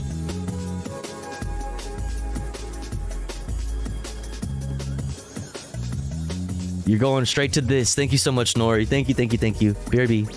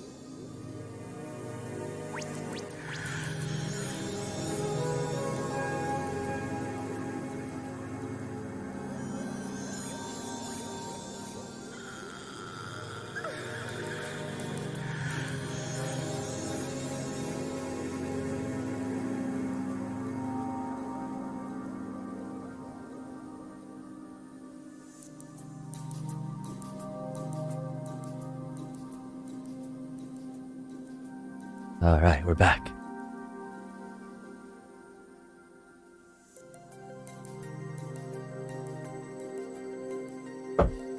We are back. Yo, what's up, Lainey? Okay, where were we? Yes. Gonna look at a bit of media that, in my eyes, kind of spells a shift in the world's support for Israel. Namely, more specifically, mainstream media and Western media, which is largely complicit in manufacturing consent around Israel. A horror doesn't justify another horror, EU's Boral says, and then we'll look at NPR's interview with Benjamin Netanyahu, also Mehdi Hassan's interview with Mark Regev. Also, we'll look at Jake Tapper talking to Netanyahu, and more. Exclamation point watching in the chat for the playlist. Let's get into it. A horror doesn't justify another horror. And the best friends of Israel are the ones who ask them not to be driven by rage. The war against Hamas in Gaza is the outcome of a collective political and moral failure of the international community. True. A great political and moral failure for which the Israelis and the Palestinian people are paying a high price. And only a political solution can end this untenable cycle of violence. Only political solution can stop it. We have to mobilize the international support for the political process to a two-state solution, a process that has been neglected. Which, to be fair, like a two-state solution is completely unrealistic and will not work, because that requires removing all the extremist right-wing illegal settlements in the West Bank, and that's not gonna go down without like more bloodshed, just straight up. You know what I mean? For too long. And other reasons, and among a slew of reasons, a one-state solution is the only way forward. But you know, it's just, everything is just so bleak right now. The two-state solution is the only viable path. Two-state is too late, maybe 20 years ago. Yeah, what's up, silly hoe? Welcome in. Benjamin Netanyahu. All right, we got Benjamin Netanyahu on NPR. Then we'll look at Benjamin Netanyahu on CNN with Jake Tapper. I don't see the two states existing peacefully after being established. The Israeli side will pull a Russia versus Ukraine. Well, here's the thing. Pushing for a two-state solution is what has enabled what we've seen. Essentially, it's the status quo. It enables the status quo, which is what we're currently seeing, where Palestine effectively has no state because it's all divided and completely ruled by Israel. The one-state solution is the only way forward. Giving democratic representation to the Arab populations and to Palestinians in Gaza and the West Bank is the only way forward. The only thing is Zionists and hardcore right-wing, Israelis don't want to lose their majority in the demographic, the majority, because they feel like if they are they become one state, they'll be genocided again. It's what it always comes back to, that there's going to be another Holocaust if they are are able, if they are forced to live in the same society with Palestinians, which is like is Holocaust revisionist. It's fucking, it's anti-Semitic. It's garbage. Garbage. All right, let's watch it. Joins us next. He is Prime Minister of Israel, a job that he held on October 7th when Hamas attacked, and a job that he holds now as Israel responds in Gaza. Prime Minister, welcome back to the program. Good to be with you, Steve. I want to begin. Oh my fucking God, I thought I was going to see his face move. I thought he was just staring into the camera. Just, oh my God, okay.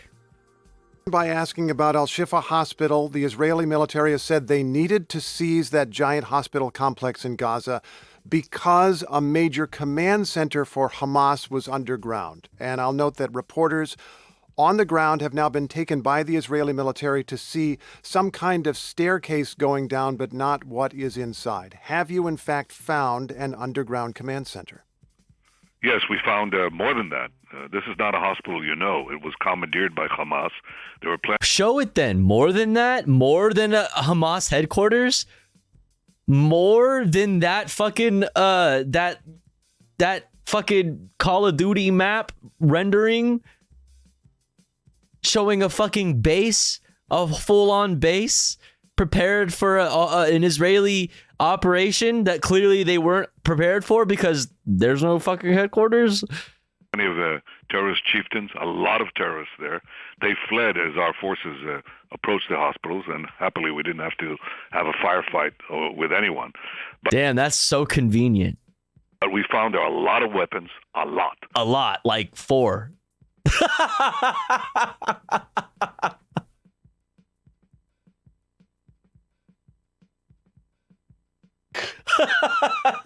There was at least 8 grenades there. Bro, come on. We found a lot of ammunition. A lot. Bombs. We found on level -2 a command and control center of Hamas. Show it then. Where's the video? Y'all been so quick to release all kinds of other videos. Where is it then? Military encoded encryption. We found a military encoded encryption. That's the staircase you're talking about. Can I just ask? Do you military encoded encryption?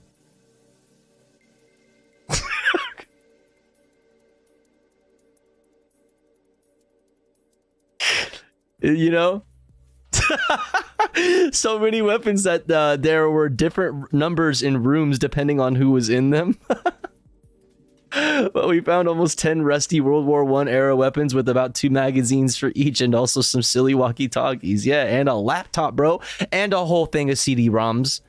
Even though that laptop they found doesn't take CDs, they did find CD-ROMs, though. Prime Minister, I've heard you say on another interview about this level -2 command center. Will you take reporters to see that, or send the military to take reporters to see that? Yeah, I think we've already published photos of it. It's there. Believe me, it's a command center, and it's not. It's there, and believe me. Wait, we've published photos of it. I haven't. Has anybody seen these photos? Where are they? What do you call it? An intensive care unit. I mean, that's what it is. It's a military compound. That is. Yo, and the video of them going through when they found like the like showing like the MRI machine and then the rifles behind the MRI machine. When they were like, yeah, look at this blast door.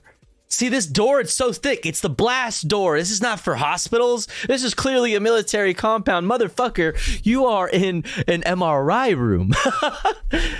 That's for radiation, you dumb bitch. It even has the fucking radiation symbol on the door, you dumbass. It was so it's so crazy. Laptops with the Matrix screensaver. Yeah. That's what military encoded encryption is.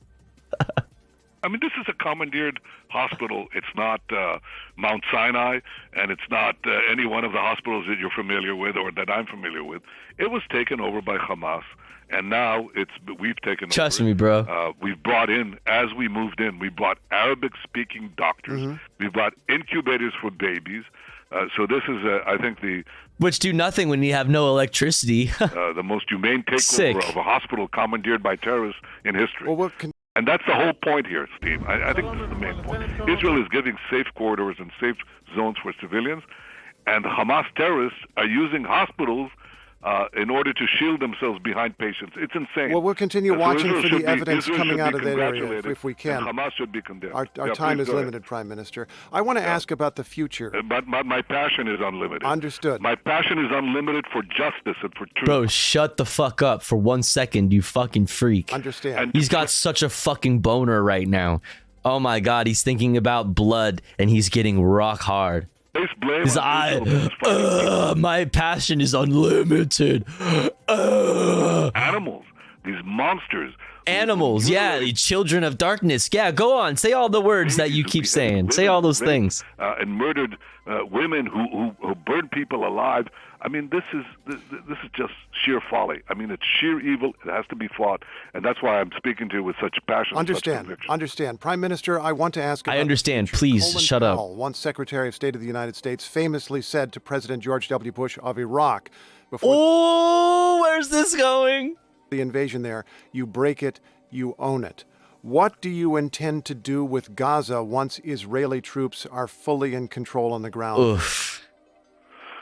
You break it, you own it, huh? Two main goals there. One is to prevent things, this threat from emerging. For that, we need to demilitarize Gaza. And the second thing we have to do is de-radicalize Gaza. It's like, what? Wait, what does that mean? De-radicalize? Bro, what do you mean? Are you gonna fucking our education camps? What does that fucking mean? What do you do when you beat the Nazi regime? Well, you make sure that Germany doesn't arm itself again, and you also make sure that Nazism is removed. Same thing you did in the victory against Japan. You know, you won the victory, but you then also made sure that there was a cultural change in Japan. We need a cultural. Bro, what happened in Japan, dude? The military dictatorships that were under America, you know, like the American military dictatorships, like in Japan and in other places after World War II, were like really like, bro, it was bad. Like the shit that like, bro, do you think the United States was like nice to like the Philippines and shit? Like, what are you saying, my man? Change in any civilian administration in Gaza. It can't be committed to funding terrorism. It has to be committed to fighting terrorism. When you say any civilian administration, Prime Minister, that seems to be the question. You've said you don't want the Palestinian Authority running Gaza, which would be the other major Palestinian organization other than Hamas. You don't want them running Gaza. Who else is there? Well, first of all, anyone who doesn't share Hamas's goals and who doesn't share Hamas's inculcation of teaching children, Palestinian children, that Israel has to be destroyed. And that's their goal in life. I mean, that's what the do you see what he's doing here? He's justifying killing children. That these are radicalized children. That children are taught that Jewish people are evil or whatever. He's justifying killing children right now. Is doing in the West Bank. It's teaching children, Palestinian children, that Israel has to be annihilated. They pay for slay. They pay the families of terrorists. Do you look at his face? He's like, bro, I don't know about that. Like, that just seems, damn, you know, like, listen, I'm at NPR, you know, like, I'm trying here, but you're really making it hard. For the murder of Jews, and the more Jews they murder, the more they get paid. This is not the people who can work for peace. And you know, almost 40 days have passed, and the Palestinian leadership of the Palestinian Authority, President Abbas, has yet to condemn this savagery. I want to ask Prime Minister, perpetrated on Jews since the Holocaust. You talked about so these are the people. Are we going to put these people in Gaza and tell them, "Oh, we entrust a future of peace with you"? That's not. Well, let's ask about that, because you talk about what children are taught. Israeli forces in the last few weeks have killed children, parents, and siblings and other loved ones by the thousands in Gaza, and you say it was to get at Hamas, that the civilian casualties were not intentional, but they're real and by the thousands. How do you expect to make peace with people who have had their loved ones killed? a really good question. I think that any civilian death and the death of any child is a tragedy, and we're doing everything we can to minimize that. But Hamas is committing You're doing everything you can? Are you sure that you're doing everything you can? Everything. War crime. You know, it's both targeting our civilians, murdering them, mutilating them, but also hiding behind civilians as human shields. Now, what would you do? Well, in fact, you can ask what you did. But what do you do now is my question. How do you make peace with them now? Well, let me show you how you did peace with people in which you had to act in many ways the way we did and actually beyond what we did. What? The Chancellor of Germany visited Israel. He called Hamas after he saw the atrocities, the new Nazis. Bro, really not saying much. We're really not saying much when you're talking about Germany, brother. Like, what did you do with the Nazis? Hitler invaded Europe. It's like the only reason Nazis are used as a comparison, one, because they're like always invoked as like the ultimate evil, right? Obviously, for real reasons, right? But it's the Jewish thing. Other than that, there is zero comparison to Hamas and the Nazis. Like the government of Germany. Like, that's just like, there's zero comparison. Like the massive machine, war machine, the massive machine that the Nazi like military, like the German military and like the Nazi government, like it's like there's zero comparison. Zero comparison. I'm starting to think Netanyahu's a Nazi op, I swear. Bro.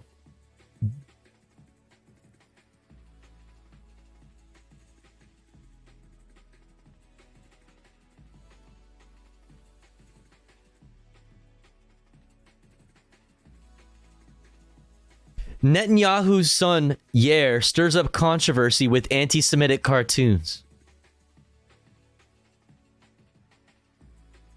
Netanyahu's son removes anti-Semitic meme from Facebook following outcry. You know who's a big fan of Netanyahu and Netanyahu's son? Actual Nazis. Actual Nazis. Why do actual Nazis really like the idea of all the Jews going to a specific place? Like all the Jews going away and going to Israel. Why do you think that? Like, what's up with that? Why does the son of Bibi Netanyahu love hanging out in weird fucking alt-right like places on the internet? Why? Why do you think that?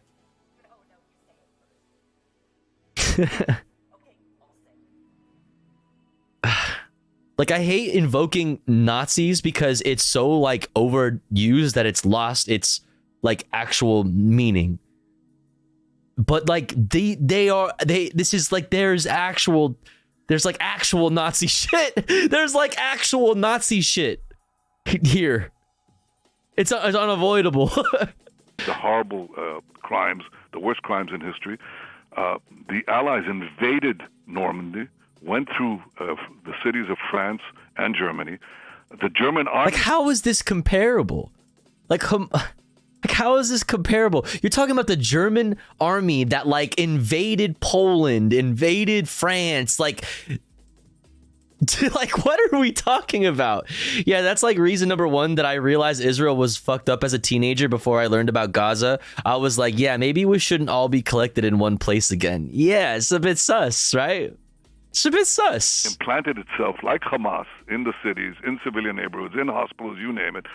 It didn't stop you from acting. You had to act. You tried to minimize civilian casualties, but unfortunately, many civilians were killed. Now, I think history would have taken a different course, a totally different course, if at the time public opinion was geared against the Allies instead of being geared against the North. How is that? Like, you're trying to make people like you're by relating it so closely to like what happened in World War II, you're like forcing people to like take sides in World War II. Like, which side are you on? You know, in the Second World War, huh? It's 2023, but we're talking about World War II. Which side? Pick a side. It's like, what?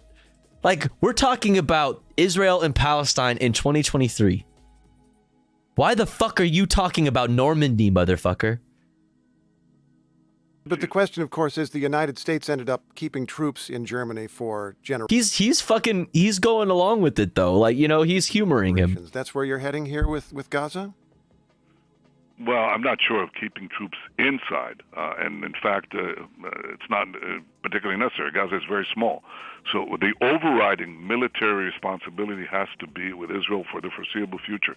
Because once you eliminate Hamas, and we have to eliminate Hamas, we have to beat these barbarians, otherwise this evil will spread, and it is a great danger to everyone. But once we defeat Hamas, we have to make sure that there's no new Hamas, no resurgence of terrorism. And right now, the only force that is able to secure that is Israel. So for the foreseeable future, Israeli overall military responsibility. But there also has to be a civilian government there. But you haven't said who that civilian government would be, sir. Well, I think I know who it can't be. It can't be people who are committed to funding terrorism. Okay, so, but are you also, do you commit to not, like, you know, propping up another Hamas in the way that this Hamas was propped up by the Israeli government?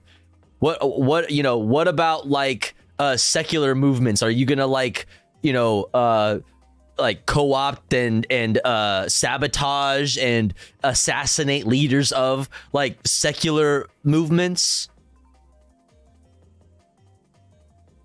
Like what are we talking about? And inculcating terrorism. Let me say this very briefly, sir. That you had this. We can give Gaza a different future. You say, how will this generation have a different future? Just the way the German people had a different future. Bro, stop talking about World War II. You fucking weirdo. You fucking weirdo. These people had a different future because you eliminated these toxic regimes, these tyrannies, these heartless monstrosities, and you replace them with something good. And what we need is something that is we replace that with something that cares for the future of peace between Israel and the Palestinians, that cares to rebuild Gaza, that cares to eliminate this terrorist tyranny that subjugated the people of Gaza. I think that's the only hope for peace and the only hope for Palestinians. Prime Minister, we have been talking with Israelis for weeks ever since the October 7th attack. Some of them support you and your course. I want you to hear two Israeli voters who do not. One of them is Margalit Zur. She is the grandmother of an Israeli soldier. Let's listen. I don't trust the government. I don't trust Bibi, first of all. For me, he thinks only of himself. For a year, he has worked for himself, for his own personal interests. And when I was in Israel, Prime Minister, I met Eliyahu Merimi, who is a Tel Aviv taxi driver, who says he had always voted for your party, Likud. Let's listen. But after what happened... Likud, far right, full of terrorists. On the 7th of October, I don't know what to think about anyone from the government, from the army, from the intelligence. I don't know what to say. How things like this can happen, I don't trust anyone anymore. Nothing, really. What do you say, Prime Minister, to those Israelis whose faith in you was destroyed? Well, I can say that Israel is united today as never before. But you can't, though, because there are family members of hostages that don't want you to bomb their loved ones, that are calling for political solutions. You can't say that because there are people who are anti-Zionist Israelis, but they're being silenced. It's like Israeli police and IDF are pulling up on Israeli citizens who are anti-Zionist. And looking at their phones and shit and arresting people. Likud and Yamina party coalition in your free time. Look up the Yamina party charter. It makes Hamas look like Boy Scouts. SMH, and I've mentioned this before, but I hate that their name is Yamina because my late mother has the same name. Oh man. Also, it's been a hot minute. Hi, Chad and Tofu. What's up, Duck Under? Welcome in. How's it going? And my government is united. I called in a significant part of the opposition that heeded my call. We formed a unity government. My whole cabinet is united. And we're committed to doing three things: destroying Hamas, destroying Hamas, returning our hostages. Do you see how they keep putting destroying Hamas first?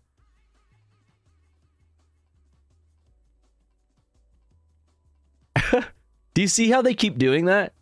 And assuring a different future in Gaza, different from the one that we had before. Right. And I think on this, the country is united.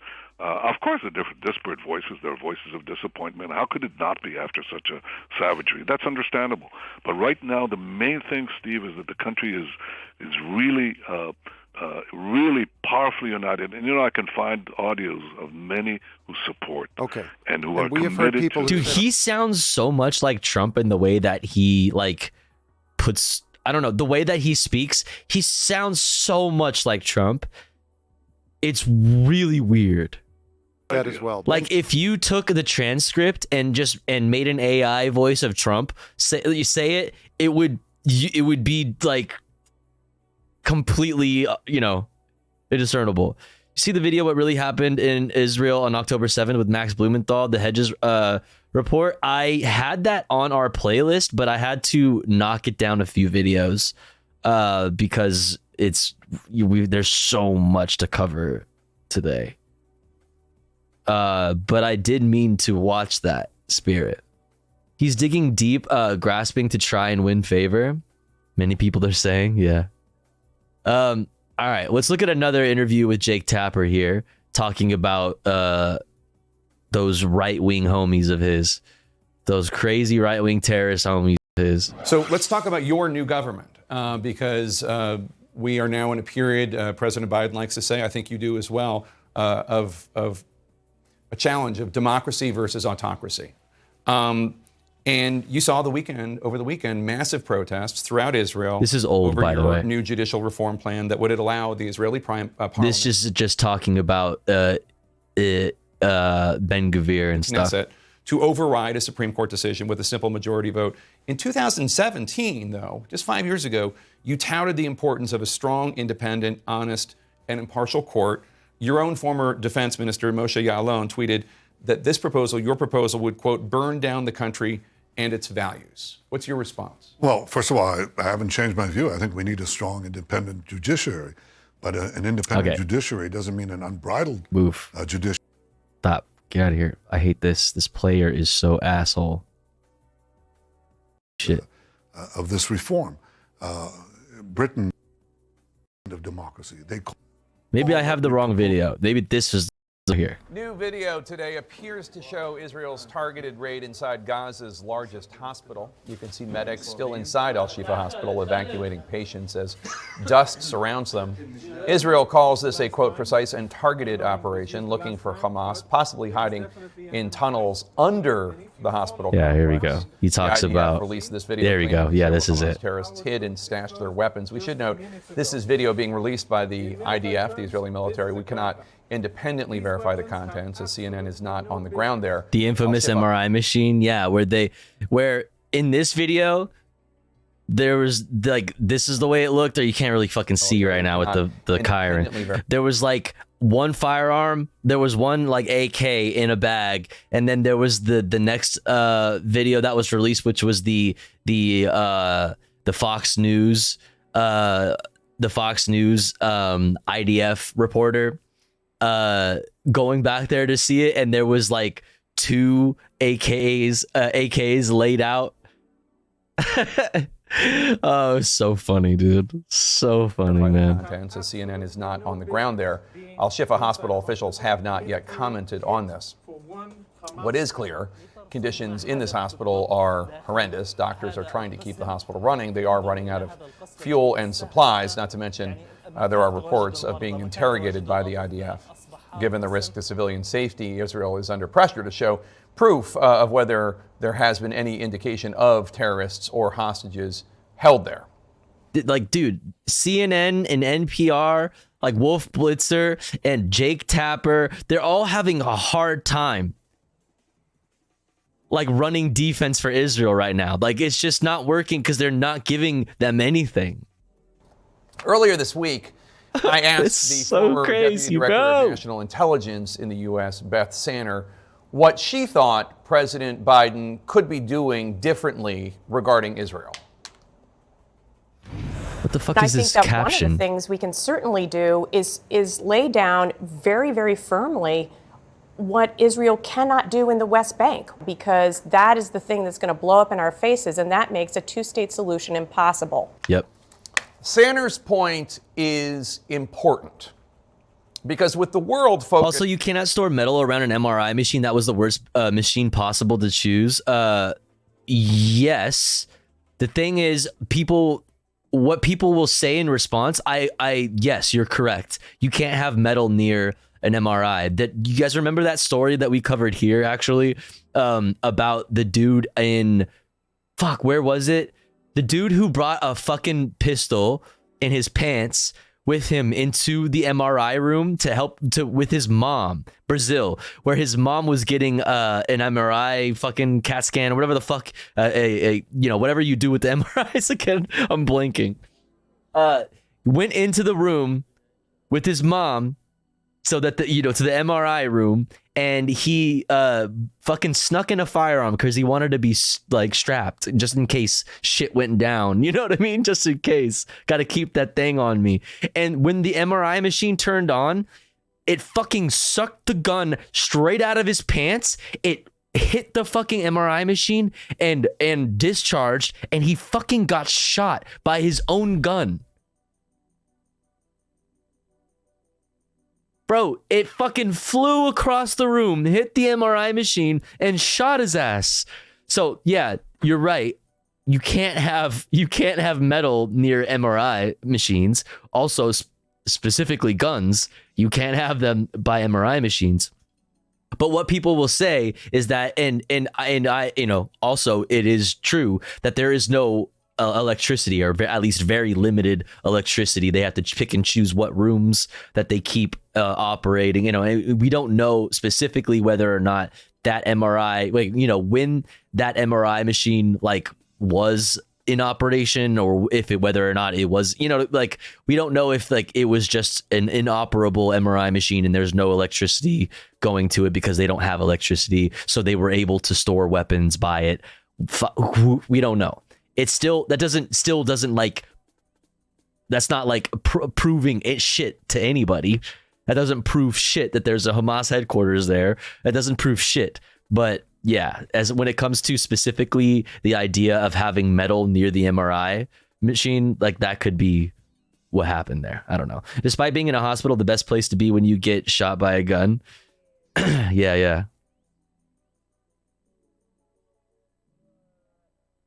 On Gaza, key members of the Netanyahu cabinet, the coalition government that he formed, key members of that cabinet are throwing fire on the flames.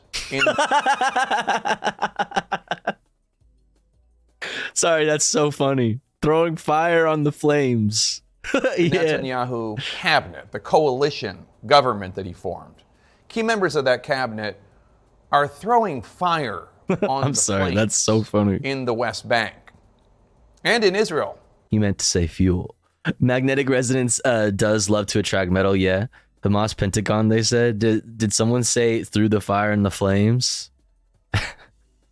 That was a heavily armed headquarters, clearly, yeah. In the Israeli newspaper Haaretz on Monday of this week, columnist Odeh Bisharat called out two of the members of the Netanyahu cabinet for taking advantage. Fire's right, they don't have fuel anymore. Fair. Of the Hamas attacks. Taking advantage and using the attacks to advance their racist, anti-Arab agenda.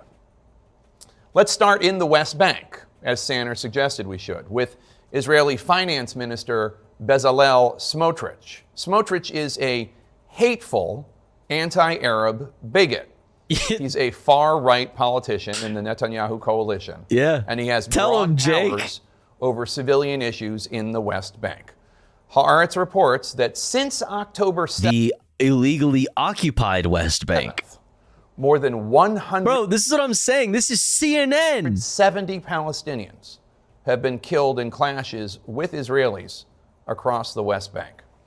Now, way back in 2005, when Israel was withdrawing from Gaza, Smotrich was arrested by the Israeli security services, the Shin Bet. Smotrich was arrested under suspicion of planning terrorist attacks. Motherfucker. He was held by the Shin Bet for 3 weeks.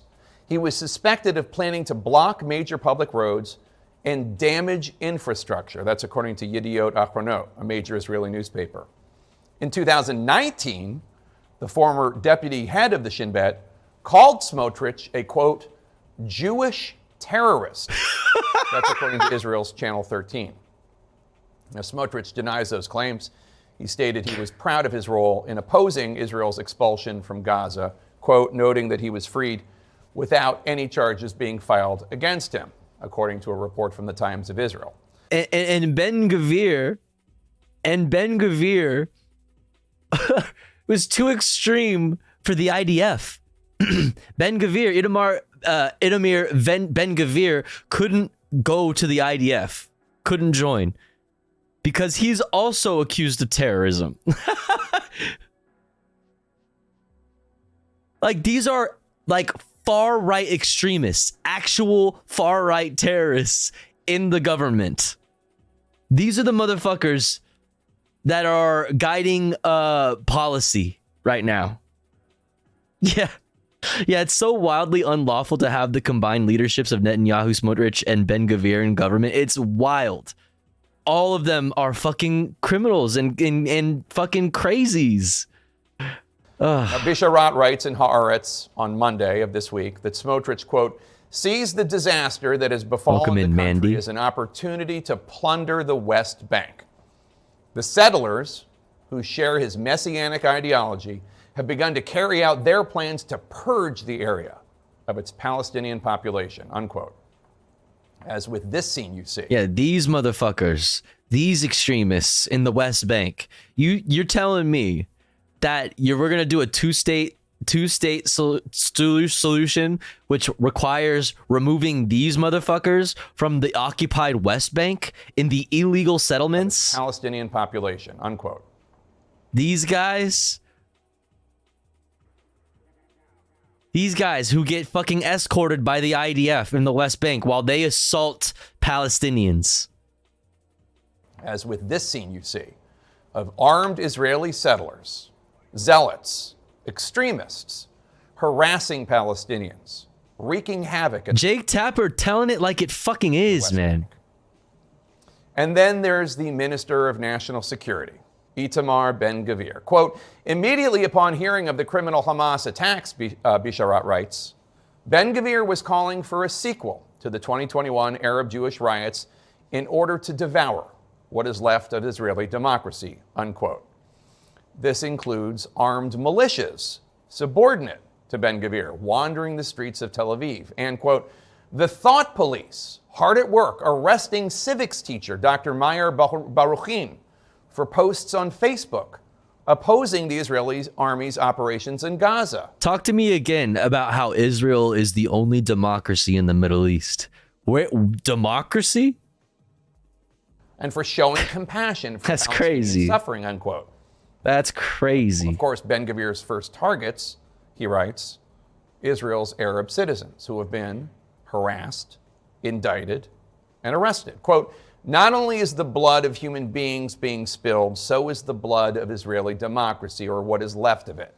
Around it, a crazed band is dancing joyfully. Ben Gvir, quote, has declared war on the Arab community, and not a single word of criticism has been uttered by the Israeli mainstream against this shameful spectacle, unquote. Yesterday, Ben Gvir posted this video bragging about how Hamas terrorists are receiving, quote, the most stringent conditions. 8 handcuffed terrorists in a dark cell, iron beds, toilets in a hole in the floor. To which Israeli citizen Gil Dickman tweeted to Minister Ben-Gvir, quote, Itamar, I'm begging.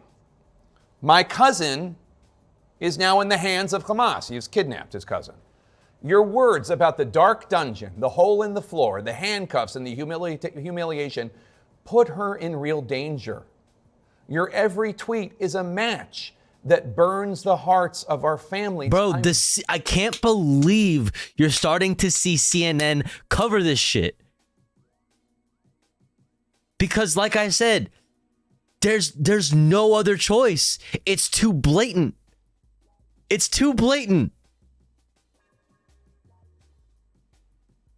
The defense that you do see is so unhinged because there's so little that is given to you as far as like ways to defend the actions and justify the actions of Israel and the IDF. Begging Itamar. There are Israelis there whose life and death are in the hands of your tongue. Please stop, unquote. But thinking about such things does not really seem to be Ben-Gvir's way. He is an openly racist, anti-Arab member of a far right party. Bro, yes. That Netanyahu joined with. Yeah, when you use like, it's like way right, like all the way over there. far right. Oh, yeah. Ben-Gvir's Yes. vile views, we should know, are no surprise. Until 2020, Ben-Gvir had a portrait in his home. Keep going Baruch further. Goldstein. Baruch Goldstein is a Jewish terrorist who murdered 29 Palestinian worshipers in the 1994 Cave of the Patriarchs massacre. Bro, that's their guy.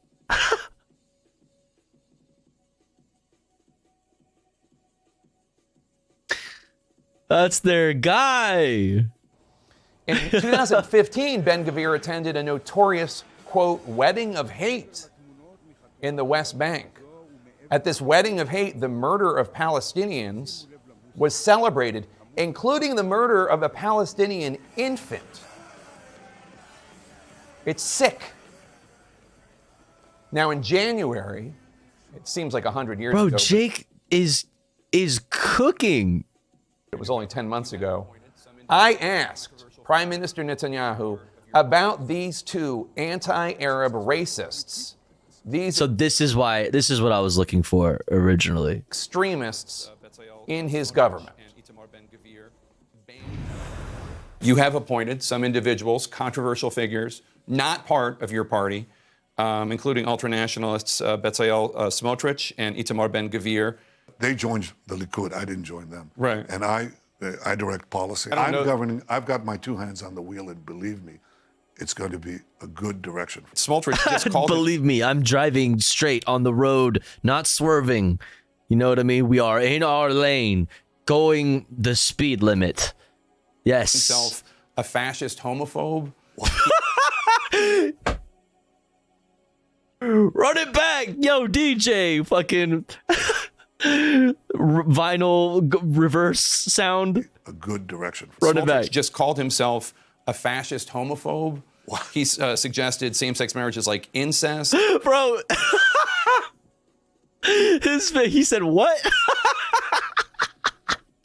He's like, bro, you're not supposed to meme like that. That's secret memes. That's secret memes, bro. You're supposed to keep that like in the private, the private chat. You know what I'm saying? Oh man. The former deputy director of Shin Bet said he was a Jewish terrorist, that he tried to stage an event when the Gaza pullout was going on. And the other day he was saying that he was putting out these horrible conspiracy theories. You must have seen this about the Shin Bet and the assassination of Rabin. I mean, these seem like rather extreme individuals. Yeah, well, a lot of people say a lot of things when they're not in power, and they sort of temper themselves when they get into power. And that's certainly the case here. Look, what? Listen, they say shit like they get crazy. You know, they're not in power, so they get all wild and they shoot from the hip. They say crazy things, crazy genocidal, racist, fucking, you know, far right, not like crazy things. But like once they get into power, though, once they get into office, you know, they tone it down a little bit. They reel it back. You know what I mean? We get presidential in this bitch. I'm controlling the government. And I'm responsible. I am the captain. Policies are sensible, and they're responsible, and they'll continue to be that.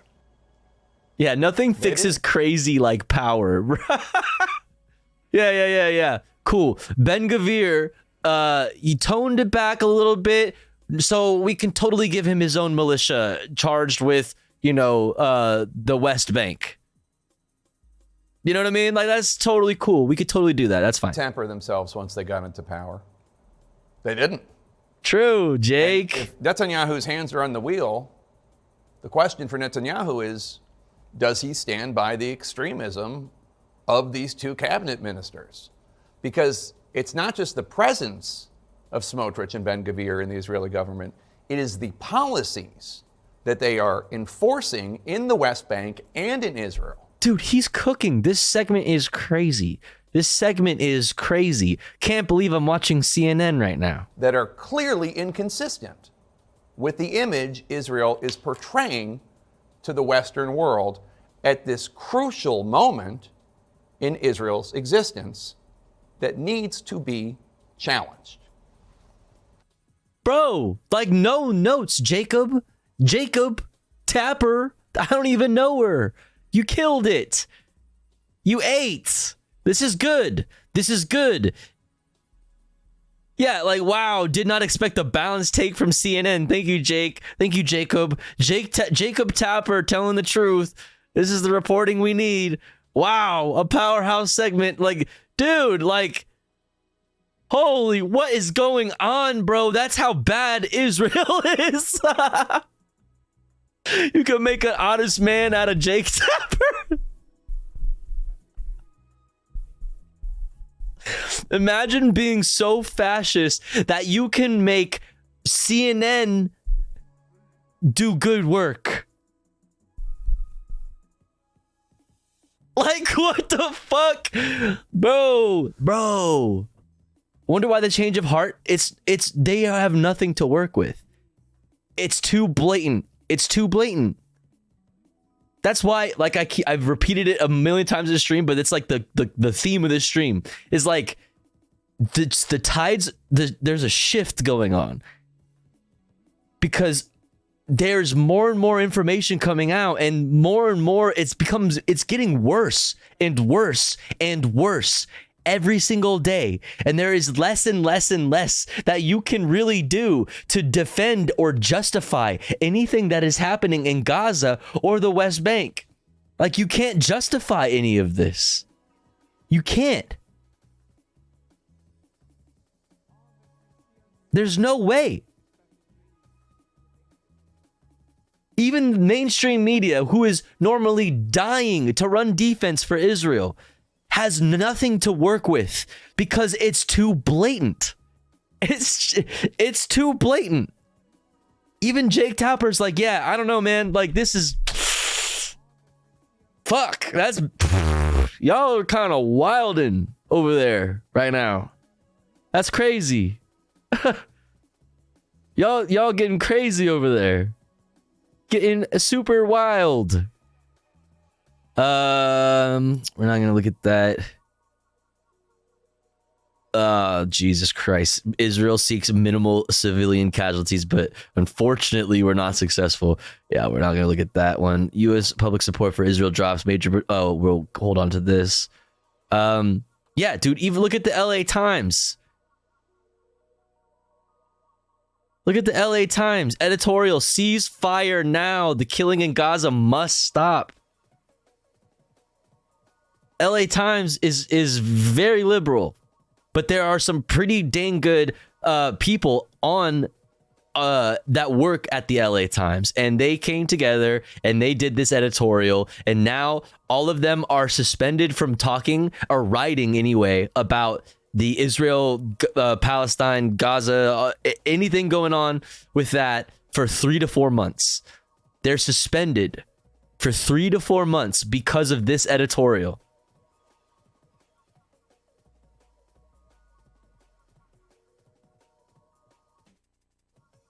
Crazy, man.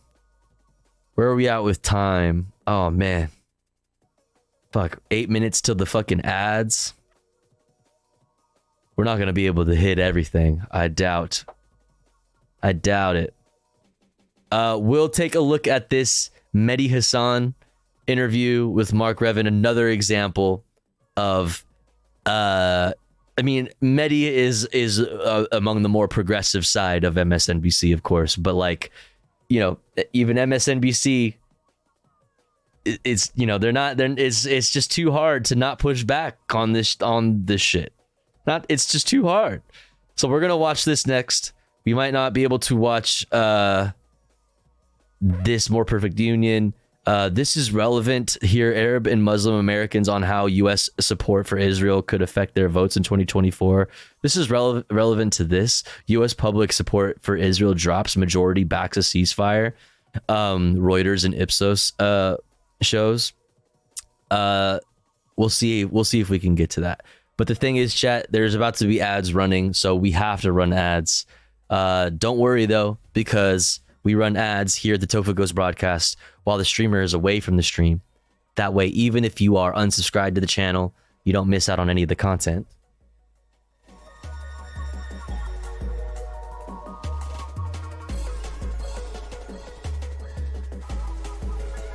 However, if you'd like to support the stream, support me, the streamer, and also in doing so, get access to cool Tofu Ghost emotes and an ad-free viewing experience, all you gotta do is subscribe for $5 or for free with the Twitch Prime.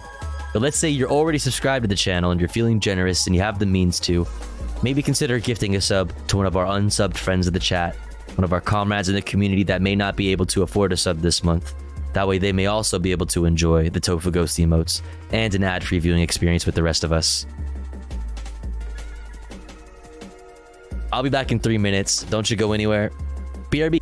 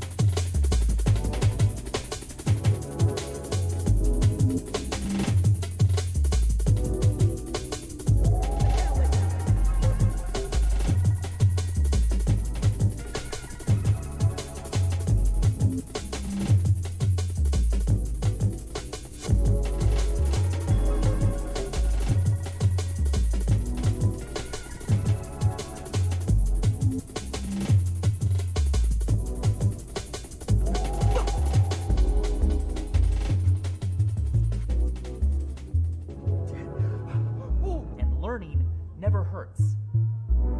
Unless you want it to.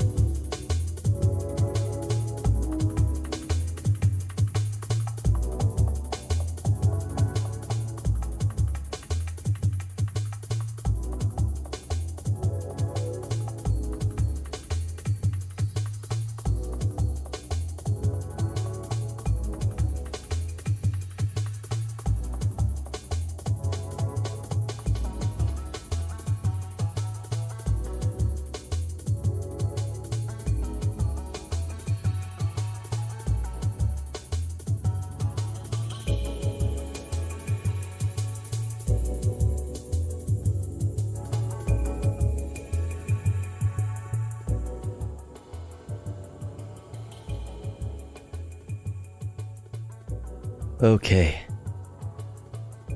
We're back.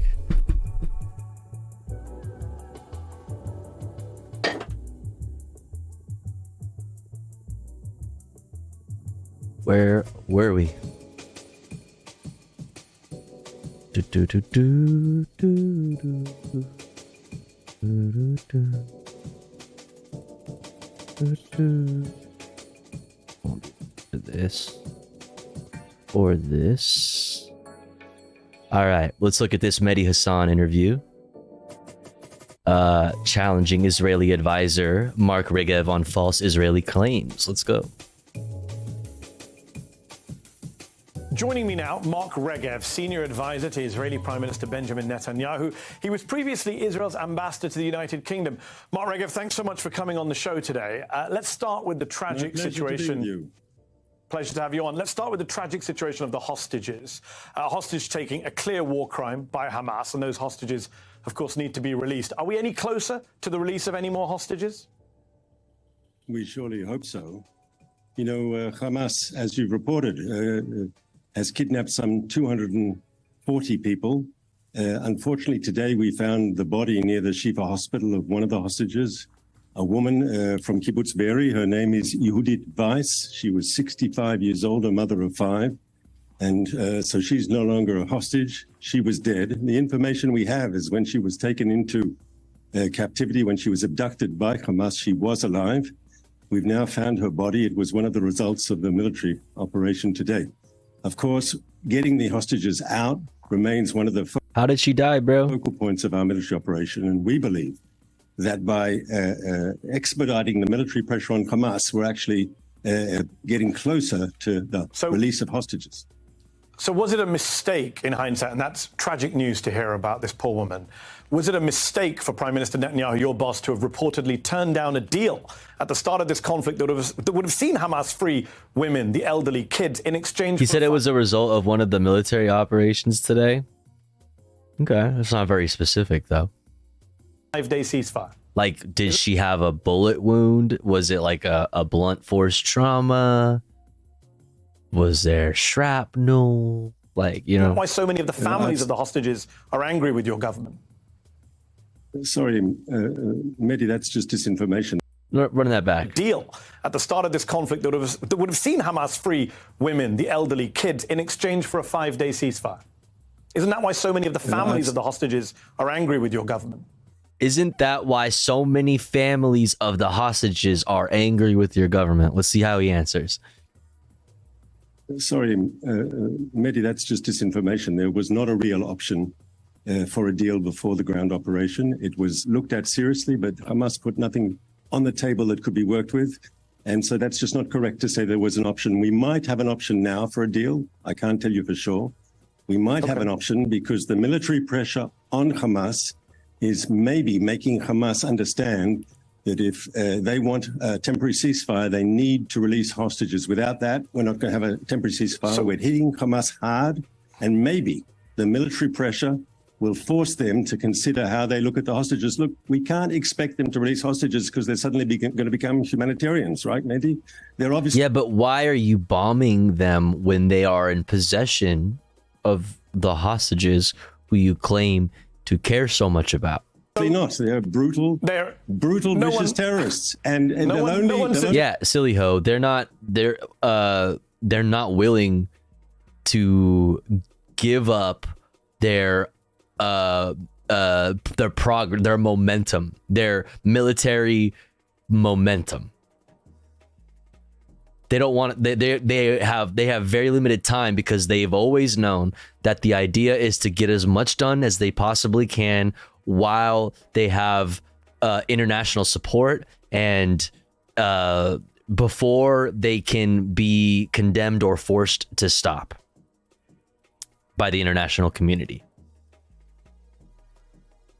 It's so ass backwards. They are trying to virtue signal how Hamas isn't humanitarian while doing nothing to get the hostages except blow them up. Yeah. Release hostages when they're they'll only release hostages when they're forced to do so. So let's talk about that. Let's talk about the military pressure. We are nearly 6 weeks into this bombing campaign and ground invasion. The Gaza Health Ministry says Israel has killed more than 11,000 people in Gaza, including a record number of children. Let me finish my question. No, but you can't say that. Do you see this? Classic.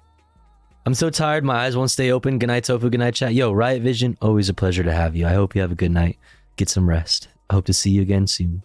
They don't want to release Palestinian prisoners, so they will shoot, blow up civilians or soldiers who are hostages. This is known as the Hannibal Doctrine. It's getting spicy between these two. Yeah, look at fucking Mehdi's face. He's like, oh, I triggered you. But yeah, that's why Benjamin Netanyahu, every single representative that we've seen get interviewed tonight, always say that number one, our priorities are to number one, eliminate Hamas, 2, retrieve the hostages. Always first, eliminate Hamas. They don't care about the hostages. They're the perfect cover.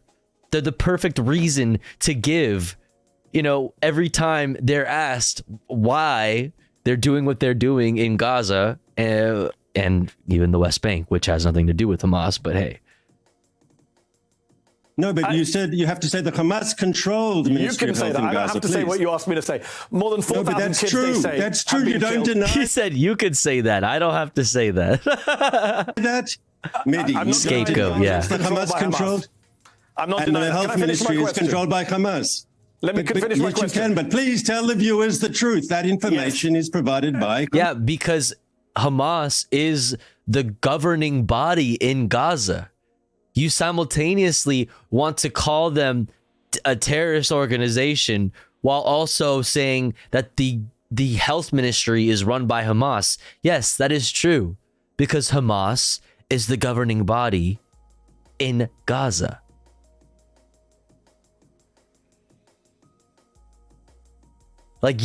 Yes. Us. Okay, and that information, we'll come back to that information, but you've got dead Gazans. The American government say maybe more than 11,000. You've got a record number of journalists killed. Oh, it's already past 11,500. According to the CPJ, a record number of UN workers killed, according to the UN, and yet Hamas still exists. It's still capable of firing rockets into Israel, still has the hostages. You haven't found their big base under the Shifa hospital either. Your critics say that shows this war is a failure. I would argue that's all incorrect, Mehdi. I'm sorry, I don't want to be a negative Nancy, but Mehdi lost the control of the narrative here. I don't think so. He's already has this guy backed into a corner where he has to talk over Mehdi and tell him just tell him that he's wrong. Like he's clearly flailing. Keep watching. Hamas hard, and they're feeling the pain. We just discussed that a moment ago. Why they may be now considering seriously a hostage release. It's not because, as I said, they've become humanitarians. It's because they're under a very, very massive military pressure. Look, this operation is not one that we wanted, obviously. This war was forced upon Israel in the terrible attack of October 7th, and we are fighting back, and we will destroy Hamas. We'll dismantle their military machine, and we'll take apart their political control of Gaza. That's good for Israel for obvious reasons. We don't have to live in fear of terrorists crossing the border and killing our people, butchering our children in the middle of the night. But it's ultimately also good, and I hope you agree with me, it'll be good for the people of Gaza, who deserve better than this terrible authoritarian, extreme... Who propped up Hamas? Hamas regime. The people of Gaza are still alive. As I say, more than 11,000 people dead, reported dead, 4,000 children. I just want to pull up on the screen. Hamas's numbers. You say Hamas's numbers. I should point out, just pull up on the screen. In the last two major Gaza conflicts, 2009 and 2014, the Israeli military's death tolls matched Hamas's health ministry death toll. So, and the UN human rights groups all agree that those numbers are credible. But look, the wider point... The international community all agrees that they're credible. Can I challenge that? Will you allow me to challenge that, please? Can I just challenge that? I'm going to challenge that. I'll try to be as brief as you are, sir. Those numbers are provided by... He's such a little bitch. Mehdi's like, look at his face. He's like, yeah, bro. There's no independent verification. And secondly, more importantly, you have no idea how many of them are Hamas terrorists, combatants, and how many are civilians. Hamas would have you believe that they're all civilians, that they're all children. And here we have to say something that isn't... But they are children. Are you saying that the children are Hamas? Like, I mean, yes, that is what he's saying. But there are children. There's over 5,000 that have been killed since October 7th. That's just since October 7th. And that's just in Gaza. Said enough. Hamas, until now... you see, when they turn 10, they become Hamas, yes. Destroying their military machine, and with that, we're eroding their control. But up until now, they've been in control of the Gaza Strip. And as a result, they control all the images coming out of Gaza. Have you seen one... Bro, no! Journalists that you are also killing, 50 of them, by the way, that you've killed. Israel has killed 50 journalists. They are the ones getting those are heroes, by the way. Those are people putting their lives on the line. Those are people going there knowing in some cases that they will die. But they're doing the job anyway, getting the truth out there to the fucking world. No, those images are not just coming from Hamas. Those are coming from, like, news organizations. The fuck are you talking about? Picture of a single dead Hamas terrorist in the fighting in Gaza? Not one. Is that by accident, or is that because Hamas can control... Hamas can control the information. You asked me a question and you Gaza. said you would be brief. I haven't, you're right, but I have seen lots of children with my own lying eyes being pulled from the rubble. Because they're the pictures Hamas wants you to see. Exactly my point. Because they're dead, they're the pictures Hamas wants. But they're also people that your government has killed. You accept that, right? You've killed children, or do you deny that? No, I do not. I do not. First of all, you don't know how those people died, those children. Oh, wow. Oh, he said, oh, wow. Bro, yeah, we do. Yeah, motherfucker, we know how they died. You blew them the fuck up, bitch. You killed them. You bombed them. What do you mean? You don't know how they died. Oh, you think that they died due to Israeli strikes? Well, where did you get that information? Hamas? Do you see how this works? I think anybody watching this can be like, yeah, okay, this guy's full of shit. This dude's full of shit. The way he's flailing around like that. Full of shit. First of all, we don't want to see a single child killed. Okay, here's my question for you, Mark. You say, I agree with you. I agree with you. We shouldn't blindly believe anything Hamas says. But why should we believe what your government says either? Your military spokesman on Monday pointed to an Arabic document in the basement of the Gaza hospital and claimed it was a Guardian list on which every terrorist writes his name. But that was... it's the fucking calendar, bitch! Monday, Tuesday, Wednesday, Thursday, Friday, Saturday, Sunday. Yeah, motherfucker walked up to this shit and said, look at this list. It's a list. You know, this Hamas list where they're listing things that just Hamas stuff. You know, they're just listing all these Hamas things. It's a fucking calendar. Fuck, dude. A kid dying from inhaling smoke from a bomb is different from being bombed. What's up, Left Flank Vets? How you doing? Oh my god.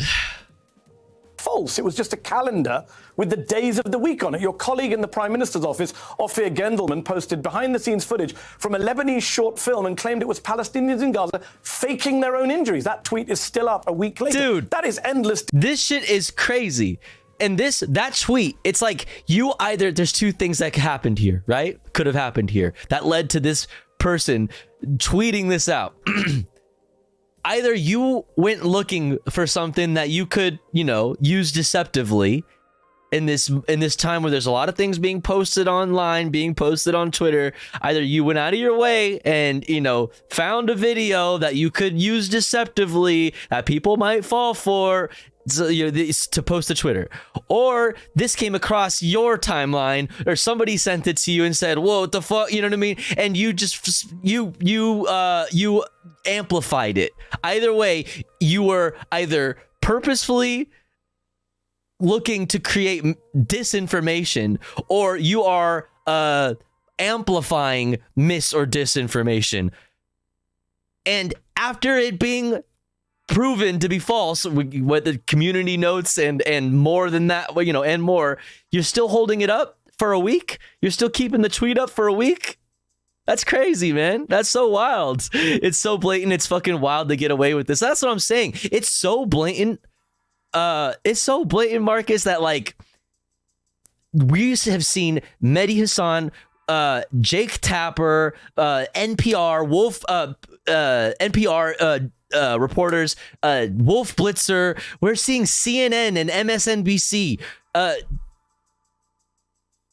asking very basic questions and completely exposing the fucking farce for what for what they are. Being pressed by very basic questions by Jake Tapper. That's crazy. That's crazy. The defense of Israel at this point is so unhinged because it has to be. Because there is so little given to you as far as reasons why you can justify what is happening right now. There's so little. It's so blatant. It's so fucking blatant that even Western mainstream media, who is dying to run defense for Israel, is having trouble doing so. It's fucking crazy. More and more people, more and more international organizations, more and more governments, more and more journalists, more and more whatever, people generally are realizing that, yeah, you know what? The history is not going to look back on this so kindly. And you know what? Maybe I, as a journalist at the LA Times or at CNN or whatever the fuck, want to be on the right side of history. Maybe we saw this happen before, after 9/11. Maybe this already happened. Maybe we've seen this movie before. Disinformation from your government, is it not? I disagree, and I think on the important issues, look, I'll give you an example, Mehdi. Originally, we estimated. No, answer your question. No, quit. Answer your question. Answer the question. Answer the question. All they do is dodge. It's crazy. Question directly, if you'll allow me.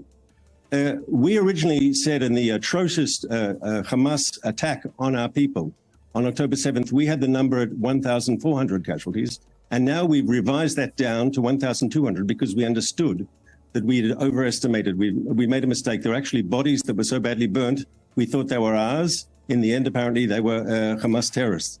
When we make a mistake, we admit it. Short on time. Why does that give you permission? Why does that give you permission to accept Hamas's numbers? I don't understand. Because, motherfucker, they are the governing body in Gaza, dumbass.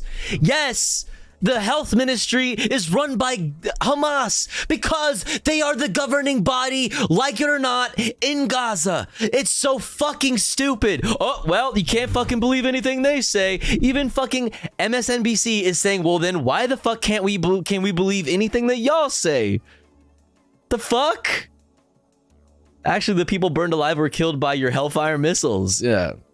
When South Africa cuts off diplomatic ties with your country because of apartheid, you should listen. Real shit. Real shit. I didn't ask about Hamas number. I said to you that your military South Africa also did something recently. Little Bear brought to my attention one night that there's a law making it, I don't remember what it is exactly. I could be butchering this, but there's some kind of law in effect preventing, like something about like stopping. There's some kind of move to stop like private military contractors and like mercenaries from going from South Africa going to Israel to join the IDF and like help. They made it like illegal for you to like do that, to like go fight in another country, essentially. I'm probably totally butchering that. Let me play this and I'll look it up on the site. You were quoting to me before Hamas numbers, Mehdi. You were quoting to me Hamas's numbers. Because the entire UN and the human rights community and the American intelligence community on Friday said they trust those numbers. But you're dodging my question, Mark. I'm not sure that's true. Why did your military spokesman on Monday point to a calendar in Arabic and say these are the names of terrorists on them? That's false. Can you accept that here and now? I'm not aware of the incident. Let's put up the image. We have the image. You have no I can't read Arabic. It doesn't help me.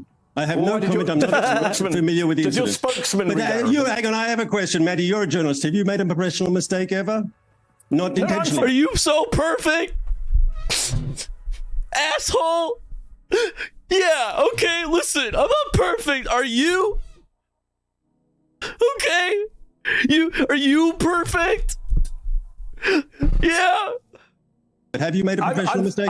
Exactly, and I own up to it. Have you made a mistake? So can you own up to the mistake? So if I've made mistakes, you've made mistakes, but there's a difference between making an honest mistake and between Hamas that deliberately exaggerates numbers to suit its propaganda purposes. There's a huge difference. So it sounds like it's like okay, real quick on what I was saying.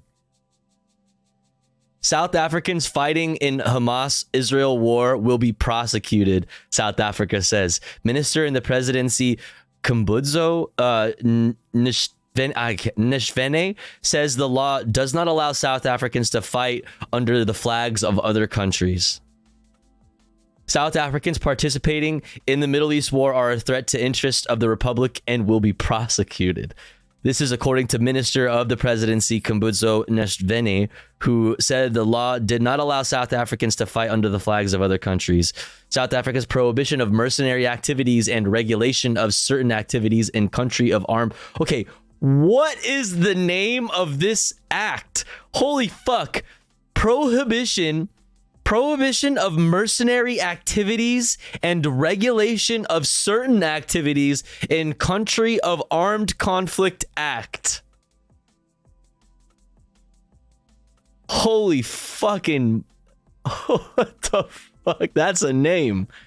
God damn. Prohibits mercenary activity and regulates the enlistment of citizens or permanent residents in other armed forces. Basically... like apartheid enjoyers, like white South Africans, essentially. Apartheid enjoyers, it is now illegal for you to go like support apartheid in Palestine. You can't do that. You'll get in trouble. So base South Africa. Hold on, you said propaganda. Can we just deal with your colleague Ophir Gendelman's tweet? It's still up 7 days later. Why has it not come down? It's a Lebanese short film. We can put it on screen. It's not Palestinians faking their own injuries. Can we own up to that mistake and take that down? Is that not propaganda? Once again, I understand that was also a mistake. And so why is it still up 7 days later? I'll speak to Ophir about it if you like. I'll speak to Ophir about it if you like. He's a friend of mine and a colleague. I quite like him. He's a good man. I quite like him. He's good guy. Yeah, good guy posting misinformation. That's crazy, man. Disinformation. He's actually very effective. Why is he effective? Well, he's not effective is a really weird way to describe this guy in this specific conversation. In the face of these specific questions from MSNBC, it's kind of weird to describe him as effective. Arabic. I agree, he made a mistake, but let's be clear. It's very good that we have someone who can speak Arabic in the Arab networks directly to Arab people, so they can hear Israeli opinions directly. Appreciate that. Is amazing at that. He's very important. Okay, thank you. He's amazing. He's so good. I love him. I want to hug and kiss him. War crimes, human rights groups, as well as the human. Yeah, let's talk about war crimes. UN High Commissioner for Human Rights have accused Hamas of committing war crimes, but they've also accused Israel of war crimes in Gaza too, which you blame on Hamas. So I have a simple question for you. If Hamas gunmen were hiding out in a school in Tel Aviv or an apartment block in Haifa, would you be okay with the Israeli Air Force? This is so crazy how hard how hard this question is for them to answer. Like, this question is always so hard to answer. It shouldn't be, but it always is. The two, which you blame on Hamas. So I have a simple question for you. If Hamas gunmen were hiding out in a school in Tel Aviv or an apartment block in Haifa, would you be okay with the Israeli Air Force dropping bombs on those buildings, leveling them, killing the innocent Israelis inside in order to get the Hamas gunmen? Would you do that? But you're right in your question. Of course, Hamas hides behind students and children. That's their whole policy. That's why we've had the casualties. Answer the question. Embeds itself, as you said in your question, amongst Answer the question. The fact that they buried themselves under the Shifa hospital. But they didn't. Okay, you still haven't shown us. Stop saying that. Unless you're gonna show me the Call of Duty fucking mobile game, computer rendering fucking Call of Duty base underneath Shifa Hospital. Like, you better stop saying that shit. Gaza City, not one hospital, but a whole series of hospitals. They took with respect, over you're not answering my question. Answer the question. Would you bomb? I am answering your question. Would you bomb schools and houses in Israel if Hamas militants were believed to be under them and kill Israeli human shields in the process? We don't deliberately kill anyone. That's not a fair question. What we don't deliberately kill anyone? Are trying to do is eliminate this. Okay, would you accidentally kill Israeli human shields? I'm asking a very simple question. Would you accidentally want to accidentally kill anyone? We wouldn't accidentally. No, we wouldn't accidentally want to kill anyone. Understood. But can I tell you, when the West fought ISIS... Answer the question, pussy. Why are you so afraid? Hey, why are you so afraid of answering that question if you're so righteous and just? You know what I mean?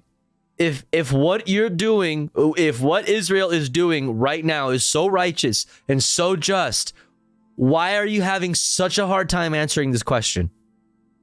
Israel, when the West fought ISIS in Fallujah and in Mosul, also there ISIS used ISIS and Hamas are not the same thing. You can sit here and say Hamas is ISIS all you want. You can make that your slogan all you fucking want, but it doesn't make it any more true.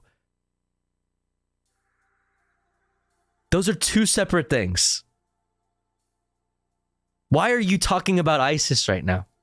Human shields. It's like Netanyahu earlier talking about World War II. It's like, motherfucker, we're talking about fucking the West Bank. You know what I mean? Like, we're talking about Gaza, and you're over here talking about Normandy. The fuck, dude? Like, what are we doing right now? And then this guy's over here. Like, what's going on? There's a hospital, I believe, in Mosul. You probably know this as well as I do. I do. And what the West was forced, and the West was fought. But I think it's actually, I think America did the right thing. You had to defeat these brutal terrorists. Would you apply the tactics of Gaza? But you're saying to me, in Israel, it's a simple question. Simple question. We wouldn't allow them to take over a school in the first place. We'd send in special forces and we'd take. Oh, you send in special forces and you do a more like surgical operation rather than just indiscriminate bombing of residential neighborhoods and hospitals and schools and roads that people need in order to travel to the safe zones and shit that you're also bombing. Oh, you would use a special forces to do something, a very highly pinpointed, orchestrated fucking operation, the motherfucker. Oh, really? Gotcha. You wouldn't just bomb shit indiscriminately? That's crazy. Whoa. All right. The terrorists. I know you're over on. You're out of time. I did answer your question. Why did you say I did not answer your question? You didn't answer. I didn't answer it the way you wanted me to answer it. That's the problem. I didn't answer it the way you wanted me to answer it. We would send in special forces and we would neutralize the terrorists. That's what we've done in the past. You know we've done it that way. Yes. Last question for you. You've got ministers in your. Why are you so annoying? You have 5 seconds. Government, I have to ask this question. Amichai Eliyahu, who said Israel should consider dropping a nuclear bomb on Gaza, which would kill what's up with that? Kill over 2 million people. He's still in your government. Avi Dichter, another member of your government, went on TV and said this is Gaza Nakba 2023. And your boss, Benjamin Netanyahu, invoked Amalek, which was a biblical call for killing every man, woman, and child. Mark, do you understand why that cannot be heard as anything other than calls for genocide or ethnic cleansing around the world? So, will you allow me to answer? Of course. Number one, motherfucker, yes. Was reprimanded by the Prime Minister, Eliyahu, and he was told very forthrightly he's suspended from the government, and if he makes any statements like that again, he's fired. On the Avi Dichter, I think I actually agree with what he said. Wait, but he hasn't been fired? Wait, so he hasn't been fired then? Lamau fired. The question should be asked, is the loss of innocent Israelis worth killing a few Hamas embedded in Israel? Yeah. Poison the land, also it's ours. We are the chosen people. Yeah. It's a boss a lot. A strongly worded letter was sent. Yeah. Akbar, the tragedy that was brought upon the Palestinians in 1947-48 was because of an extreme irresponsible leadership that wasn't willing to compromise. And Hamas is doing the same thing to Palestinians in Gaza. Terrible. And if they are creating a catastrophe, it's because of Hamas. And on the third point, Amalek was known in Jewish history, and I'm sure you know this, that they attacked from behind. They killed the women and the children and the people who were sick, who couldn't walk quickly. That's why Amalek is in the Bible, is so condemned, because they attacked the innocent. No, I know my. Don't tell me I don't know my Jewish history. I know my Jewish history. Go and attack the Amalekites. Do not spare them. Put to death men, women, and children. Is that what you're doing in Gaza? That's what the Prime Minister. No. He was describing, first of all, no one in Israel is calling for women and children to be killed on the cap. That's cap. That's cap. The country. How can you say that's cap? Minister did. He said nuke Gaza. That's cap. No.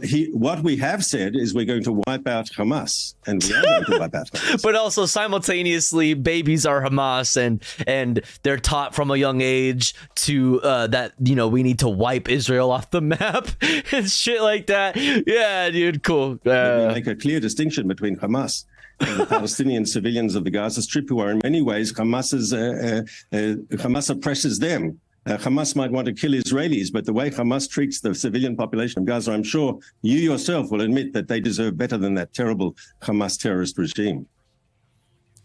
But on that note, we're out of time. Well, I'll give you one very straight. Called a story history. Mythology like that points towards Israel being run by a bunch of fascists. Absolutely, Johnny Cornflake. Forward last yes or no question for you. Joe Biden wants a two-state solution in the Middle East. He wants it sooner rather than later, he says, to get peace in the Middle East. Does your government, does Prime Minister Netanyahu support a two-state solution? Yes or no? I think it's a time now for war. It's a time for... He said, bro, I just want to kill shit. That's what, bro, two-state solution, not final solution. Victory, bro. It's over with Hamas defeated, with Hamas destroyed. When you've taken out the most extreme enemy of peace, that'll create room, I think, for more moderate and pragmatic voices to fill the vacuum. And he said, "Nah, yeah, I don't want to talk about two-state solution. It's wartime." So that's a yes or a no on a two-state solution. I gave you a good answer, I thought.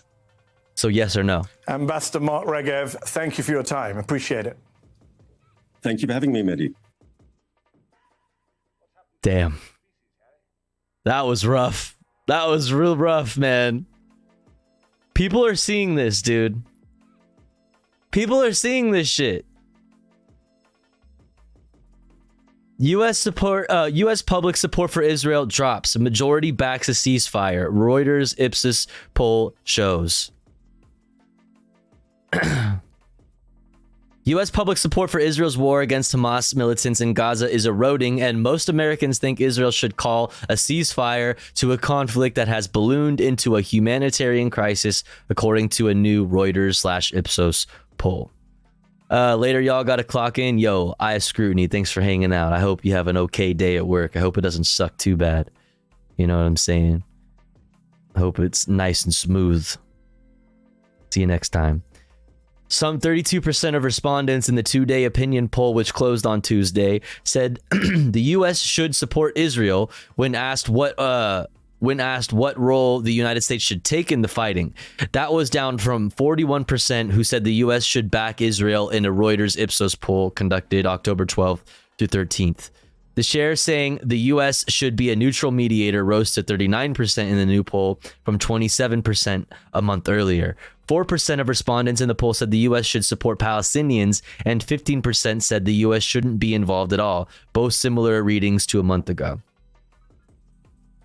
Israel has long counted on the U.S., its most powerful ally, for billions of dollars a year in military aid and international diplomatic support. An erosion of U.S. public support could be a worrisome sign for the Middle Eastern country, which faces not only Hamas militants in Gaza, but the Hezbollah Islamist movement in Lebanon, and has conducted a long-running shadow war with Iran, its regional arch foe.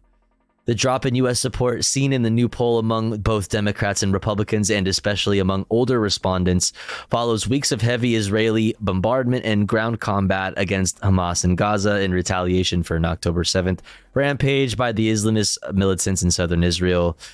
Since then, more than 11,000, closer to 12,000 now, Palestinians have been killed, around 40% of them children, in Israel's assaults, according to counts by health officials in Hamas-ruled Gaza. Always gotta say, oh yeah, Hamas-ruled, Hamas.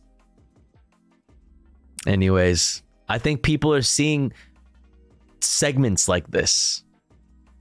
People are seeing segments like this.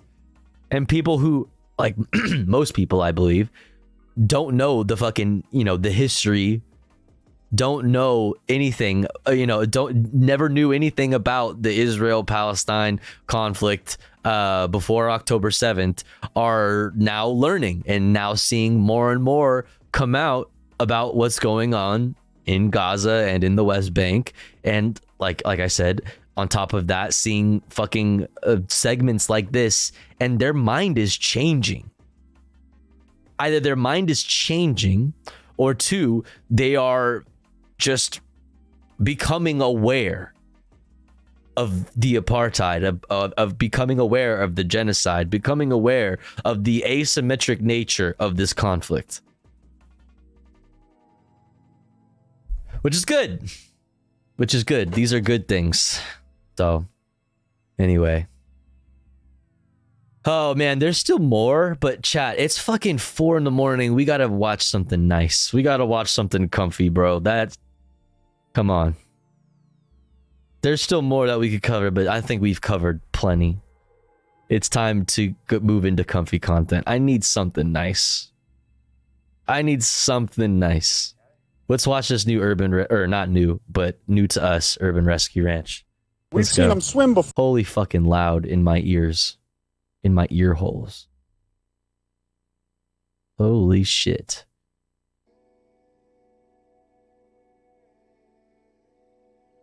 We've seen them swim before. All right, fine, you can have the fish. Heaven's friendly again. Are you okay, my little queen? So I'm gonna sit here and wait out the storm. Don't know if I love her backing me into a corner. No, look at the rainbow. Oh, goat, she's just running into walls. Definitely. The fuck? The fall in Central Texas sure is something else. Good evening. Okay, that rainbow. Why is he holding a fish? Good morning, everybody. Texas sure is something else. Good evening, everybody. Good evening. Beautiful day here at the Urban Rescue Branch. We're getting a light drizzle right now. And I have a fish. There's Master Oogway. His wife is under the barn. I bought this bad boy at the H-E-B. That's our grocery store, if you guys didn't know. And I'm giving it to this beautiful little raccoon boy here who can't be released to the wild because he's too friendly. Man, does it hurt when he grabs onto my skin like that. Oh, he really wants this fish. I'm surprised he even knows what this is. This is his first fish after all. As you guys can see, he can get out of the rain here, but now that it's going to start, it smell good. They put an igloo in here. This guy is going to All Things Wild because he is going to either be educational ambassador raccoon, but we can't put him back in the wild because he's way too friendly for that. Regardless, I like to give him a natural diet, and there's nothing like giving this boy a nice fresh fish. All right, fine, you can have the fish. Goodbye. But man, oh man, is it a nasty rainy day today. I sure hope the rain doesn't affect the audio quality of this footage, but I'm going to show you guys what's new in the barn here. It's nice and dry in here, and there's no leaks, so these goats are pretty happy. Our crocodilians, like I said earlier, get sun in here, and baby Gronk, friend raccoon, yeah. little boy, boy that could annihilate my finger right now if he wanted to. Dude, that thing is scary as shit. This new enclosure. Bite from him would be It's a little so beach. much worse than a bite from Gustavo. But today I'm going to be going to get some fish for his little enclosure here. The water is treated and aerated, so it should be fine for some fish to live in there for him to hunt. We'll be setting up another one right here for Gustavo pretty soon. But the plan with this whole building is to fill it with little cages and racks for animals for the wildlife rehab. Just like the videos I showed you guys over at All Things Wild, we're going to have a lot of ferret cages and other little things for squirrels, raccoons, possums, skunks, ringtails, and any other little random small mammals that we have in here. And this whole back area here will be for white-tailed deer. And we'll keep these tubs for any turtles that are injured that we need to rehab as well. This trench for the grounding wire is turning into a moat real fast. I might even use this trench to put a French drain on top of that wire if possible. And yes, I will go out Yo, what's up, Levelhead? you guys what the property looks like during a rainstorm. The cappies, although they're aquatic, do like to sit. Oh, Levelhead, I have to respond to your message. I'm so sorry. I suck at DMs, dude. I'm the fucking worst. I need to respond to your DM. Outside of the rain in a nice dry spot. Their hay here also stays nice and dry. So I'm gonna sit here and wait out the storm a little bit with these little fellas who don't really seem to mind my company. I believe that this one desires it. Clappies. What's funny is these ones, even though they don't like me as much, have to sit in here with me because it's raining.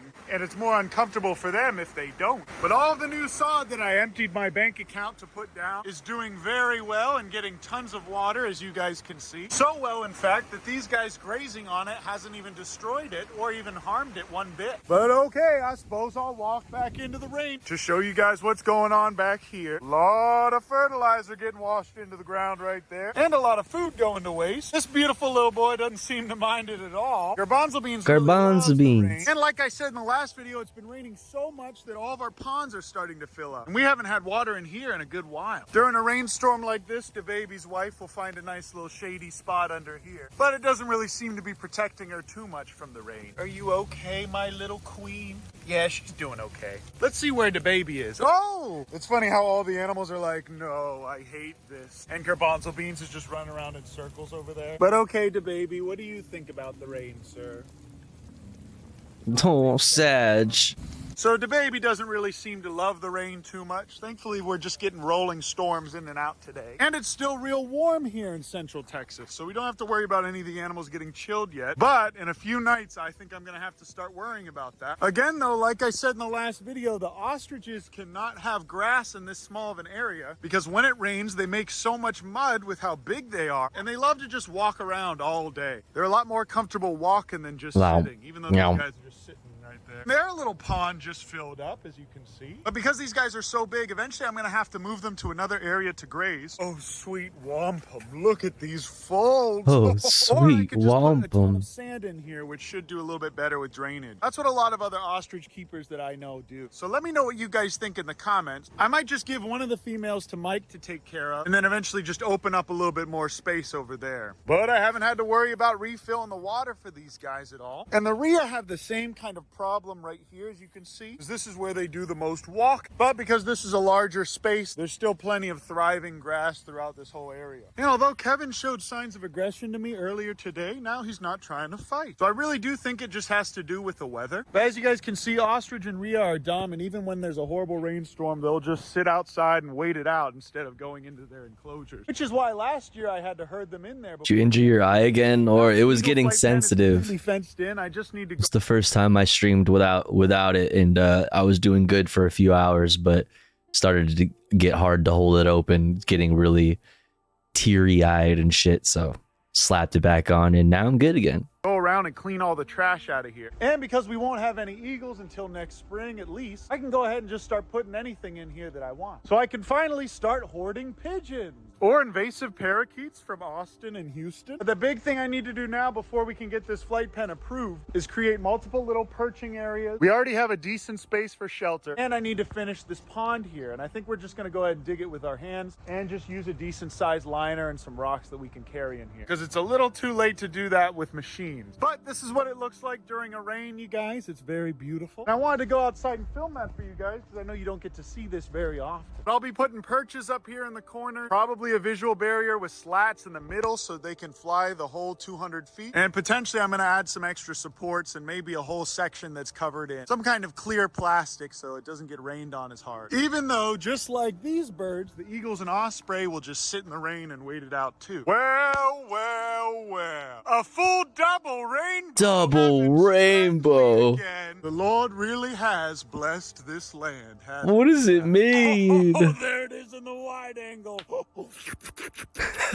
a beautiful day. Old Uncle Ben can see if he can get a nice picture from this ostrich enclosure, even though it's nasty. Here, let's see if we can get a, hey ladies, let's see if we can get a nice picture in here. Don't know if I love her backing me into a corner. I think that they think that I'm just a big food item, but that's okay. Oh, nothing like getting cornered by 3 adult female muscle mommy ostriches. Oh, that doesn't feel good. Okay, I got my picture for the Instagram. Get out of my way. Go, get out of my way. Homelander, who's actually a woman, is still very friendly with me. And even though I already fed them this morning, they still just want more food. When they're wet, you can definitely see how much bigger the other females are than Homelander. Look how big their footprints are, you guys. This is why there's no more grass in this area. But look at this, you guys. There's a pond here. And this is all the nice pond. You guys can be drinking too. Delicious. But we just need Prairie Creek Ponds to come out and help us again. Wow, look at that, you guys. One last look at the rainbow, and I'm gonna head back to the house. Maybe I can get another shot from over here.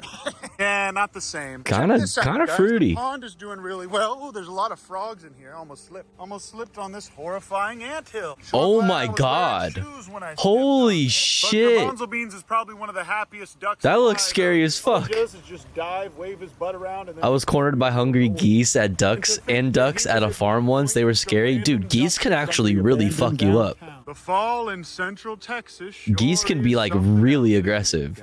But I do think that putting just a ton of sand here would probably be the best thing. They also eat it, and it's good for their stomach. It helps them digest their food. All of this grass is doing super well. Obviously, I don't really need to water it every day like I used to. But now I'm going to go ahead and see if I can try and move the cap. Oh my god, that duck is so cute. Like watching this boy fly around. Texas anthills are different. I forget why. Everything's bigger in Texas. On the lips, if you guys want to see. Oh. Patrick moment.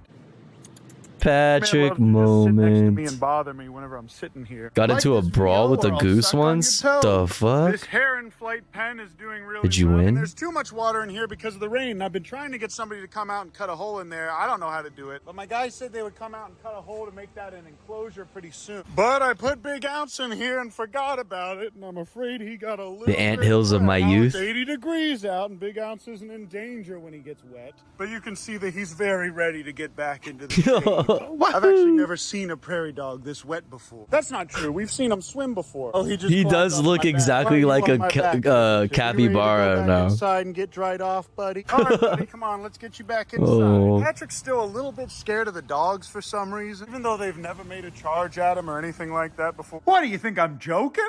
He just keeps jumping right up there for some reason. Wet Ounce for today. Come on, Big Ounce. Wet Ounce. You know how to get up here. You built it after all. There he goes. Come on, Big Ounce. This is actually his first time coming in the new house. Since he built it, of course. Excellent craftsmanship. Wouldn't you agree, Mr. Ounce? Oh, this poor boy is so wet. Welcome to your new home. Oh, wow. Like the other cow. Steve and Herobrine are doing well. Would you like to give Steve and Herobrine? Big Ounce? Okay, guys, this is Big Ounce doing this, not me. Let's see if Herobrine will eat this little worm I put here for him. I guess you really can't overfeed these guys, can you? What the fuck? Look who's already scratching my new couch. Yep, he's definitely looking at it. Just doesn't seem too interested. Just chilling, dude. Look at the Pokemon. You cannot overfeed these guys. They only eat when they want to. Well, you guys, here it is. Big Ounce finished building this house. If you Ooh, there's a little loft. You did a very par job. You did a great job with the craftsmanship. Could have been done a little bit faster. We had a contract for 2 years. But okay, I'm going to take this little wet mole rat and bring him back to his little area. I'm going to put Poggers and Queen over here so they... Come on, Queen, let's go, let's go. Yeah. Whee! And now they can socialize. Oh my god, the goats. I love If them. you guys don't know, Queen was raised by goats. Why are you like The this? Queen was raised by goats and Poggers was raised by a pig. So both of them do very well with goats and sheep, especially precious. Wait, like actually? And I think it'll be good for whoever gets these little guys. Wait, like next actually to have raised by a goats what the socialized fuck? with dogs, so that these little fellas know not to be afraid of them. And I want to put Patrick in here with them, but I'm afraid that Patrick will run into walls and die. Now I need to move the cappies to the front. I think the best way to do that is I love go dogs, they're so dumb. Or to wait until the next video. Big Ounce, I have a towel. Oh my gosh, so cute. Cuddle on the couch and play video, buddy. You want to come out? So cute. Okay, I'll just leave you in. He says, how could you forget about me? Man, it's really coming down now. That's it for now, you guys. I love you. I appreciate you. Thanks so much for watching my video and supporting me throughout all the years. And I'll see you in the next video. Oh, almost forgot to tell you. It's Nardwar. Oh. A human serviette. Oh man, I really want to watch this. It's 30 minutes long though. Fuck, I really wanted to watch this today. Nardwar and Tyler, the creator, interview, new one, 2023 at fucking Camp Flogna. Look at all the fucking Zoomers. Dude, oh, I love Nardwar. I really wanted to watch this, but it's so late, chat. Do it? Yeah, we're gonna have to save this one. We're gonna have to save this one. Listen, I'd love to, but I have to get to bed. It's crazy late. It's even much later for you, Catboy. What the heck? Nardwar, I see him around town sometimes. Really? It's 6 a.m. here, Lamau. My God. Fuck sleep. Yo, what's up, Flunky? My God. All right, chat. Listen, I had a really good stream. Thanks for hanging out with me. Appreciate you all. Much love. We got to take this party elsewhere, though. It's time. I got to eat some food and think about trying to sleep. Who should we hang out with, though? Who should we go hang out with? Let's see. Young Skirt is live? Damn. Left Flank Vets. We got Frogan. I don't think Frogan allows raids from people she doesn't follow. I don't know if she follows me on Twitch. She follows me on Twitter, though. Lord Spew, Daff, Zacap, Little Bear. Let's see. Left Flank Vets was in here earlier. So I feel we could go over there. Yeah, let's do that. Let's do that. Send some love over to Left Flank Vets. Doing, what's it called? Doing C-spam in the morning, in the Morbin. Thanks for hanging out with me. Good night, Alex. Good night, chat. Good night, Classic Banana Milk. Good night, everybody. Thanks for hanging out with me. Thanks for the good vibes. Thanks for helping me destroy the sub goal today. Thanks for all the support. Thank you. You're all the best. Tofu Ghost Radio this weekend? Maybe? Pausers? Maybe? Who knows? Maybe? Surprise sub-only stream this weekend? Maybe? Anyways. Go to the Discord. I'll let you know in there if that does happen. Take your meds. Drink some water. Take care of yourself. Be nice to yourself. Be nice to others. Don't be a dick. But also don't be a pussy. And I hope to see you again soon. Have a good night, everyone.